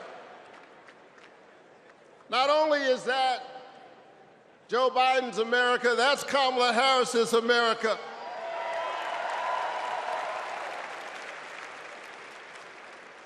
She was leading with Joe Biden when we expanded the child tax credit, cutting child poverty in America nearly in half. We ought to renew it. She cast a tie-breaking vote for my bill capping the cost of insulin to no more than $35 per month for seniors.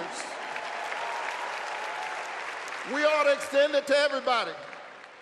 Together we passed an infrastructure bill, bolstered American manufacturing and clean energy, an investment in the house that we all share together. And I've got news for you, we are just getting started. Are you ready to win this election?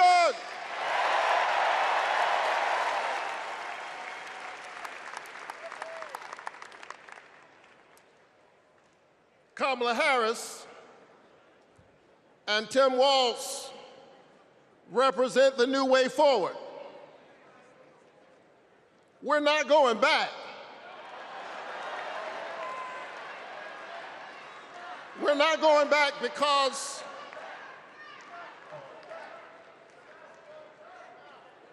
we are the United States of America. We always dream about the future.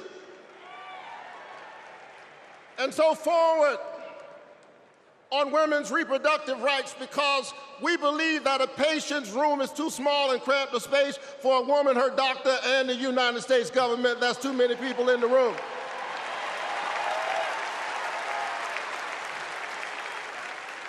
Forward on worker rights, because most people do not mind working. They just want to share in the prosperity that they are creating for others. Forward on voting rights, forward on affordable housing and access to health care. We are moving forward.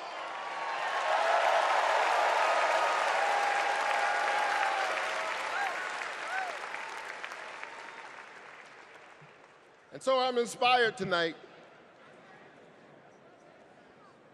I'm inspired by all of you. I'm inspired by the resilience of an American spirit that has rebounded from the pandemic and is holding at bay the forces that are trying to divide us. And I'm inspired tonight by the memory of my late father, a preacher and a junk man. Monday through Friday, he lifted old broken cars and put them on the back of an old rig. But on Sunday morning, the man who lifted broken cars lifted broken people whom other people had discarded and told them that they were God's somebody.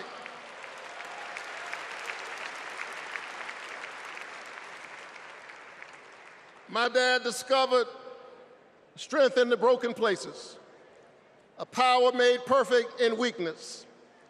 And so I'm convinced tonight that we can lift the broken even as we climb. I'm convinced tonight that we can heal sick bodies. We can heal the wounds that divide us. We can heal a planet in peril. We can heal the land.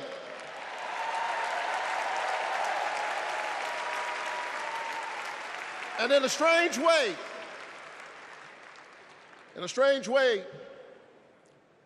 the pandemic taught us how. A contagious airborne disease means that I have a personal stake in the health of my neighbor. If she's sick, I may get sick also. Her health care is good for my health. I'm just trying to tell you that we are as close in our humanity as a cough.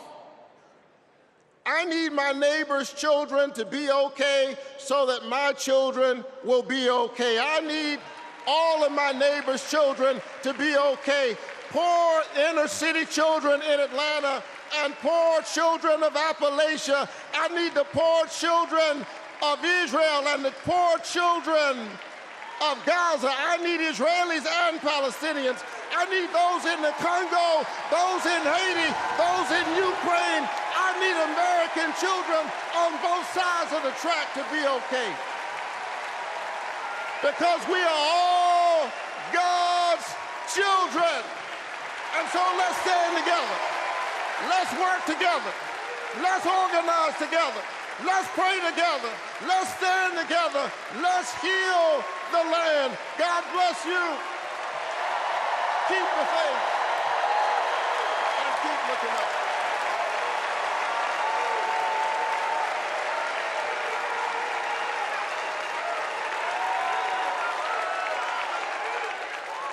Please welcome Delaware Senator Chris Coons.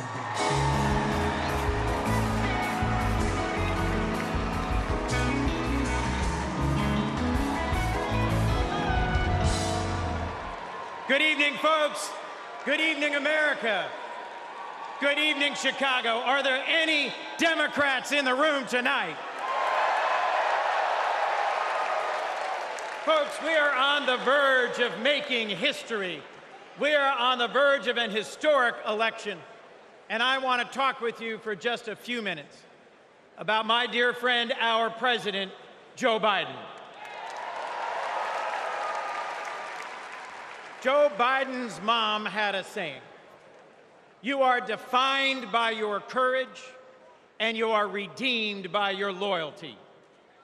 4 years ago, I had the honor of helping introduce Joe Biden to our national convention. I spoke about Joe's faith, his love of family, his determination to restore the soul of our nation. Back in 2020, America was nearly flat on our back from a deadly pandemic, an economic collapse, and then in January, an assault on our democracy. All of this, because the drama and chaos of our former president had knocked us down.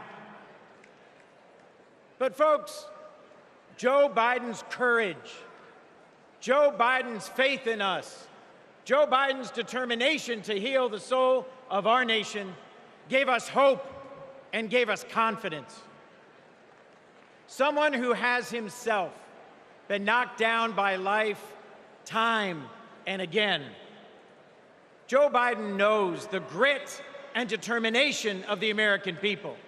He believed in us, and Joe Biden helped us get back up again.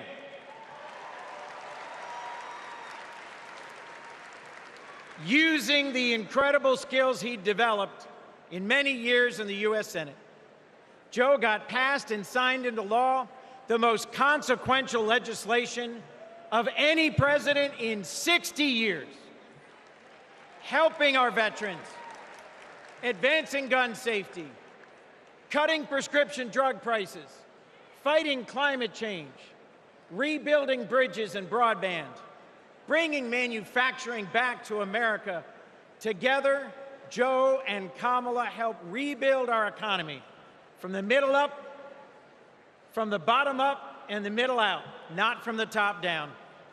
And they made our families safer and our country stronger at home and abroad. Today, we are so much better off because they believed in us, in our democracy. And our incredible First Lady, Jill Biden, our incredible First Lady, Jill Biden,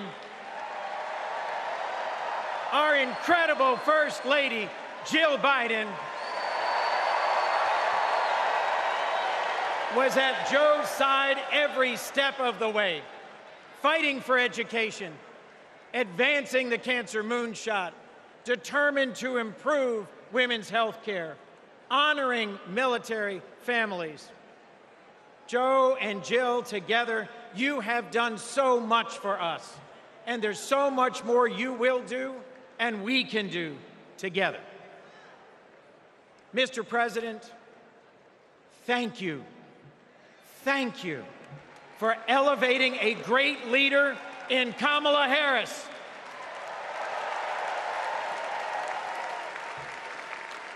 Vice President Harris, thank you for choosing a great running mate with a heart for the middle class like yours in Sergeant, Congressman, Coach, Governor Tim Walz.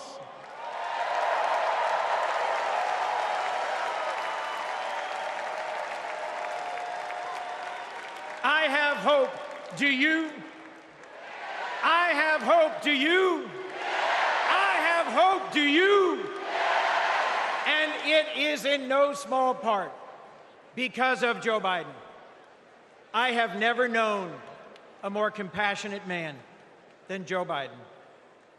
I have never known a man who has taken from his own loss and his own faith and delivered so much for the future of so many others. Mr. President, you were my senator as a Delawarean. You are my president as an American, and you will always be my friend. On behalf of our nation, Joe, for your courage in fighting for our democracy, we thank you.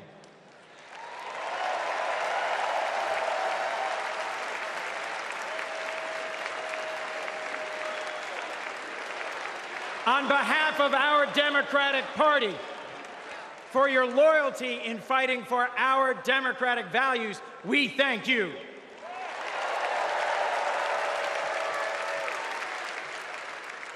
And on behalf of Delaware, thank you, Joe, and God bless you. We love you. We love Joe. We love Joe. We love Joe. We love Joe.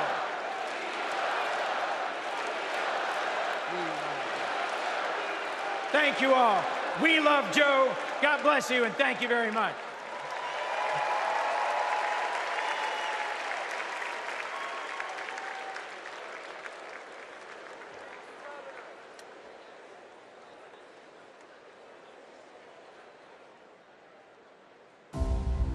Hi, I'm Vivian Weirwell, and I'm a 4th grade student at Christa McAuliffe. I've been bouncing around all week excited for this moment, and last night I could barely sleep. I remember the day that we heard that President Biden had won, and the whole neighborhood started celebrating. So when I heard you were coming, I really wanted to meet you. I adore you because you embrace change from my generation and the ones to come. I look up to you.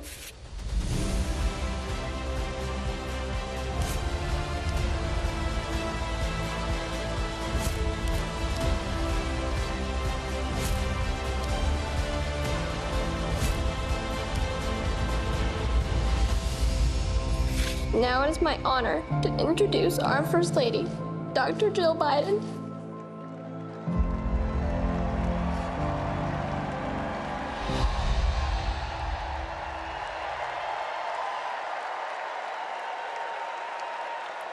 Please welcome First Lady of the United States, Jill Biden.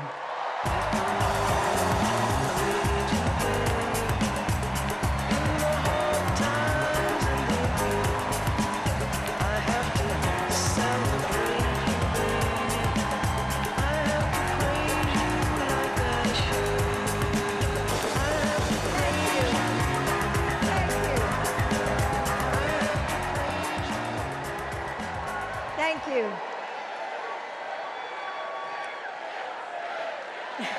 Thank you.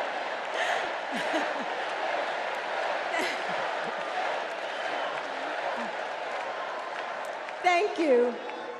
Thank you so much. Love you too. Joe and I have been together for almost 50 years. And still, there are moments when I fall in love with him all over again. Like when I handed him our baby Ashley for the first time and saw the smile that lit up his face. Or on nights after an exhausting day working in the Senate, when he would read one more bedtime story just because the kids asked. When he stops on a rope line because he sees someone grieving who needs to know that everything is going to be all right one day. Or to encourage that child with a stutter to find the confidence she needs. Those moments when I'm reminded of all he's accomplished in the name of something bigger than himself. Receiving the Medal of Freedom with humility.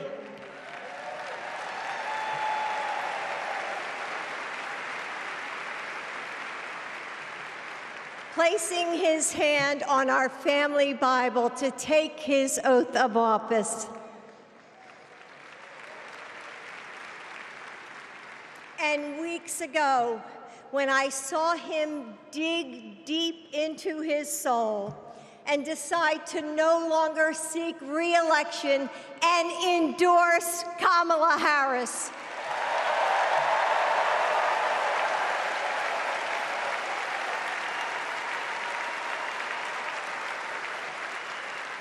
With faith and conviction, Joe knows that our nation's strength doesn't come from intimidation or cruelty. It comes from the small acts of kindness that heal deep wounds, from service to the communities that make us who we are, from love of a country that shines with promise and renewal. Kamala Harris knows that too.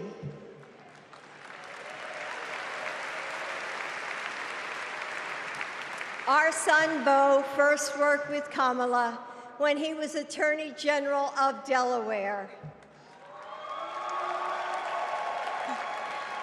He told me at the dinner table one night, "Mom, she's special, someone to keep your eye on." And he was right. Joe and I know Kamala. We have seen her courage, her determination, and her leadership up close. Kamala and Tim, you will win.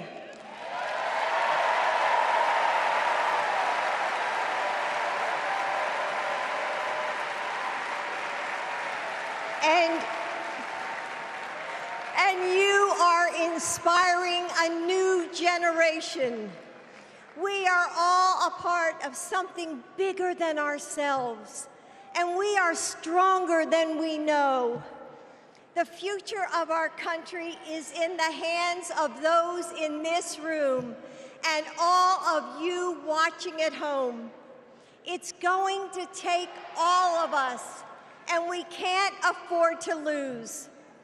With faith in each other, hope for a brighter future, and love for our country, we will fight and we will win together.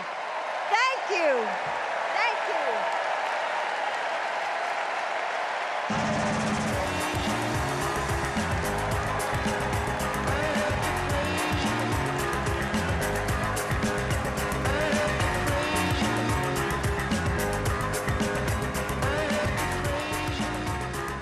Please welcome first daughter, Ashley Biden.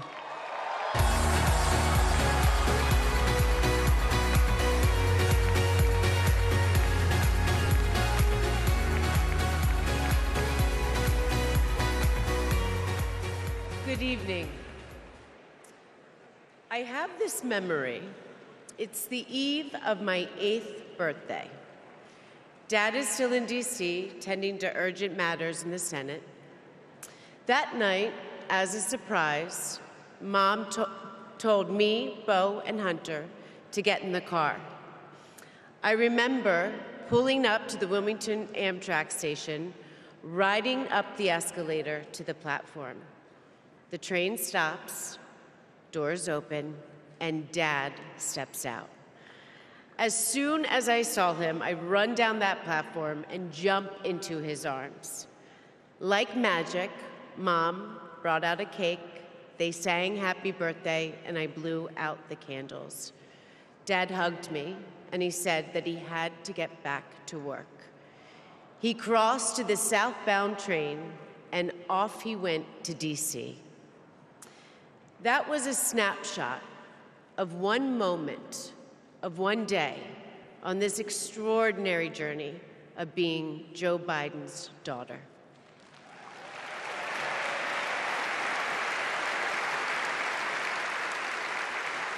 Joe Biden is the OG girl dad.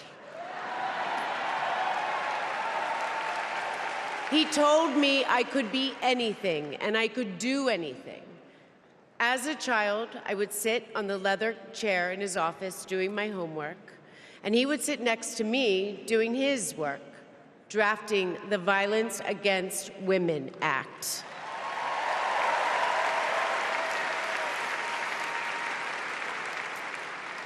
And he wasn't just a girl dad.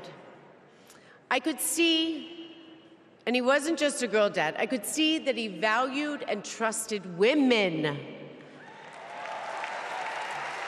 How he listened to his mother, how he believed in his sister, and most of all, how he respected my mother's career. Dad was always there, doing everything he could to be a true partner to her. Dad, you always tell us, but we don't tell you enough, that you are the love of our lives and the life of our love.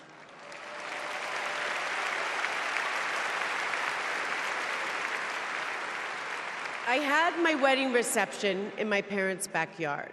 At the time, my dad was vice president. But he was also that dad who literally set up the entire reception.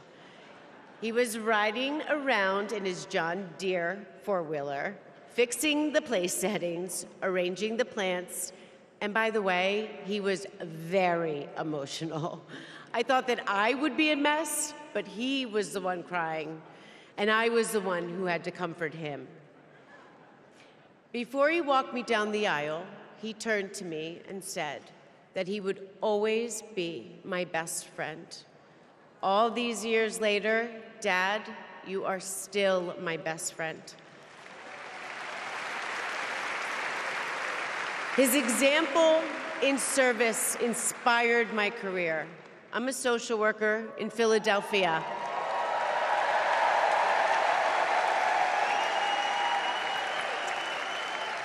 I support formerly incarcerated women as they heal from past trauma and they reclaim their lives. Dad always told me that I was no better than anybody else and nobody was better than me. He taught me that everyone deserves a fair shot and that we shouldn't leave anyone behind. That's what you learn from a fighter who has been underestimated his entire life. When I look at Dad, I see grace, strength, and humility. I see one of the most consequential leaders ever in history.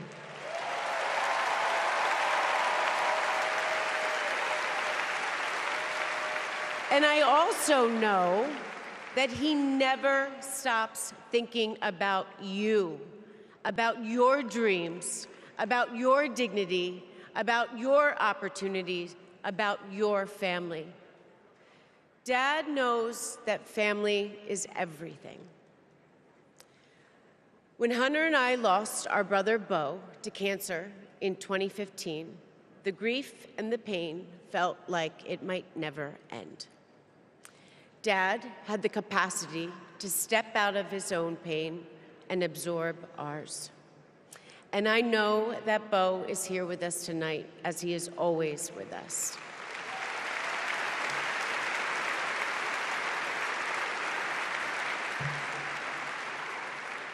After Beau passed, I got this tattoo on my wrist. It says, "Courage, dear heart." A reminder to myself to keep going, to get back up, like my dad has always done. He has taught me that a courageous heart is a miraculous thing. A courageous heart can heal a family. A courageous heart can heal a nation, and maybe even the world. And now, this election requires the courageous hearts of all of us. In 2020, my dad selected Kamala Harris to beat Donald Trump. And he knows in 2024, she will beat Donald Trump again.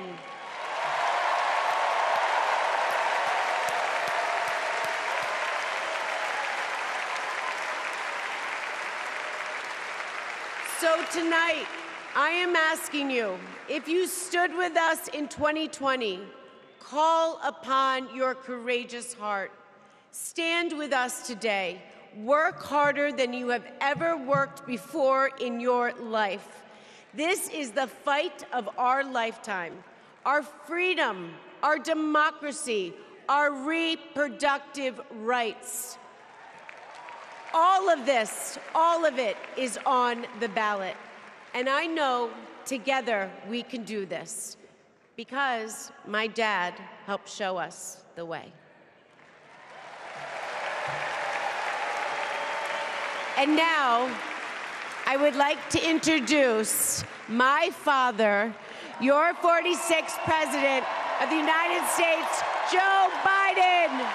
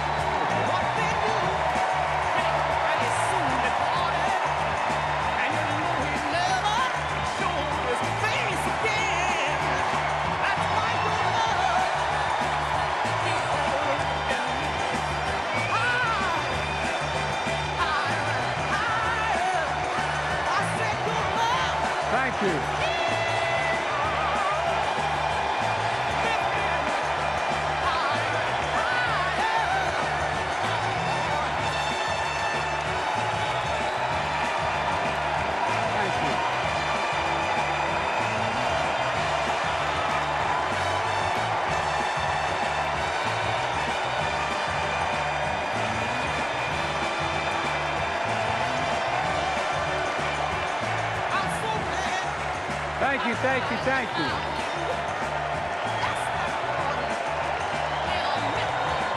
Thank you.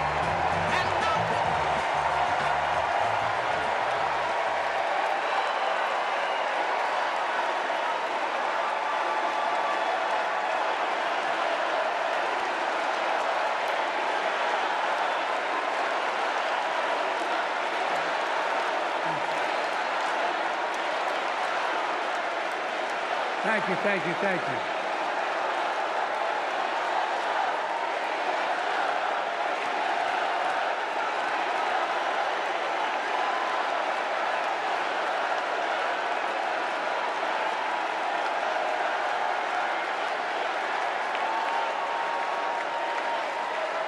Thank you, thank you, thank you.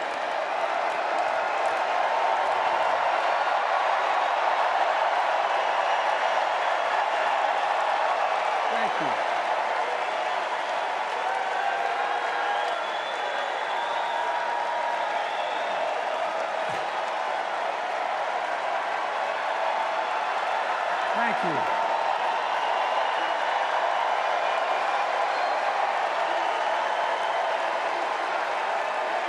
Thank you. I love you. Thank you.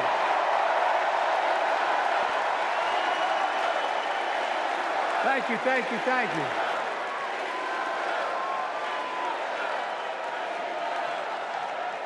That was my daughter.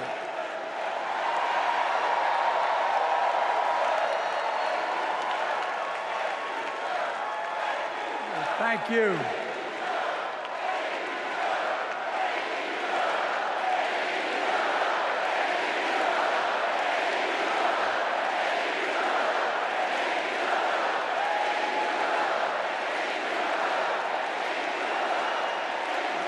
Thank you, thank you, thank you.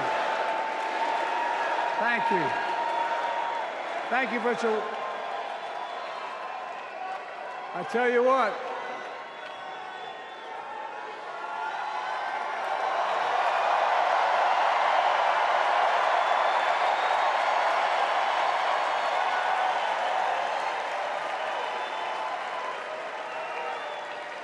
To my dearest daughter, Ashley, God love you, you're incredible. Thank you for that introduction and for being my courageous heart, along with Hunter and our entire family, and especially our rock, Jill.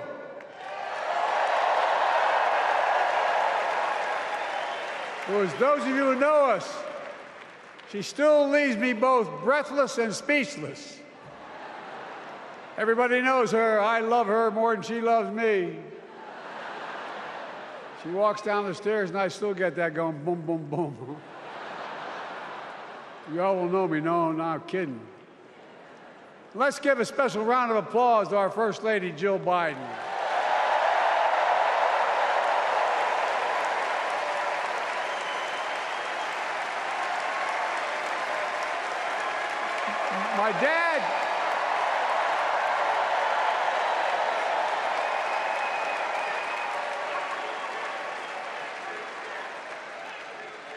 My dad used to have an expression, for real. He'd say, Joey, family is the beginning, the middle, and the end. And I love you all. Folks. And America, I love you.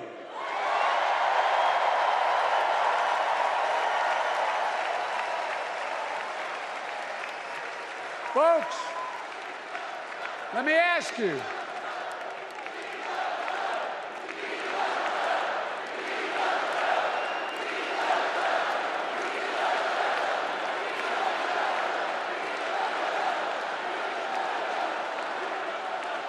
Let me ask you, are you ready to vote for freedom?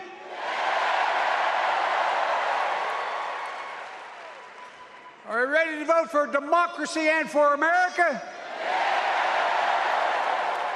Let me ask you, are you ready to elect Kamala Harris and Tim Walz, President and Vice President of the United States?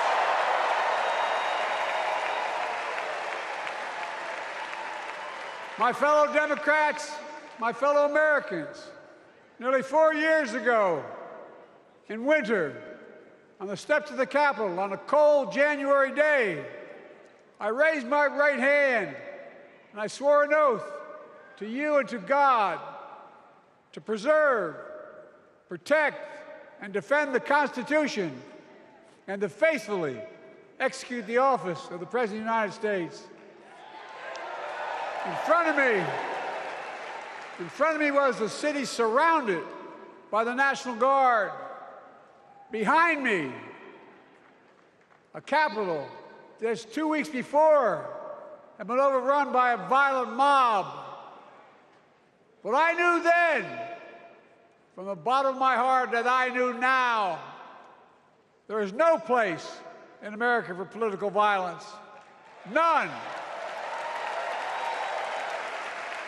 You cannot say you love your country only when you win.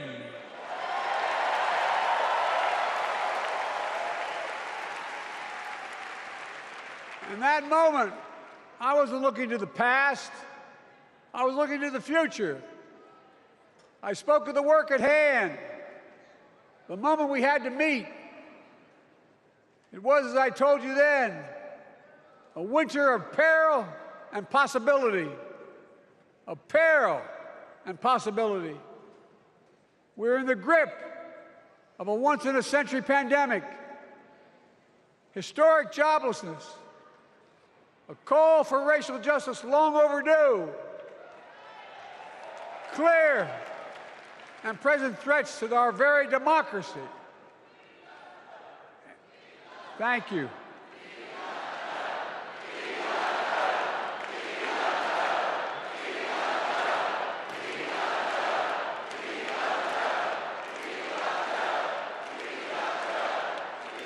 And yet I believed then, and I believe now, that progress was and is possible. Justice is achievable. And our best days are not behind us, they're before us.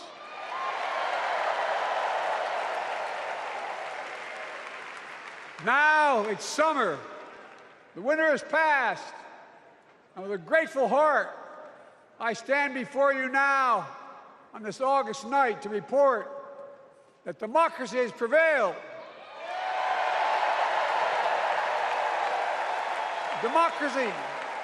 Democracy has delivered. And now democracy must be preserved.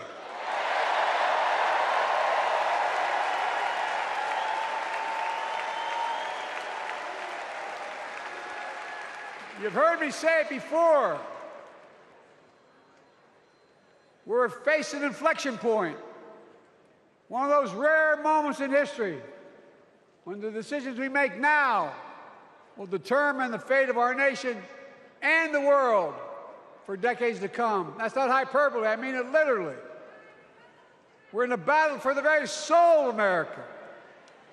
I ran for president in 2020 because of what I saw in Charlottesville in August of 2017. Extremists coming out of the woods, carrying torches, their veins bulging from their necks, carrying Nazi swastikas, and chanting the same exact anti-Semitic bile that was heard in Germany in the early 30s. Neo-Nazis, white supremacists, the Ku Klux Klan, so emboldened by a president then in the White House that they saw as an ally. They didn't even bother to wear their hoods. Hate was on the march in America.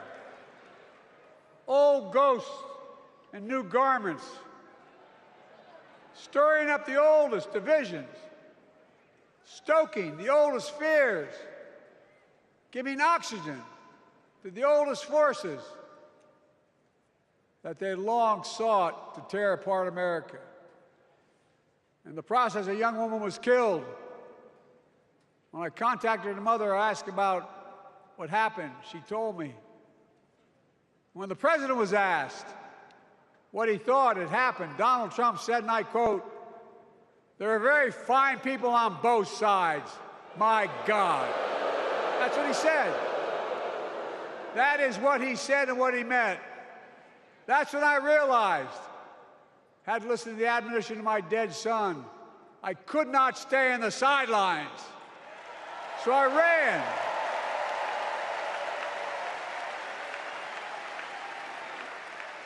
Because I had no intention of running again. I just lost part of my soul. But I ran with a deep conviction. In America, I know and believe in an America where honesty, dignity, decency still matter. An America where everyone has a fair shot and hate has no safe harbor.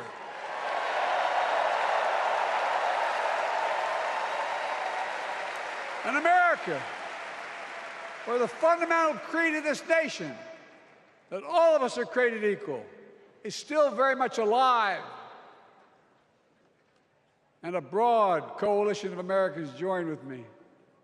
81 million voters voted for us, more than any time in all of history. Because of all of you in this room and others, we came together in 2020 to save democracy.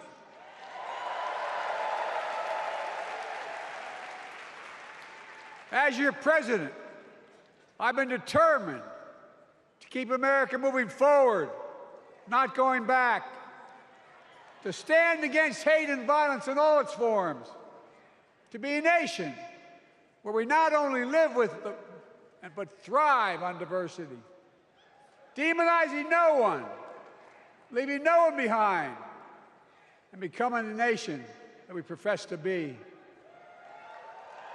I also ran to rebuild the backbone of America, the middle class.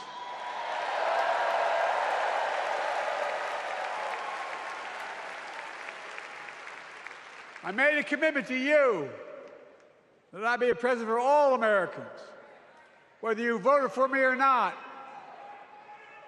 We have done that.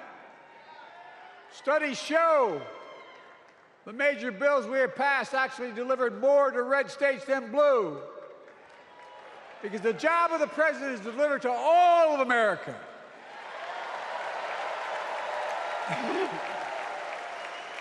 Because of you, and I'm not exaggerating, because of you, We've had one of the most extraordinary 4 years of progress ever, period. When I say we, I mean Kamala and me. Just think about it. COVID no longer controls our lives. We've gone from economic crisis to the strongest economy in the entire world.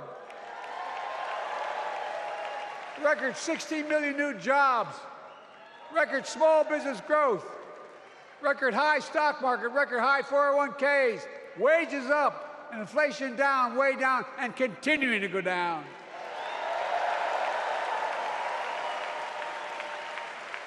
The smallest racial wealth gap in 20 years. And yes, we both know we have more to do, but we're moving in the right direction. More Americans have peace of mind that comes from having health insurance. More Americans have health insurance today than ever before in American history.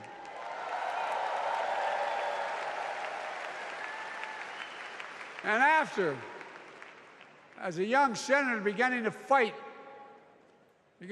for 50 years to give Medicare the power to negotiate lower prescription drug prices, we finally beat Big Pharma.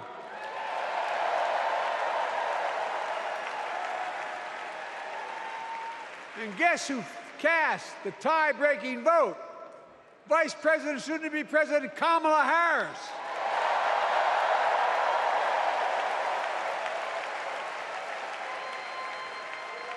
And now it's the law of the land.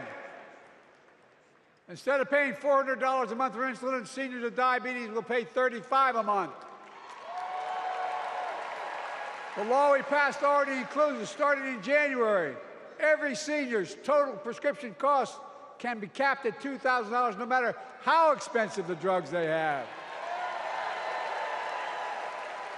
And what we don't focus on, and our Republican friends don't seem to understand, our reforms don't just save seniors money, they save the American taxpayers money. You know what we just passed saves? It saved $160 billion over the next decade. That's not hyperbole. It's because Medicare no longer has to pay those exorbitant prices to the Big Pharma. But look, well, thank you, Kamala, too. Look, folks, how can we have the strongest economy in the world without the best infrastructure in the world? Donald Trump promised Infrastructure Week, every week for 4 years, and he never built a damn thing.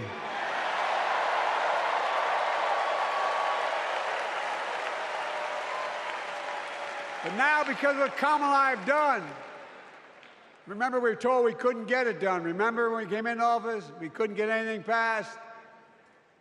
But right now, we're giving America an infrastructure decade, not week. We're modernizing our roads, our bridges, our ports, our airports, our trains, our buses. We're removing every lead pipe from schools and homes so every child can drink clean water. We're providing affordable high-speed internet for every American, no matter where they live, not unlike what Roosevelt did with electricity. And so much more.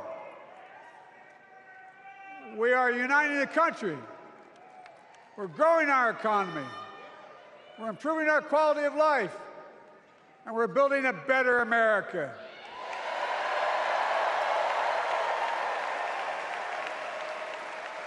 Because that's who we are.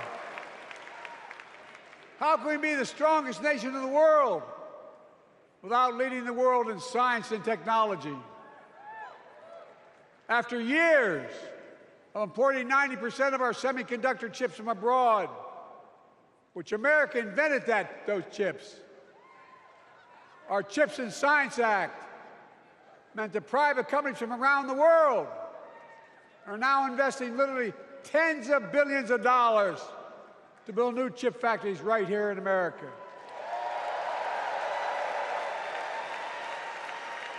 And over that period, they'll create tens of thousands of jobs. And many of those jobs in the so-called fabs, the buildings that make the chips, that's being constructed now. And guess what? The average salary in those fabs, size of a football field, will be over $100,000 a year, and you don't need a college degree.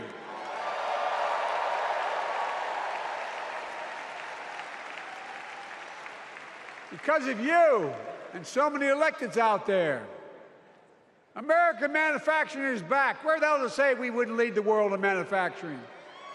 800,000 new manufacturing jobs.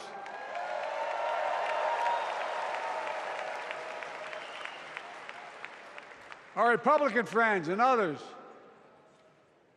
made sure they'd go abroad to get the cheapest labor. We used to import products and export jobs. Now we export American products and create American jobs right here in America, where jobs belong. With every new job, with every new factory, pride and hope is being brought back to communities throughout the country that were left behind. You know you're from them, many of you. You know what it's like when that factory closed, where your mother, your father, your grandmother, grandfather worked. And now you're back, providing once again, proving that Wall Street didn't build America, the middle class built America, and unions built the middle class.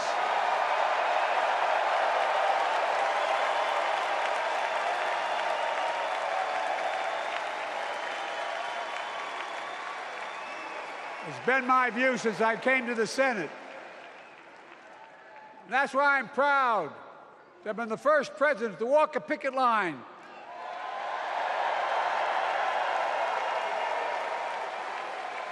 and be labeled the most pro-union president in history, and I accept it. It's a fact.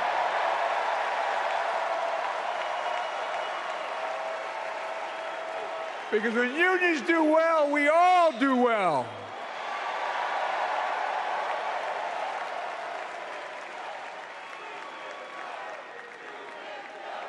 You got it, man. You got it.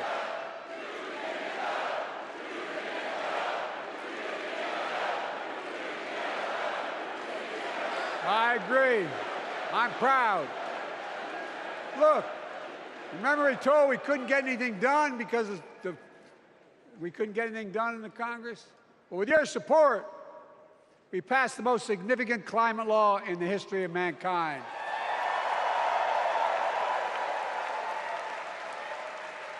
Over $370 billion. Cutting carbon emissions in half by 2030. Launching a climate corps, similar to AmeriCorps and Peace Corps, creating tens of thousands of jobs for young people of the future who are going to make sure this continues. Creating hundreds of thousands of jobs in clean energy for American workers, including the IBEW installing 500,000 charging stations all across America. And in the process, reducing carbon emissions. And we're seeing it. We're seeing to it that the first beneficiaries of environmental initiatives are those fence-lined communities that have been smothered by the legacy of pollution. Louisiana and Delaware, Route 9, all the factories, all those chemical factories are right next to the poorest neighborhoods. They're the ones we're going to bring back.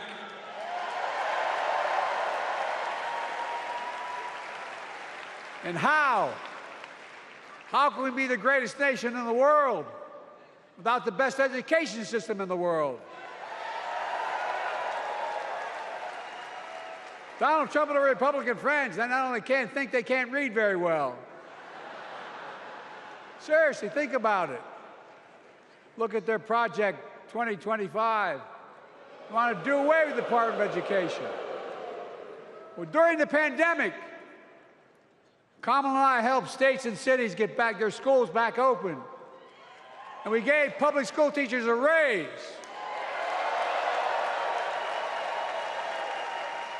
We created apprenticeships with business in the communities, putting students on a path to a good paying job, whether or not they go to college. And by the way, we're making college a hell of a lot more affordable. Increasing Pell Grants by $900. Over $15 billion to HBCUs. Minority service education, including Hispanic institutions and tribal colleges. We kept our commitment to provide more student relief than ever by lifting the burden of helping millions of families so they could get married, start a family, buy a home, and begin to build family wealth and contribute to the community and grow our economy. It's not costing us, it's creating more wealth. We fundamentally transformed how our economy grows, from the middle out and the bottom up instead of the top down. You know, my dad used to say there wasn't a whole hell of a lot to drop down on my kitchen table at the end of the month. I come from a basic middle-class family, 3-bedroom house, 4 kids, a grandpop living with us, decent neighborhood, but never a penny to spare. And look, that top-down notion never worked. A lot of Democrats didn't think it worked, thought it worked, but it doesn't. And when we did all that, what we've done, everybody can do well. Everybody.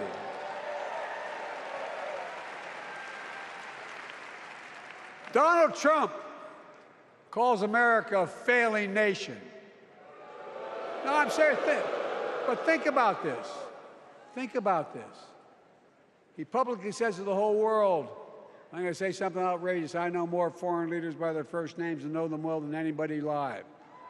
Just because I'm so damn old. But I'm not joking. Think of the message he sends around the world when he talks about America being a failing nation. He says we're losing. He's the loser. He's dead wrong.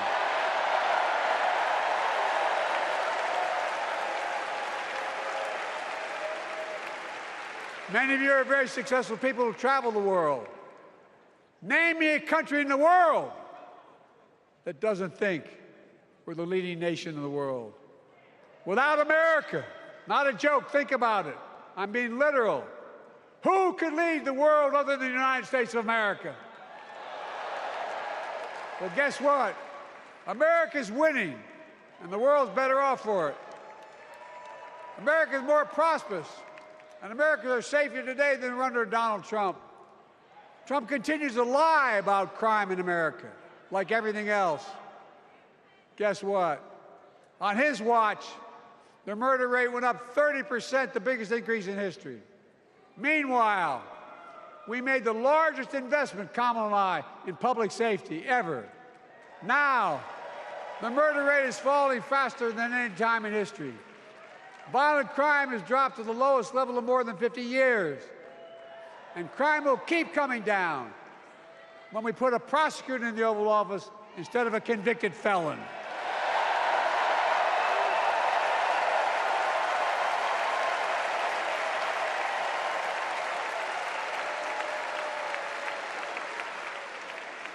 And folks, the distinguished senator from the C Senate from California and I passed the first ban on assault weapons. And guess what? It worked. If we care about public safety, we need to prevent gun violence. And what makes me ashamed when I travel the world, which I do, more children in America are killed by a gunshot than any other cause in the United States. More die from a bullet than cancer, accidents, or anything else in the United States of America. My God. That's why Kamala and I are proud. We beat the NRA when we passed the first major bipartisan gun safety law in 30 years.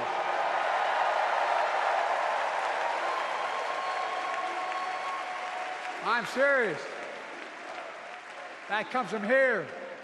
And now it's time to ban assault weapons again.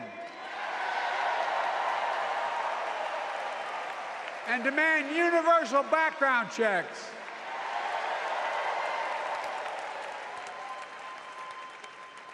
It's hard. I never thought I'd stand before a crowd of Democrats and refer to a president as a liar so many times. No, I'm not trying to be funny. It's sad.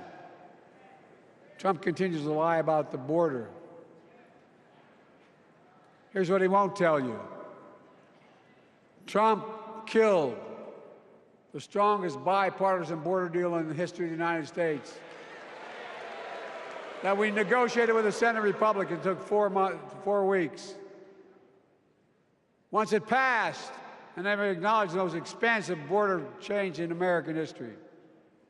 He called senators to say, don't support the bipartisan bill, because he said it would help me politically and hurt him politically. My God. No, I'm serious. Think about it. Not a joke. Ask even the press who doesn't like me. They'll tell you that's true. Typically, Trump, once again, putting himself first and America last. Then I had to take executive action. The result of the executive action I took, border encounters have dropped over 50%. In fact, there are fewer border crossings today than when Donald Trump left office. And unlike Trump, we will not demonize immigrants, saying they're the poison of blood of America. Poison the blood of our country. Kamala and I are committed to strengthening legal immigration, including protecting dreamers and more.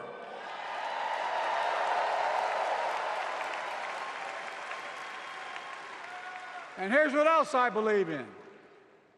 Protecting your freedom to vote, your freedom to love who you love.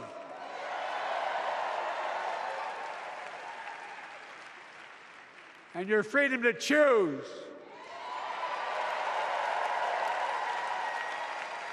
In its decision overturning Roe v. Wade, as you heard earlier tonight, the United States Supreme Court majority wrote the following, quote, women are not without electoral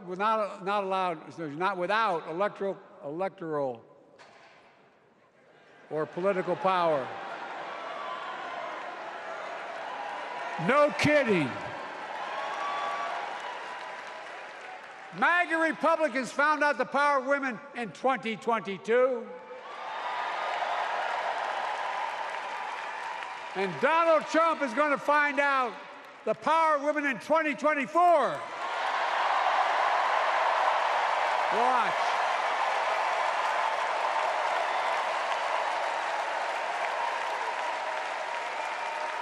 And where Trump and his mega Republican right-wingers seek to erase history, we Democrats continue to write history and make more history.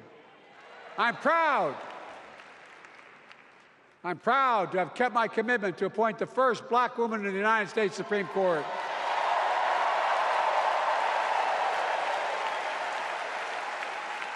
Ketanji Brown Jackson, a symbol for every young woman in America that you can do anything.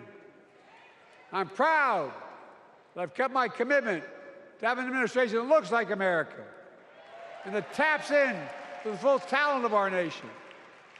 The most diverse cabinet in history, including the first black woman of South Asian descent to serve as vice president. And will soon serve as the 47th president of the United States.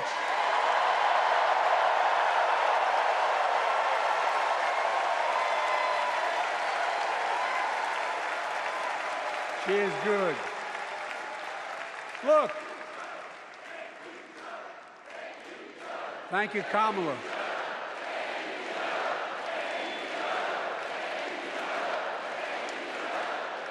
Folks, I've long said we have many obligations as a nation. But I got in trouble years ago for saying I'd make no apologies. We have only one truly sacred obligation: to prepare and equip those we send to war and care for them and their families when they come home and when they don't. That's why I'm so proud to have written and signed the PACT Act, one of the most significant laws ever, helping veterans and their families exposed to toxic materials like burn pits in Agent Orange. I was around during the Vietnam War. It's hard. Nobody was able to prove that there's illness was a consequence of Agent Orange. And no one was able to prove initially that because they lived in burn pits like my son lived next to in Iraq for a year, that it was the cause of their illness. But because of the PACT Act, a surviving spouse with 2 children is now eligible for a stipend of about $3,000 a month. And those children who lost a parent are eligible for tuition benefits to go to college and to get job training.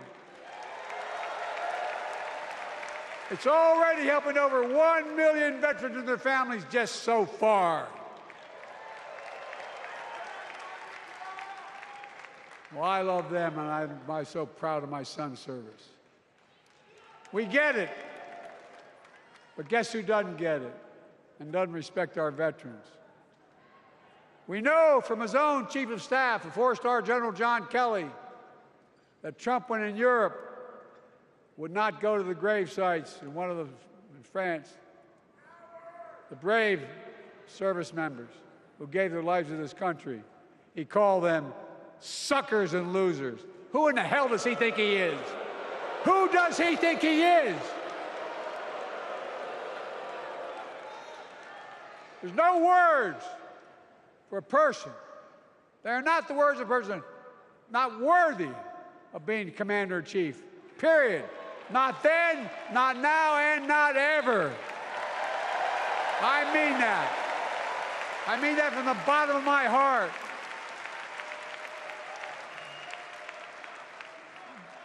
Just as no commander-in-chief should ever bow down to a dictator, the way Trump bows down to Putin.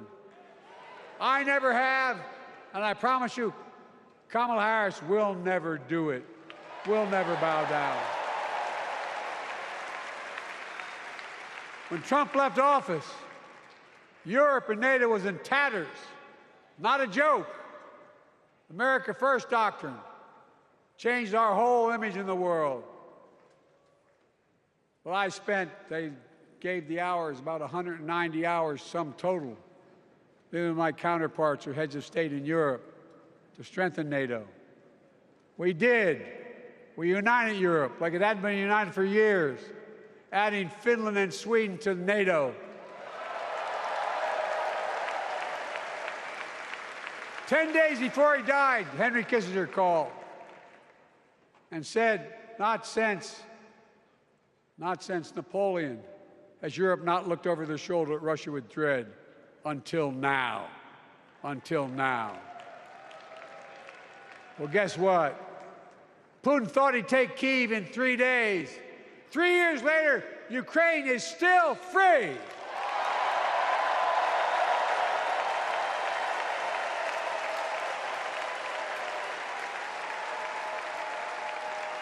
When I came to office, the conventional wisdom was that China would inevitably surpass the United States. They haven't noticed. No one's saying that now.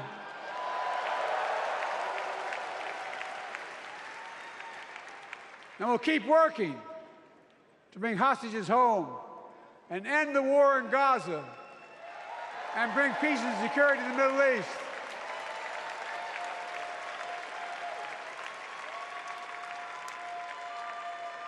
As you know, I wrote a peace treaty for Gaza. A few days ago, I put forward a proposal that brought us closer to doing that than we've done since October 7th. We're working around the clock, my Secretary of State, to prevent a wider war and reunite hostages with their families and surge humanitarian health and food assistance into Gaza now. To end the civilian suffering of the Palestinian people. And finally deliver a ceasefire and end this war.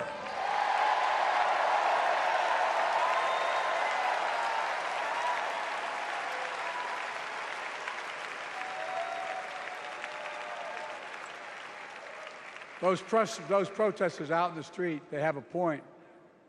A lot of innocent people are being killed on both sides. Just as we worked around the clock to bring home wrongfully detained Americans and others from Russia in one of the most complicated swaps in history, but they're home. Kamala and I are going to keep working to bring all Americans wrongfully detained around the world home. I mean it. Folks, I've got 5 months left in my presidency. I've got a lot to do.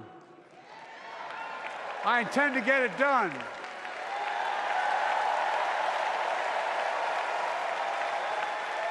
It's been the honor of my lifetime to serve as your president.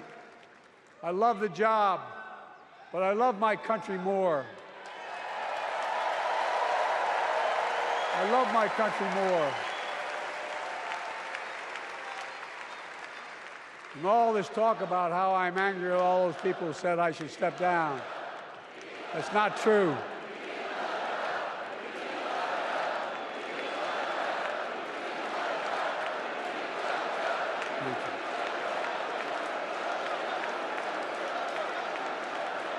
I love my country more, and we need to preserve our democracy. In 2024, we need you to vote.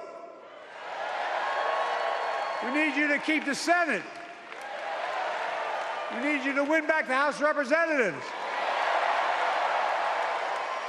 And above all, we need you to beat Donald Trump.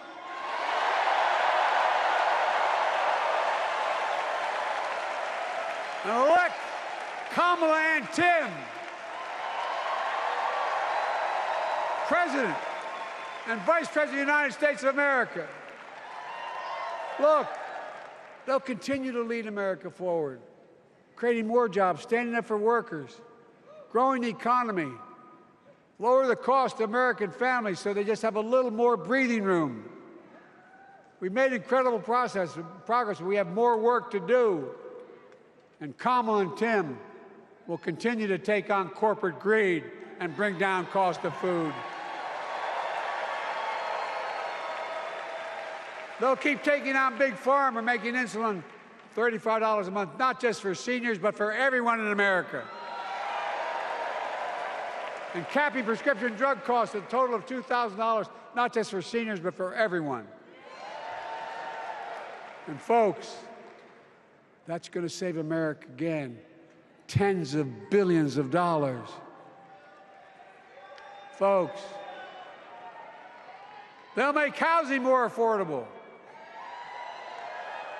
building 3 million new homes, providing $25,000 down payment assistance for the first-time home buyer, more than the 10 we approved. Donald Trump wants a new tax on imported goods, food, gas, clothing, and more. You know what that will cost the average family, according to the experts? $3,900 a year in a tax. No, that's a fact. Kamala and Tim will make the child care tax credit permanent.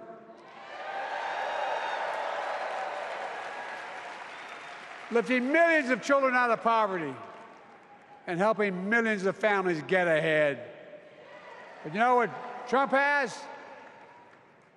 He created the largest debt any president had in 4 years with his $2 trillion tax cut for the wealthy. Well, Trump has a new plan. He wants to provide a $5 billion tax cut for corporations and the very wealthy. Read it. Put us further in debt. And folks, You know, we have 1,000 billionaires in America.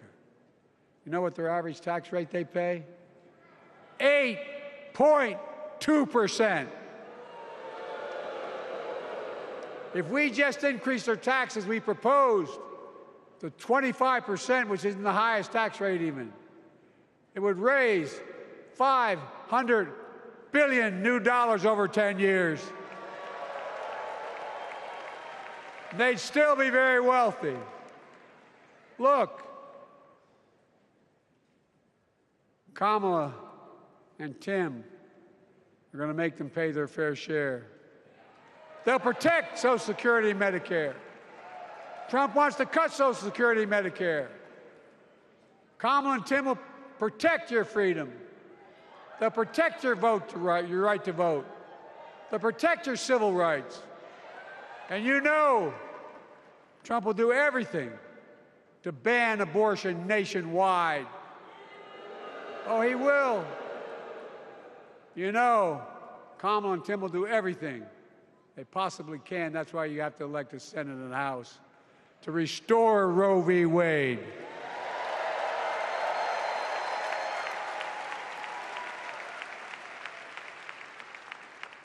The ancient Greeks taught us that character is destiny. Character is destiny. For me and Jill, we know Kamala and Doug are people of character. It's been our honor to serve alongside them. And we know that Tim and Gwen Waltz are also people of great character. Selecting Kamala was the very first decision I made when I became our nominee. And it was the best decision I made my whole career.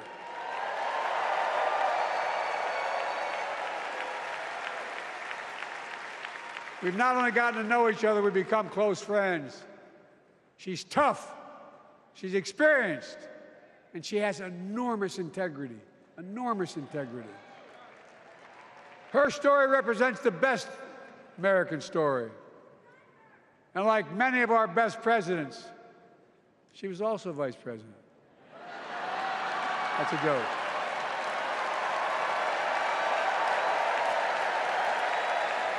But she'll be a president our children can look up to. She'll be a president respected by world leaders because she already is. She'll be a president we can all be proud of.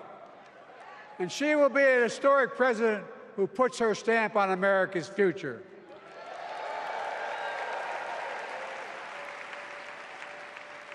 This will be the first presidential election since January 6th. On that day, we almost lost everything about who we are as a country. And that threat, this is not hyperbole, that threat is still very much alive. Donald Trump says he will refuse to accept the election result if he loses again. Think about that. He means it. Think about that. He's promising a bloodbath if he loses, in his words. And that he'll be a dictator on day one, in his own words. By the way, this sucker means it. No, I'm not joking. Think about it. Anybody else said that in the past, you'd think he was crazy. He is crazy, but you'd think it was an exaggeration, but he means it. We can't let that happen. Folks, all of us carry a special obligation. Independents, Republicans, Democrats. We saved democracy in 2020, and now we must save it again in 2024.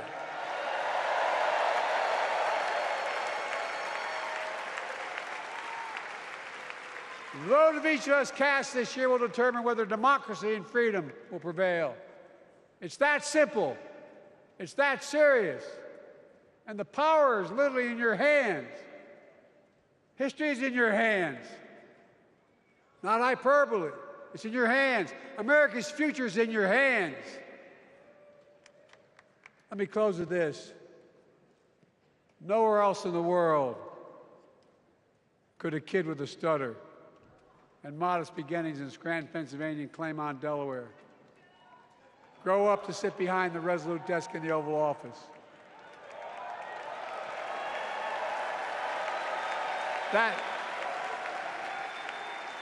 That's because America is and always has been a nation of possibilities. Possibilities. We must never lose that. Never. Kamala and Tim understand that this nation must continue to be a place of possibilities, not just for the few of us, but for all of us. So join me in promising your whole heart to this effort, and where my heart will be. I promise I'll be the best volunteer Harrison Waltz has Cam ever seen.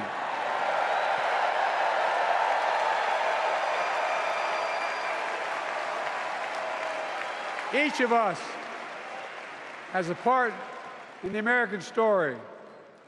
For me and my family, there's a song that means a lot to us, that captures the best of who we are as a nation. The song is called American Anthem. There's one verse that stands out, and I can't sing worth a damn, so I'm not going to try. I'll just quote it. The work and prayers of centuries have brought us to this day. What shall our legacy be? What will our children say? Let me know in my heart when my days are through. America, America, I gave my best to you.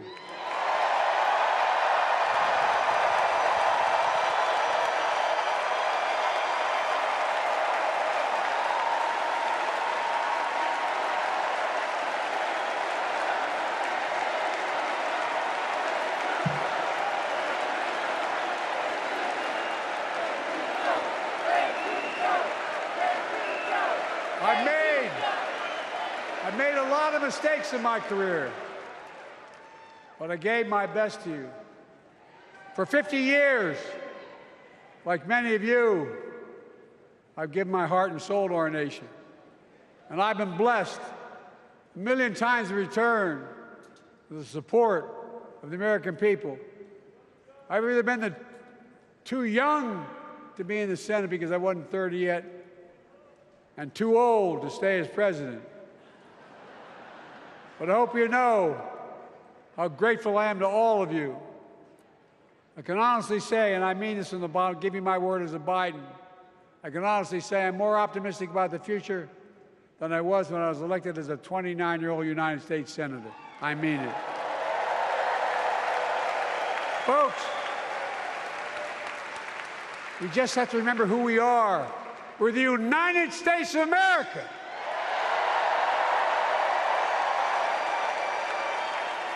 And there's nothing we cannot do when we do it together. God bless you all, and may God protect our troops. Thank you.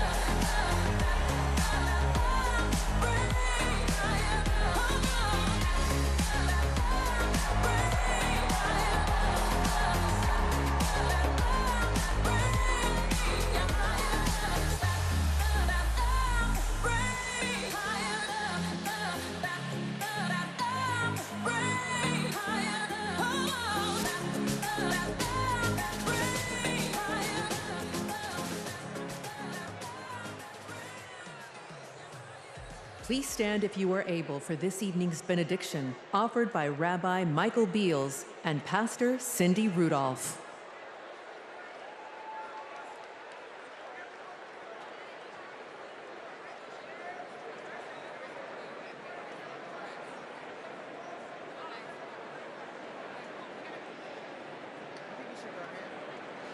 Tonight's convention theme, For the People, hints at the inclusive, bridge-building messages and policies the Democratic Party will require to succeed not only in November, but long after that.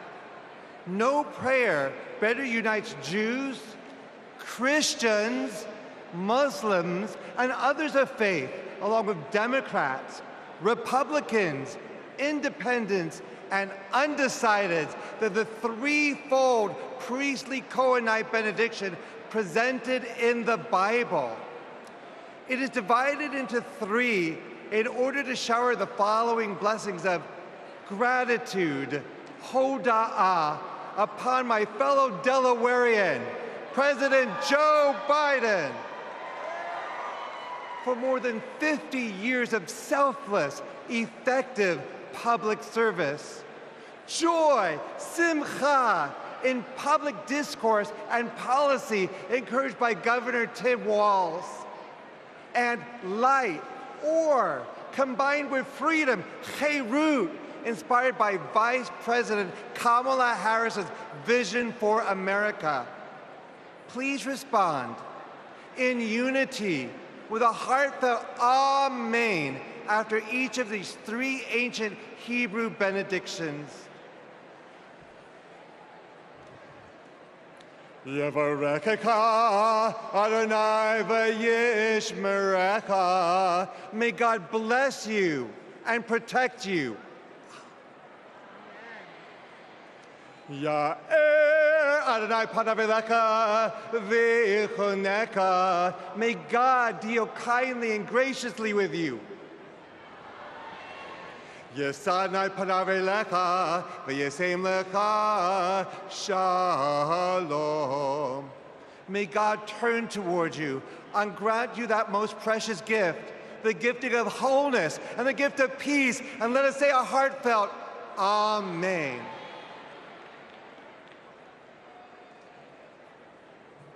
Most gracious, kind, and loving God, we thank you for this tremendous gathering of people invested in our nation's progress. Lord, as we look upon our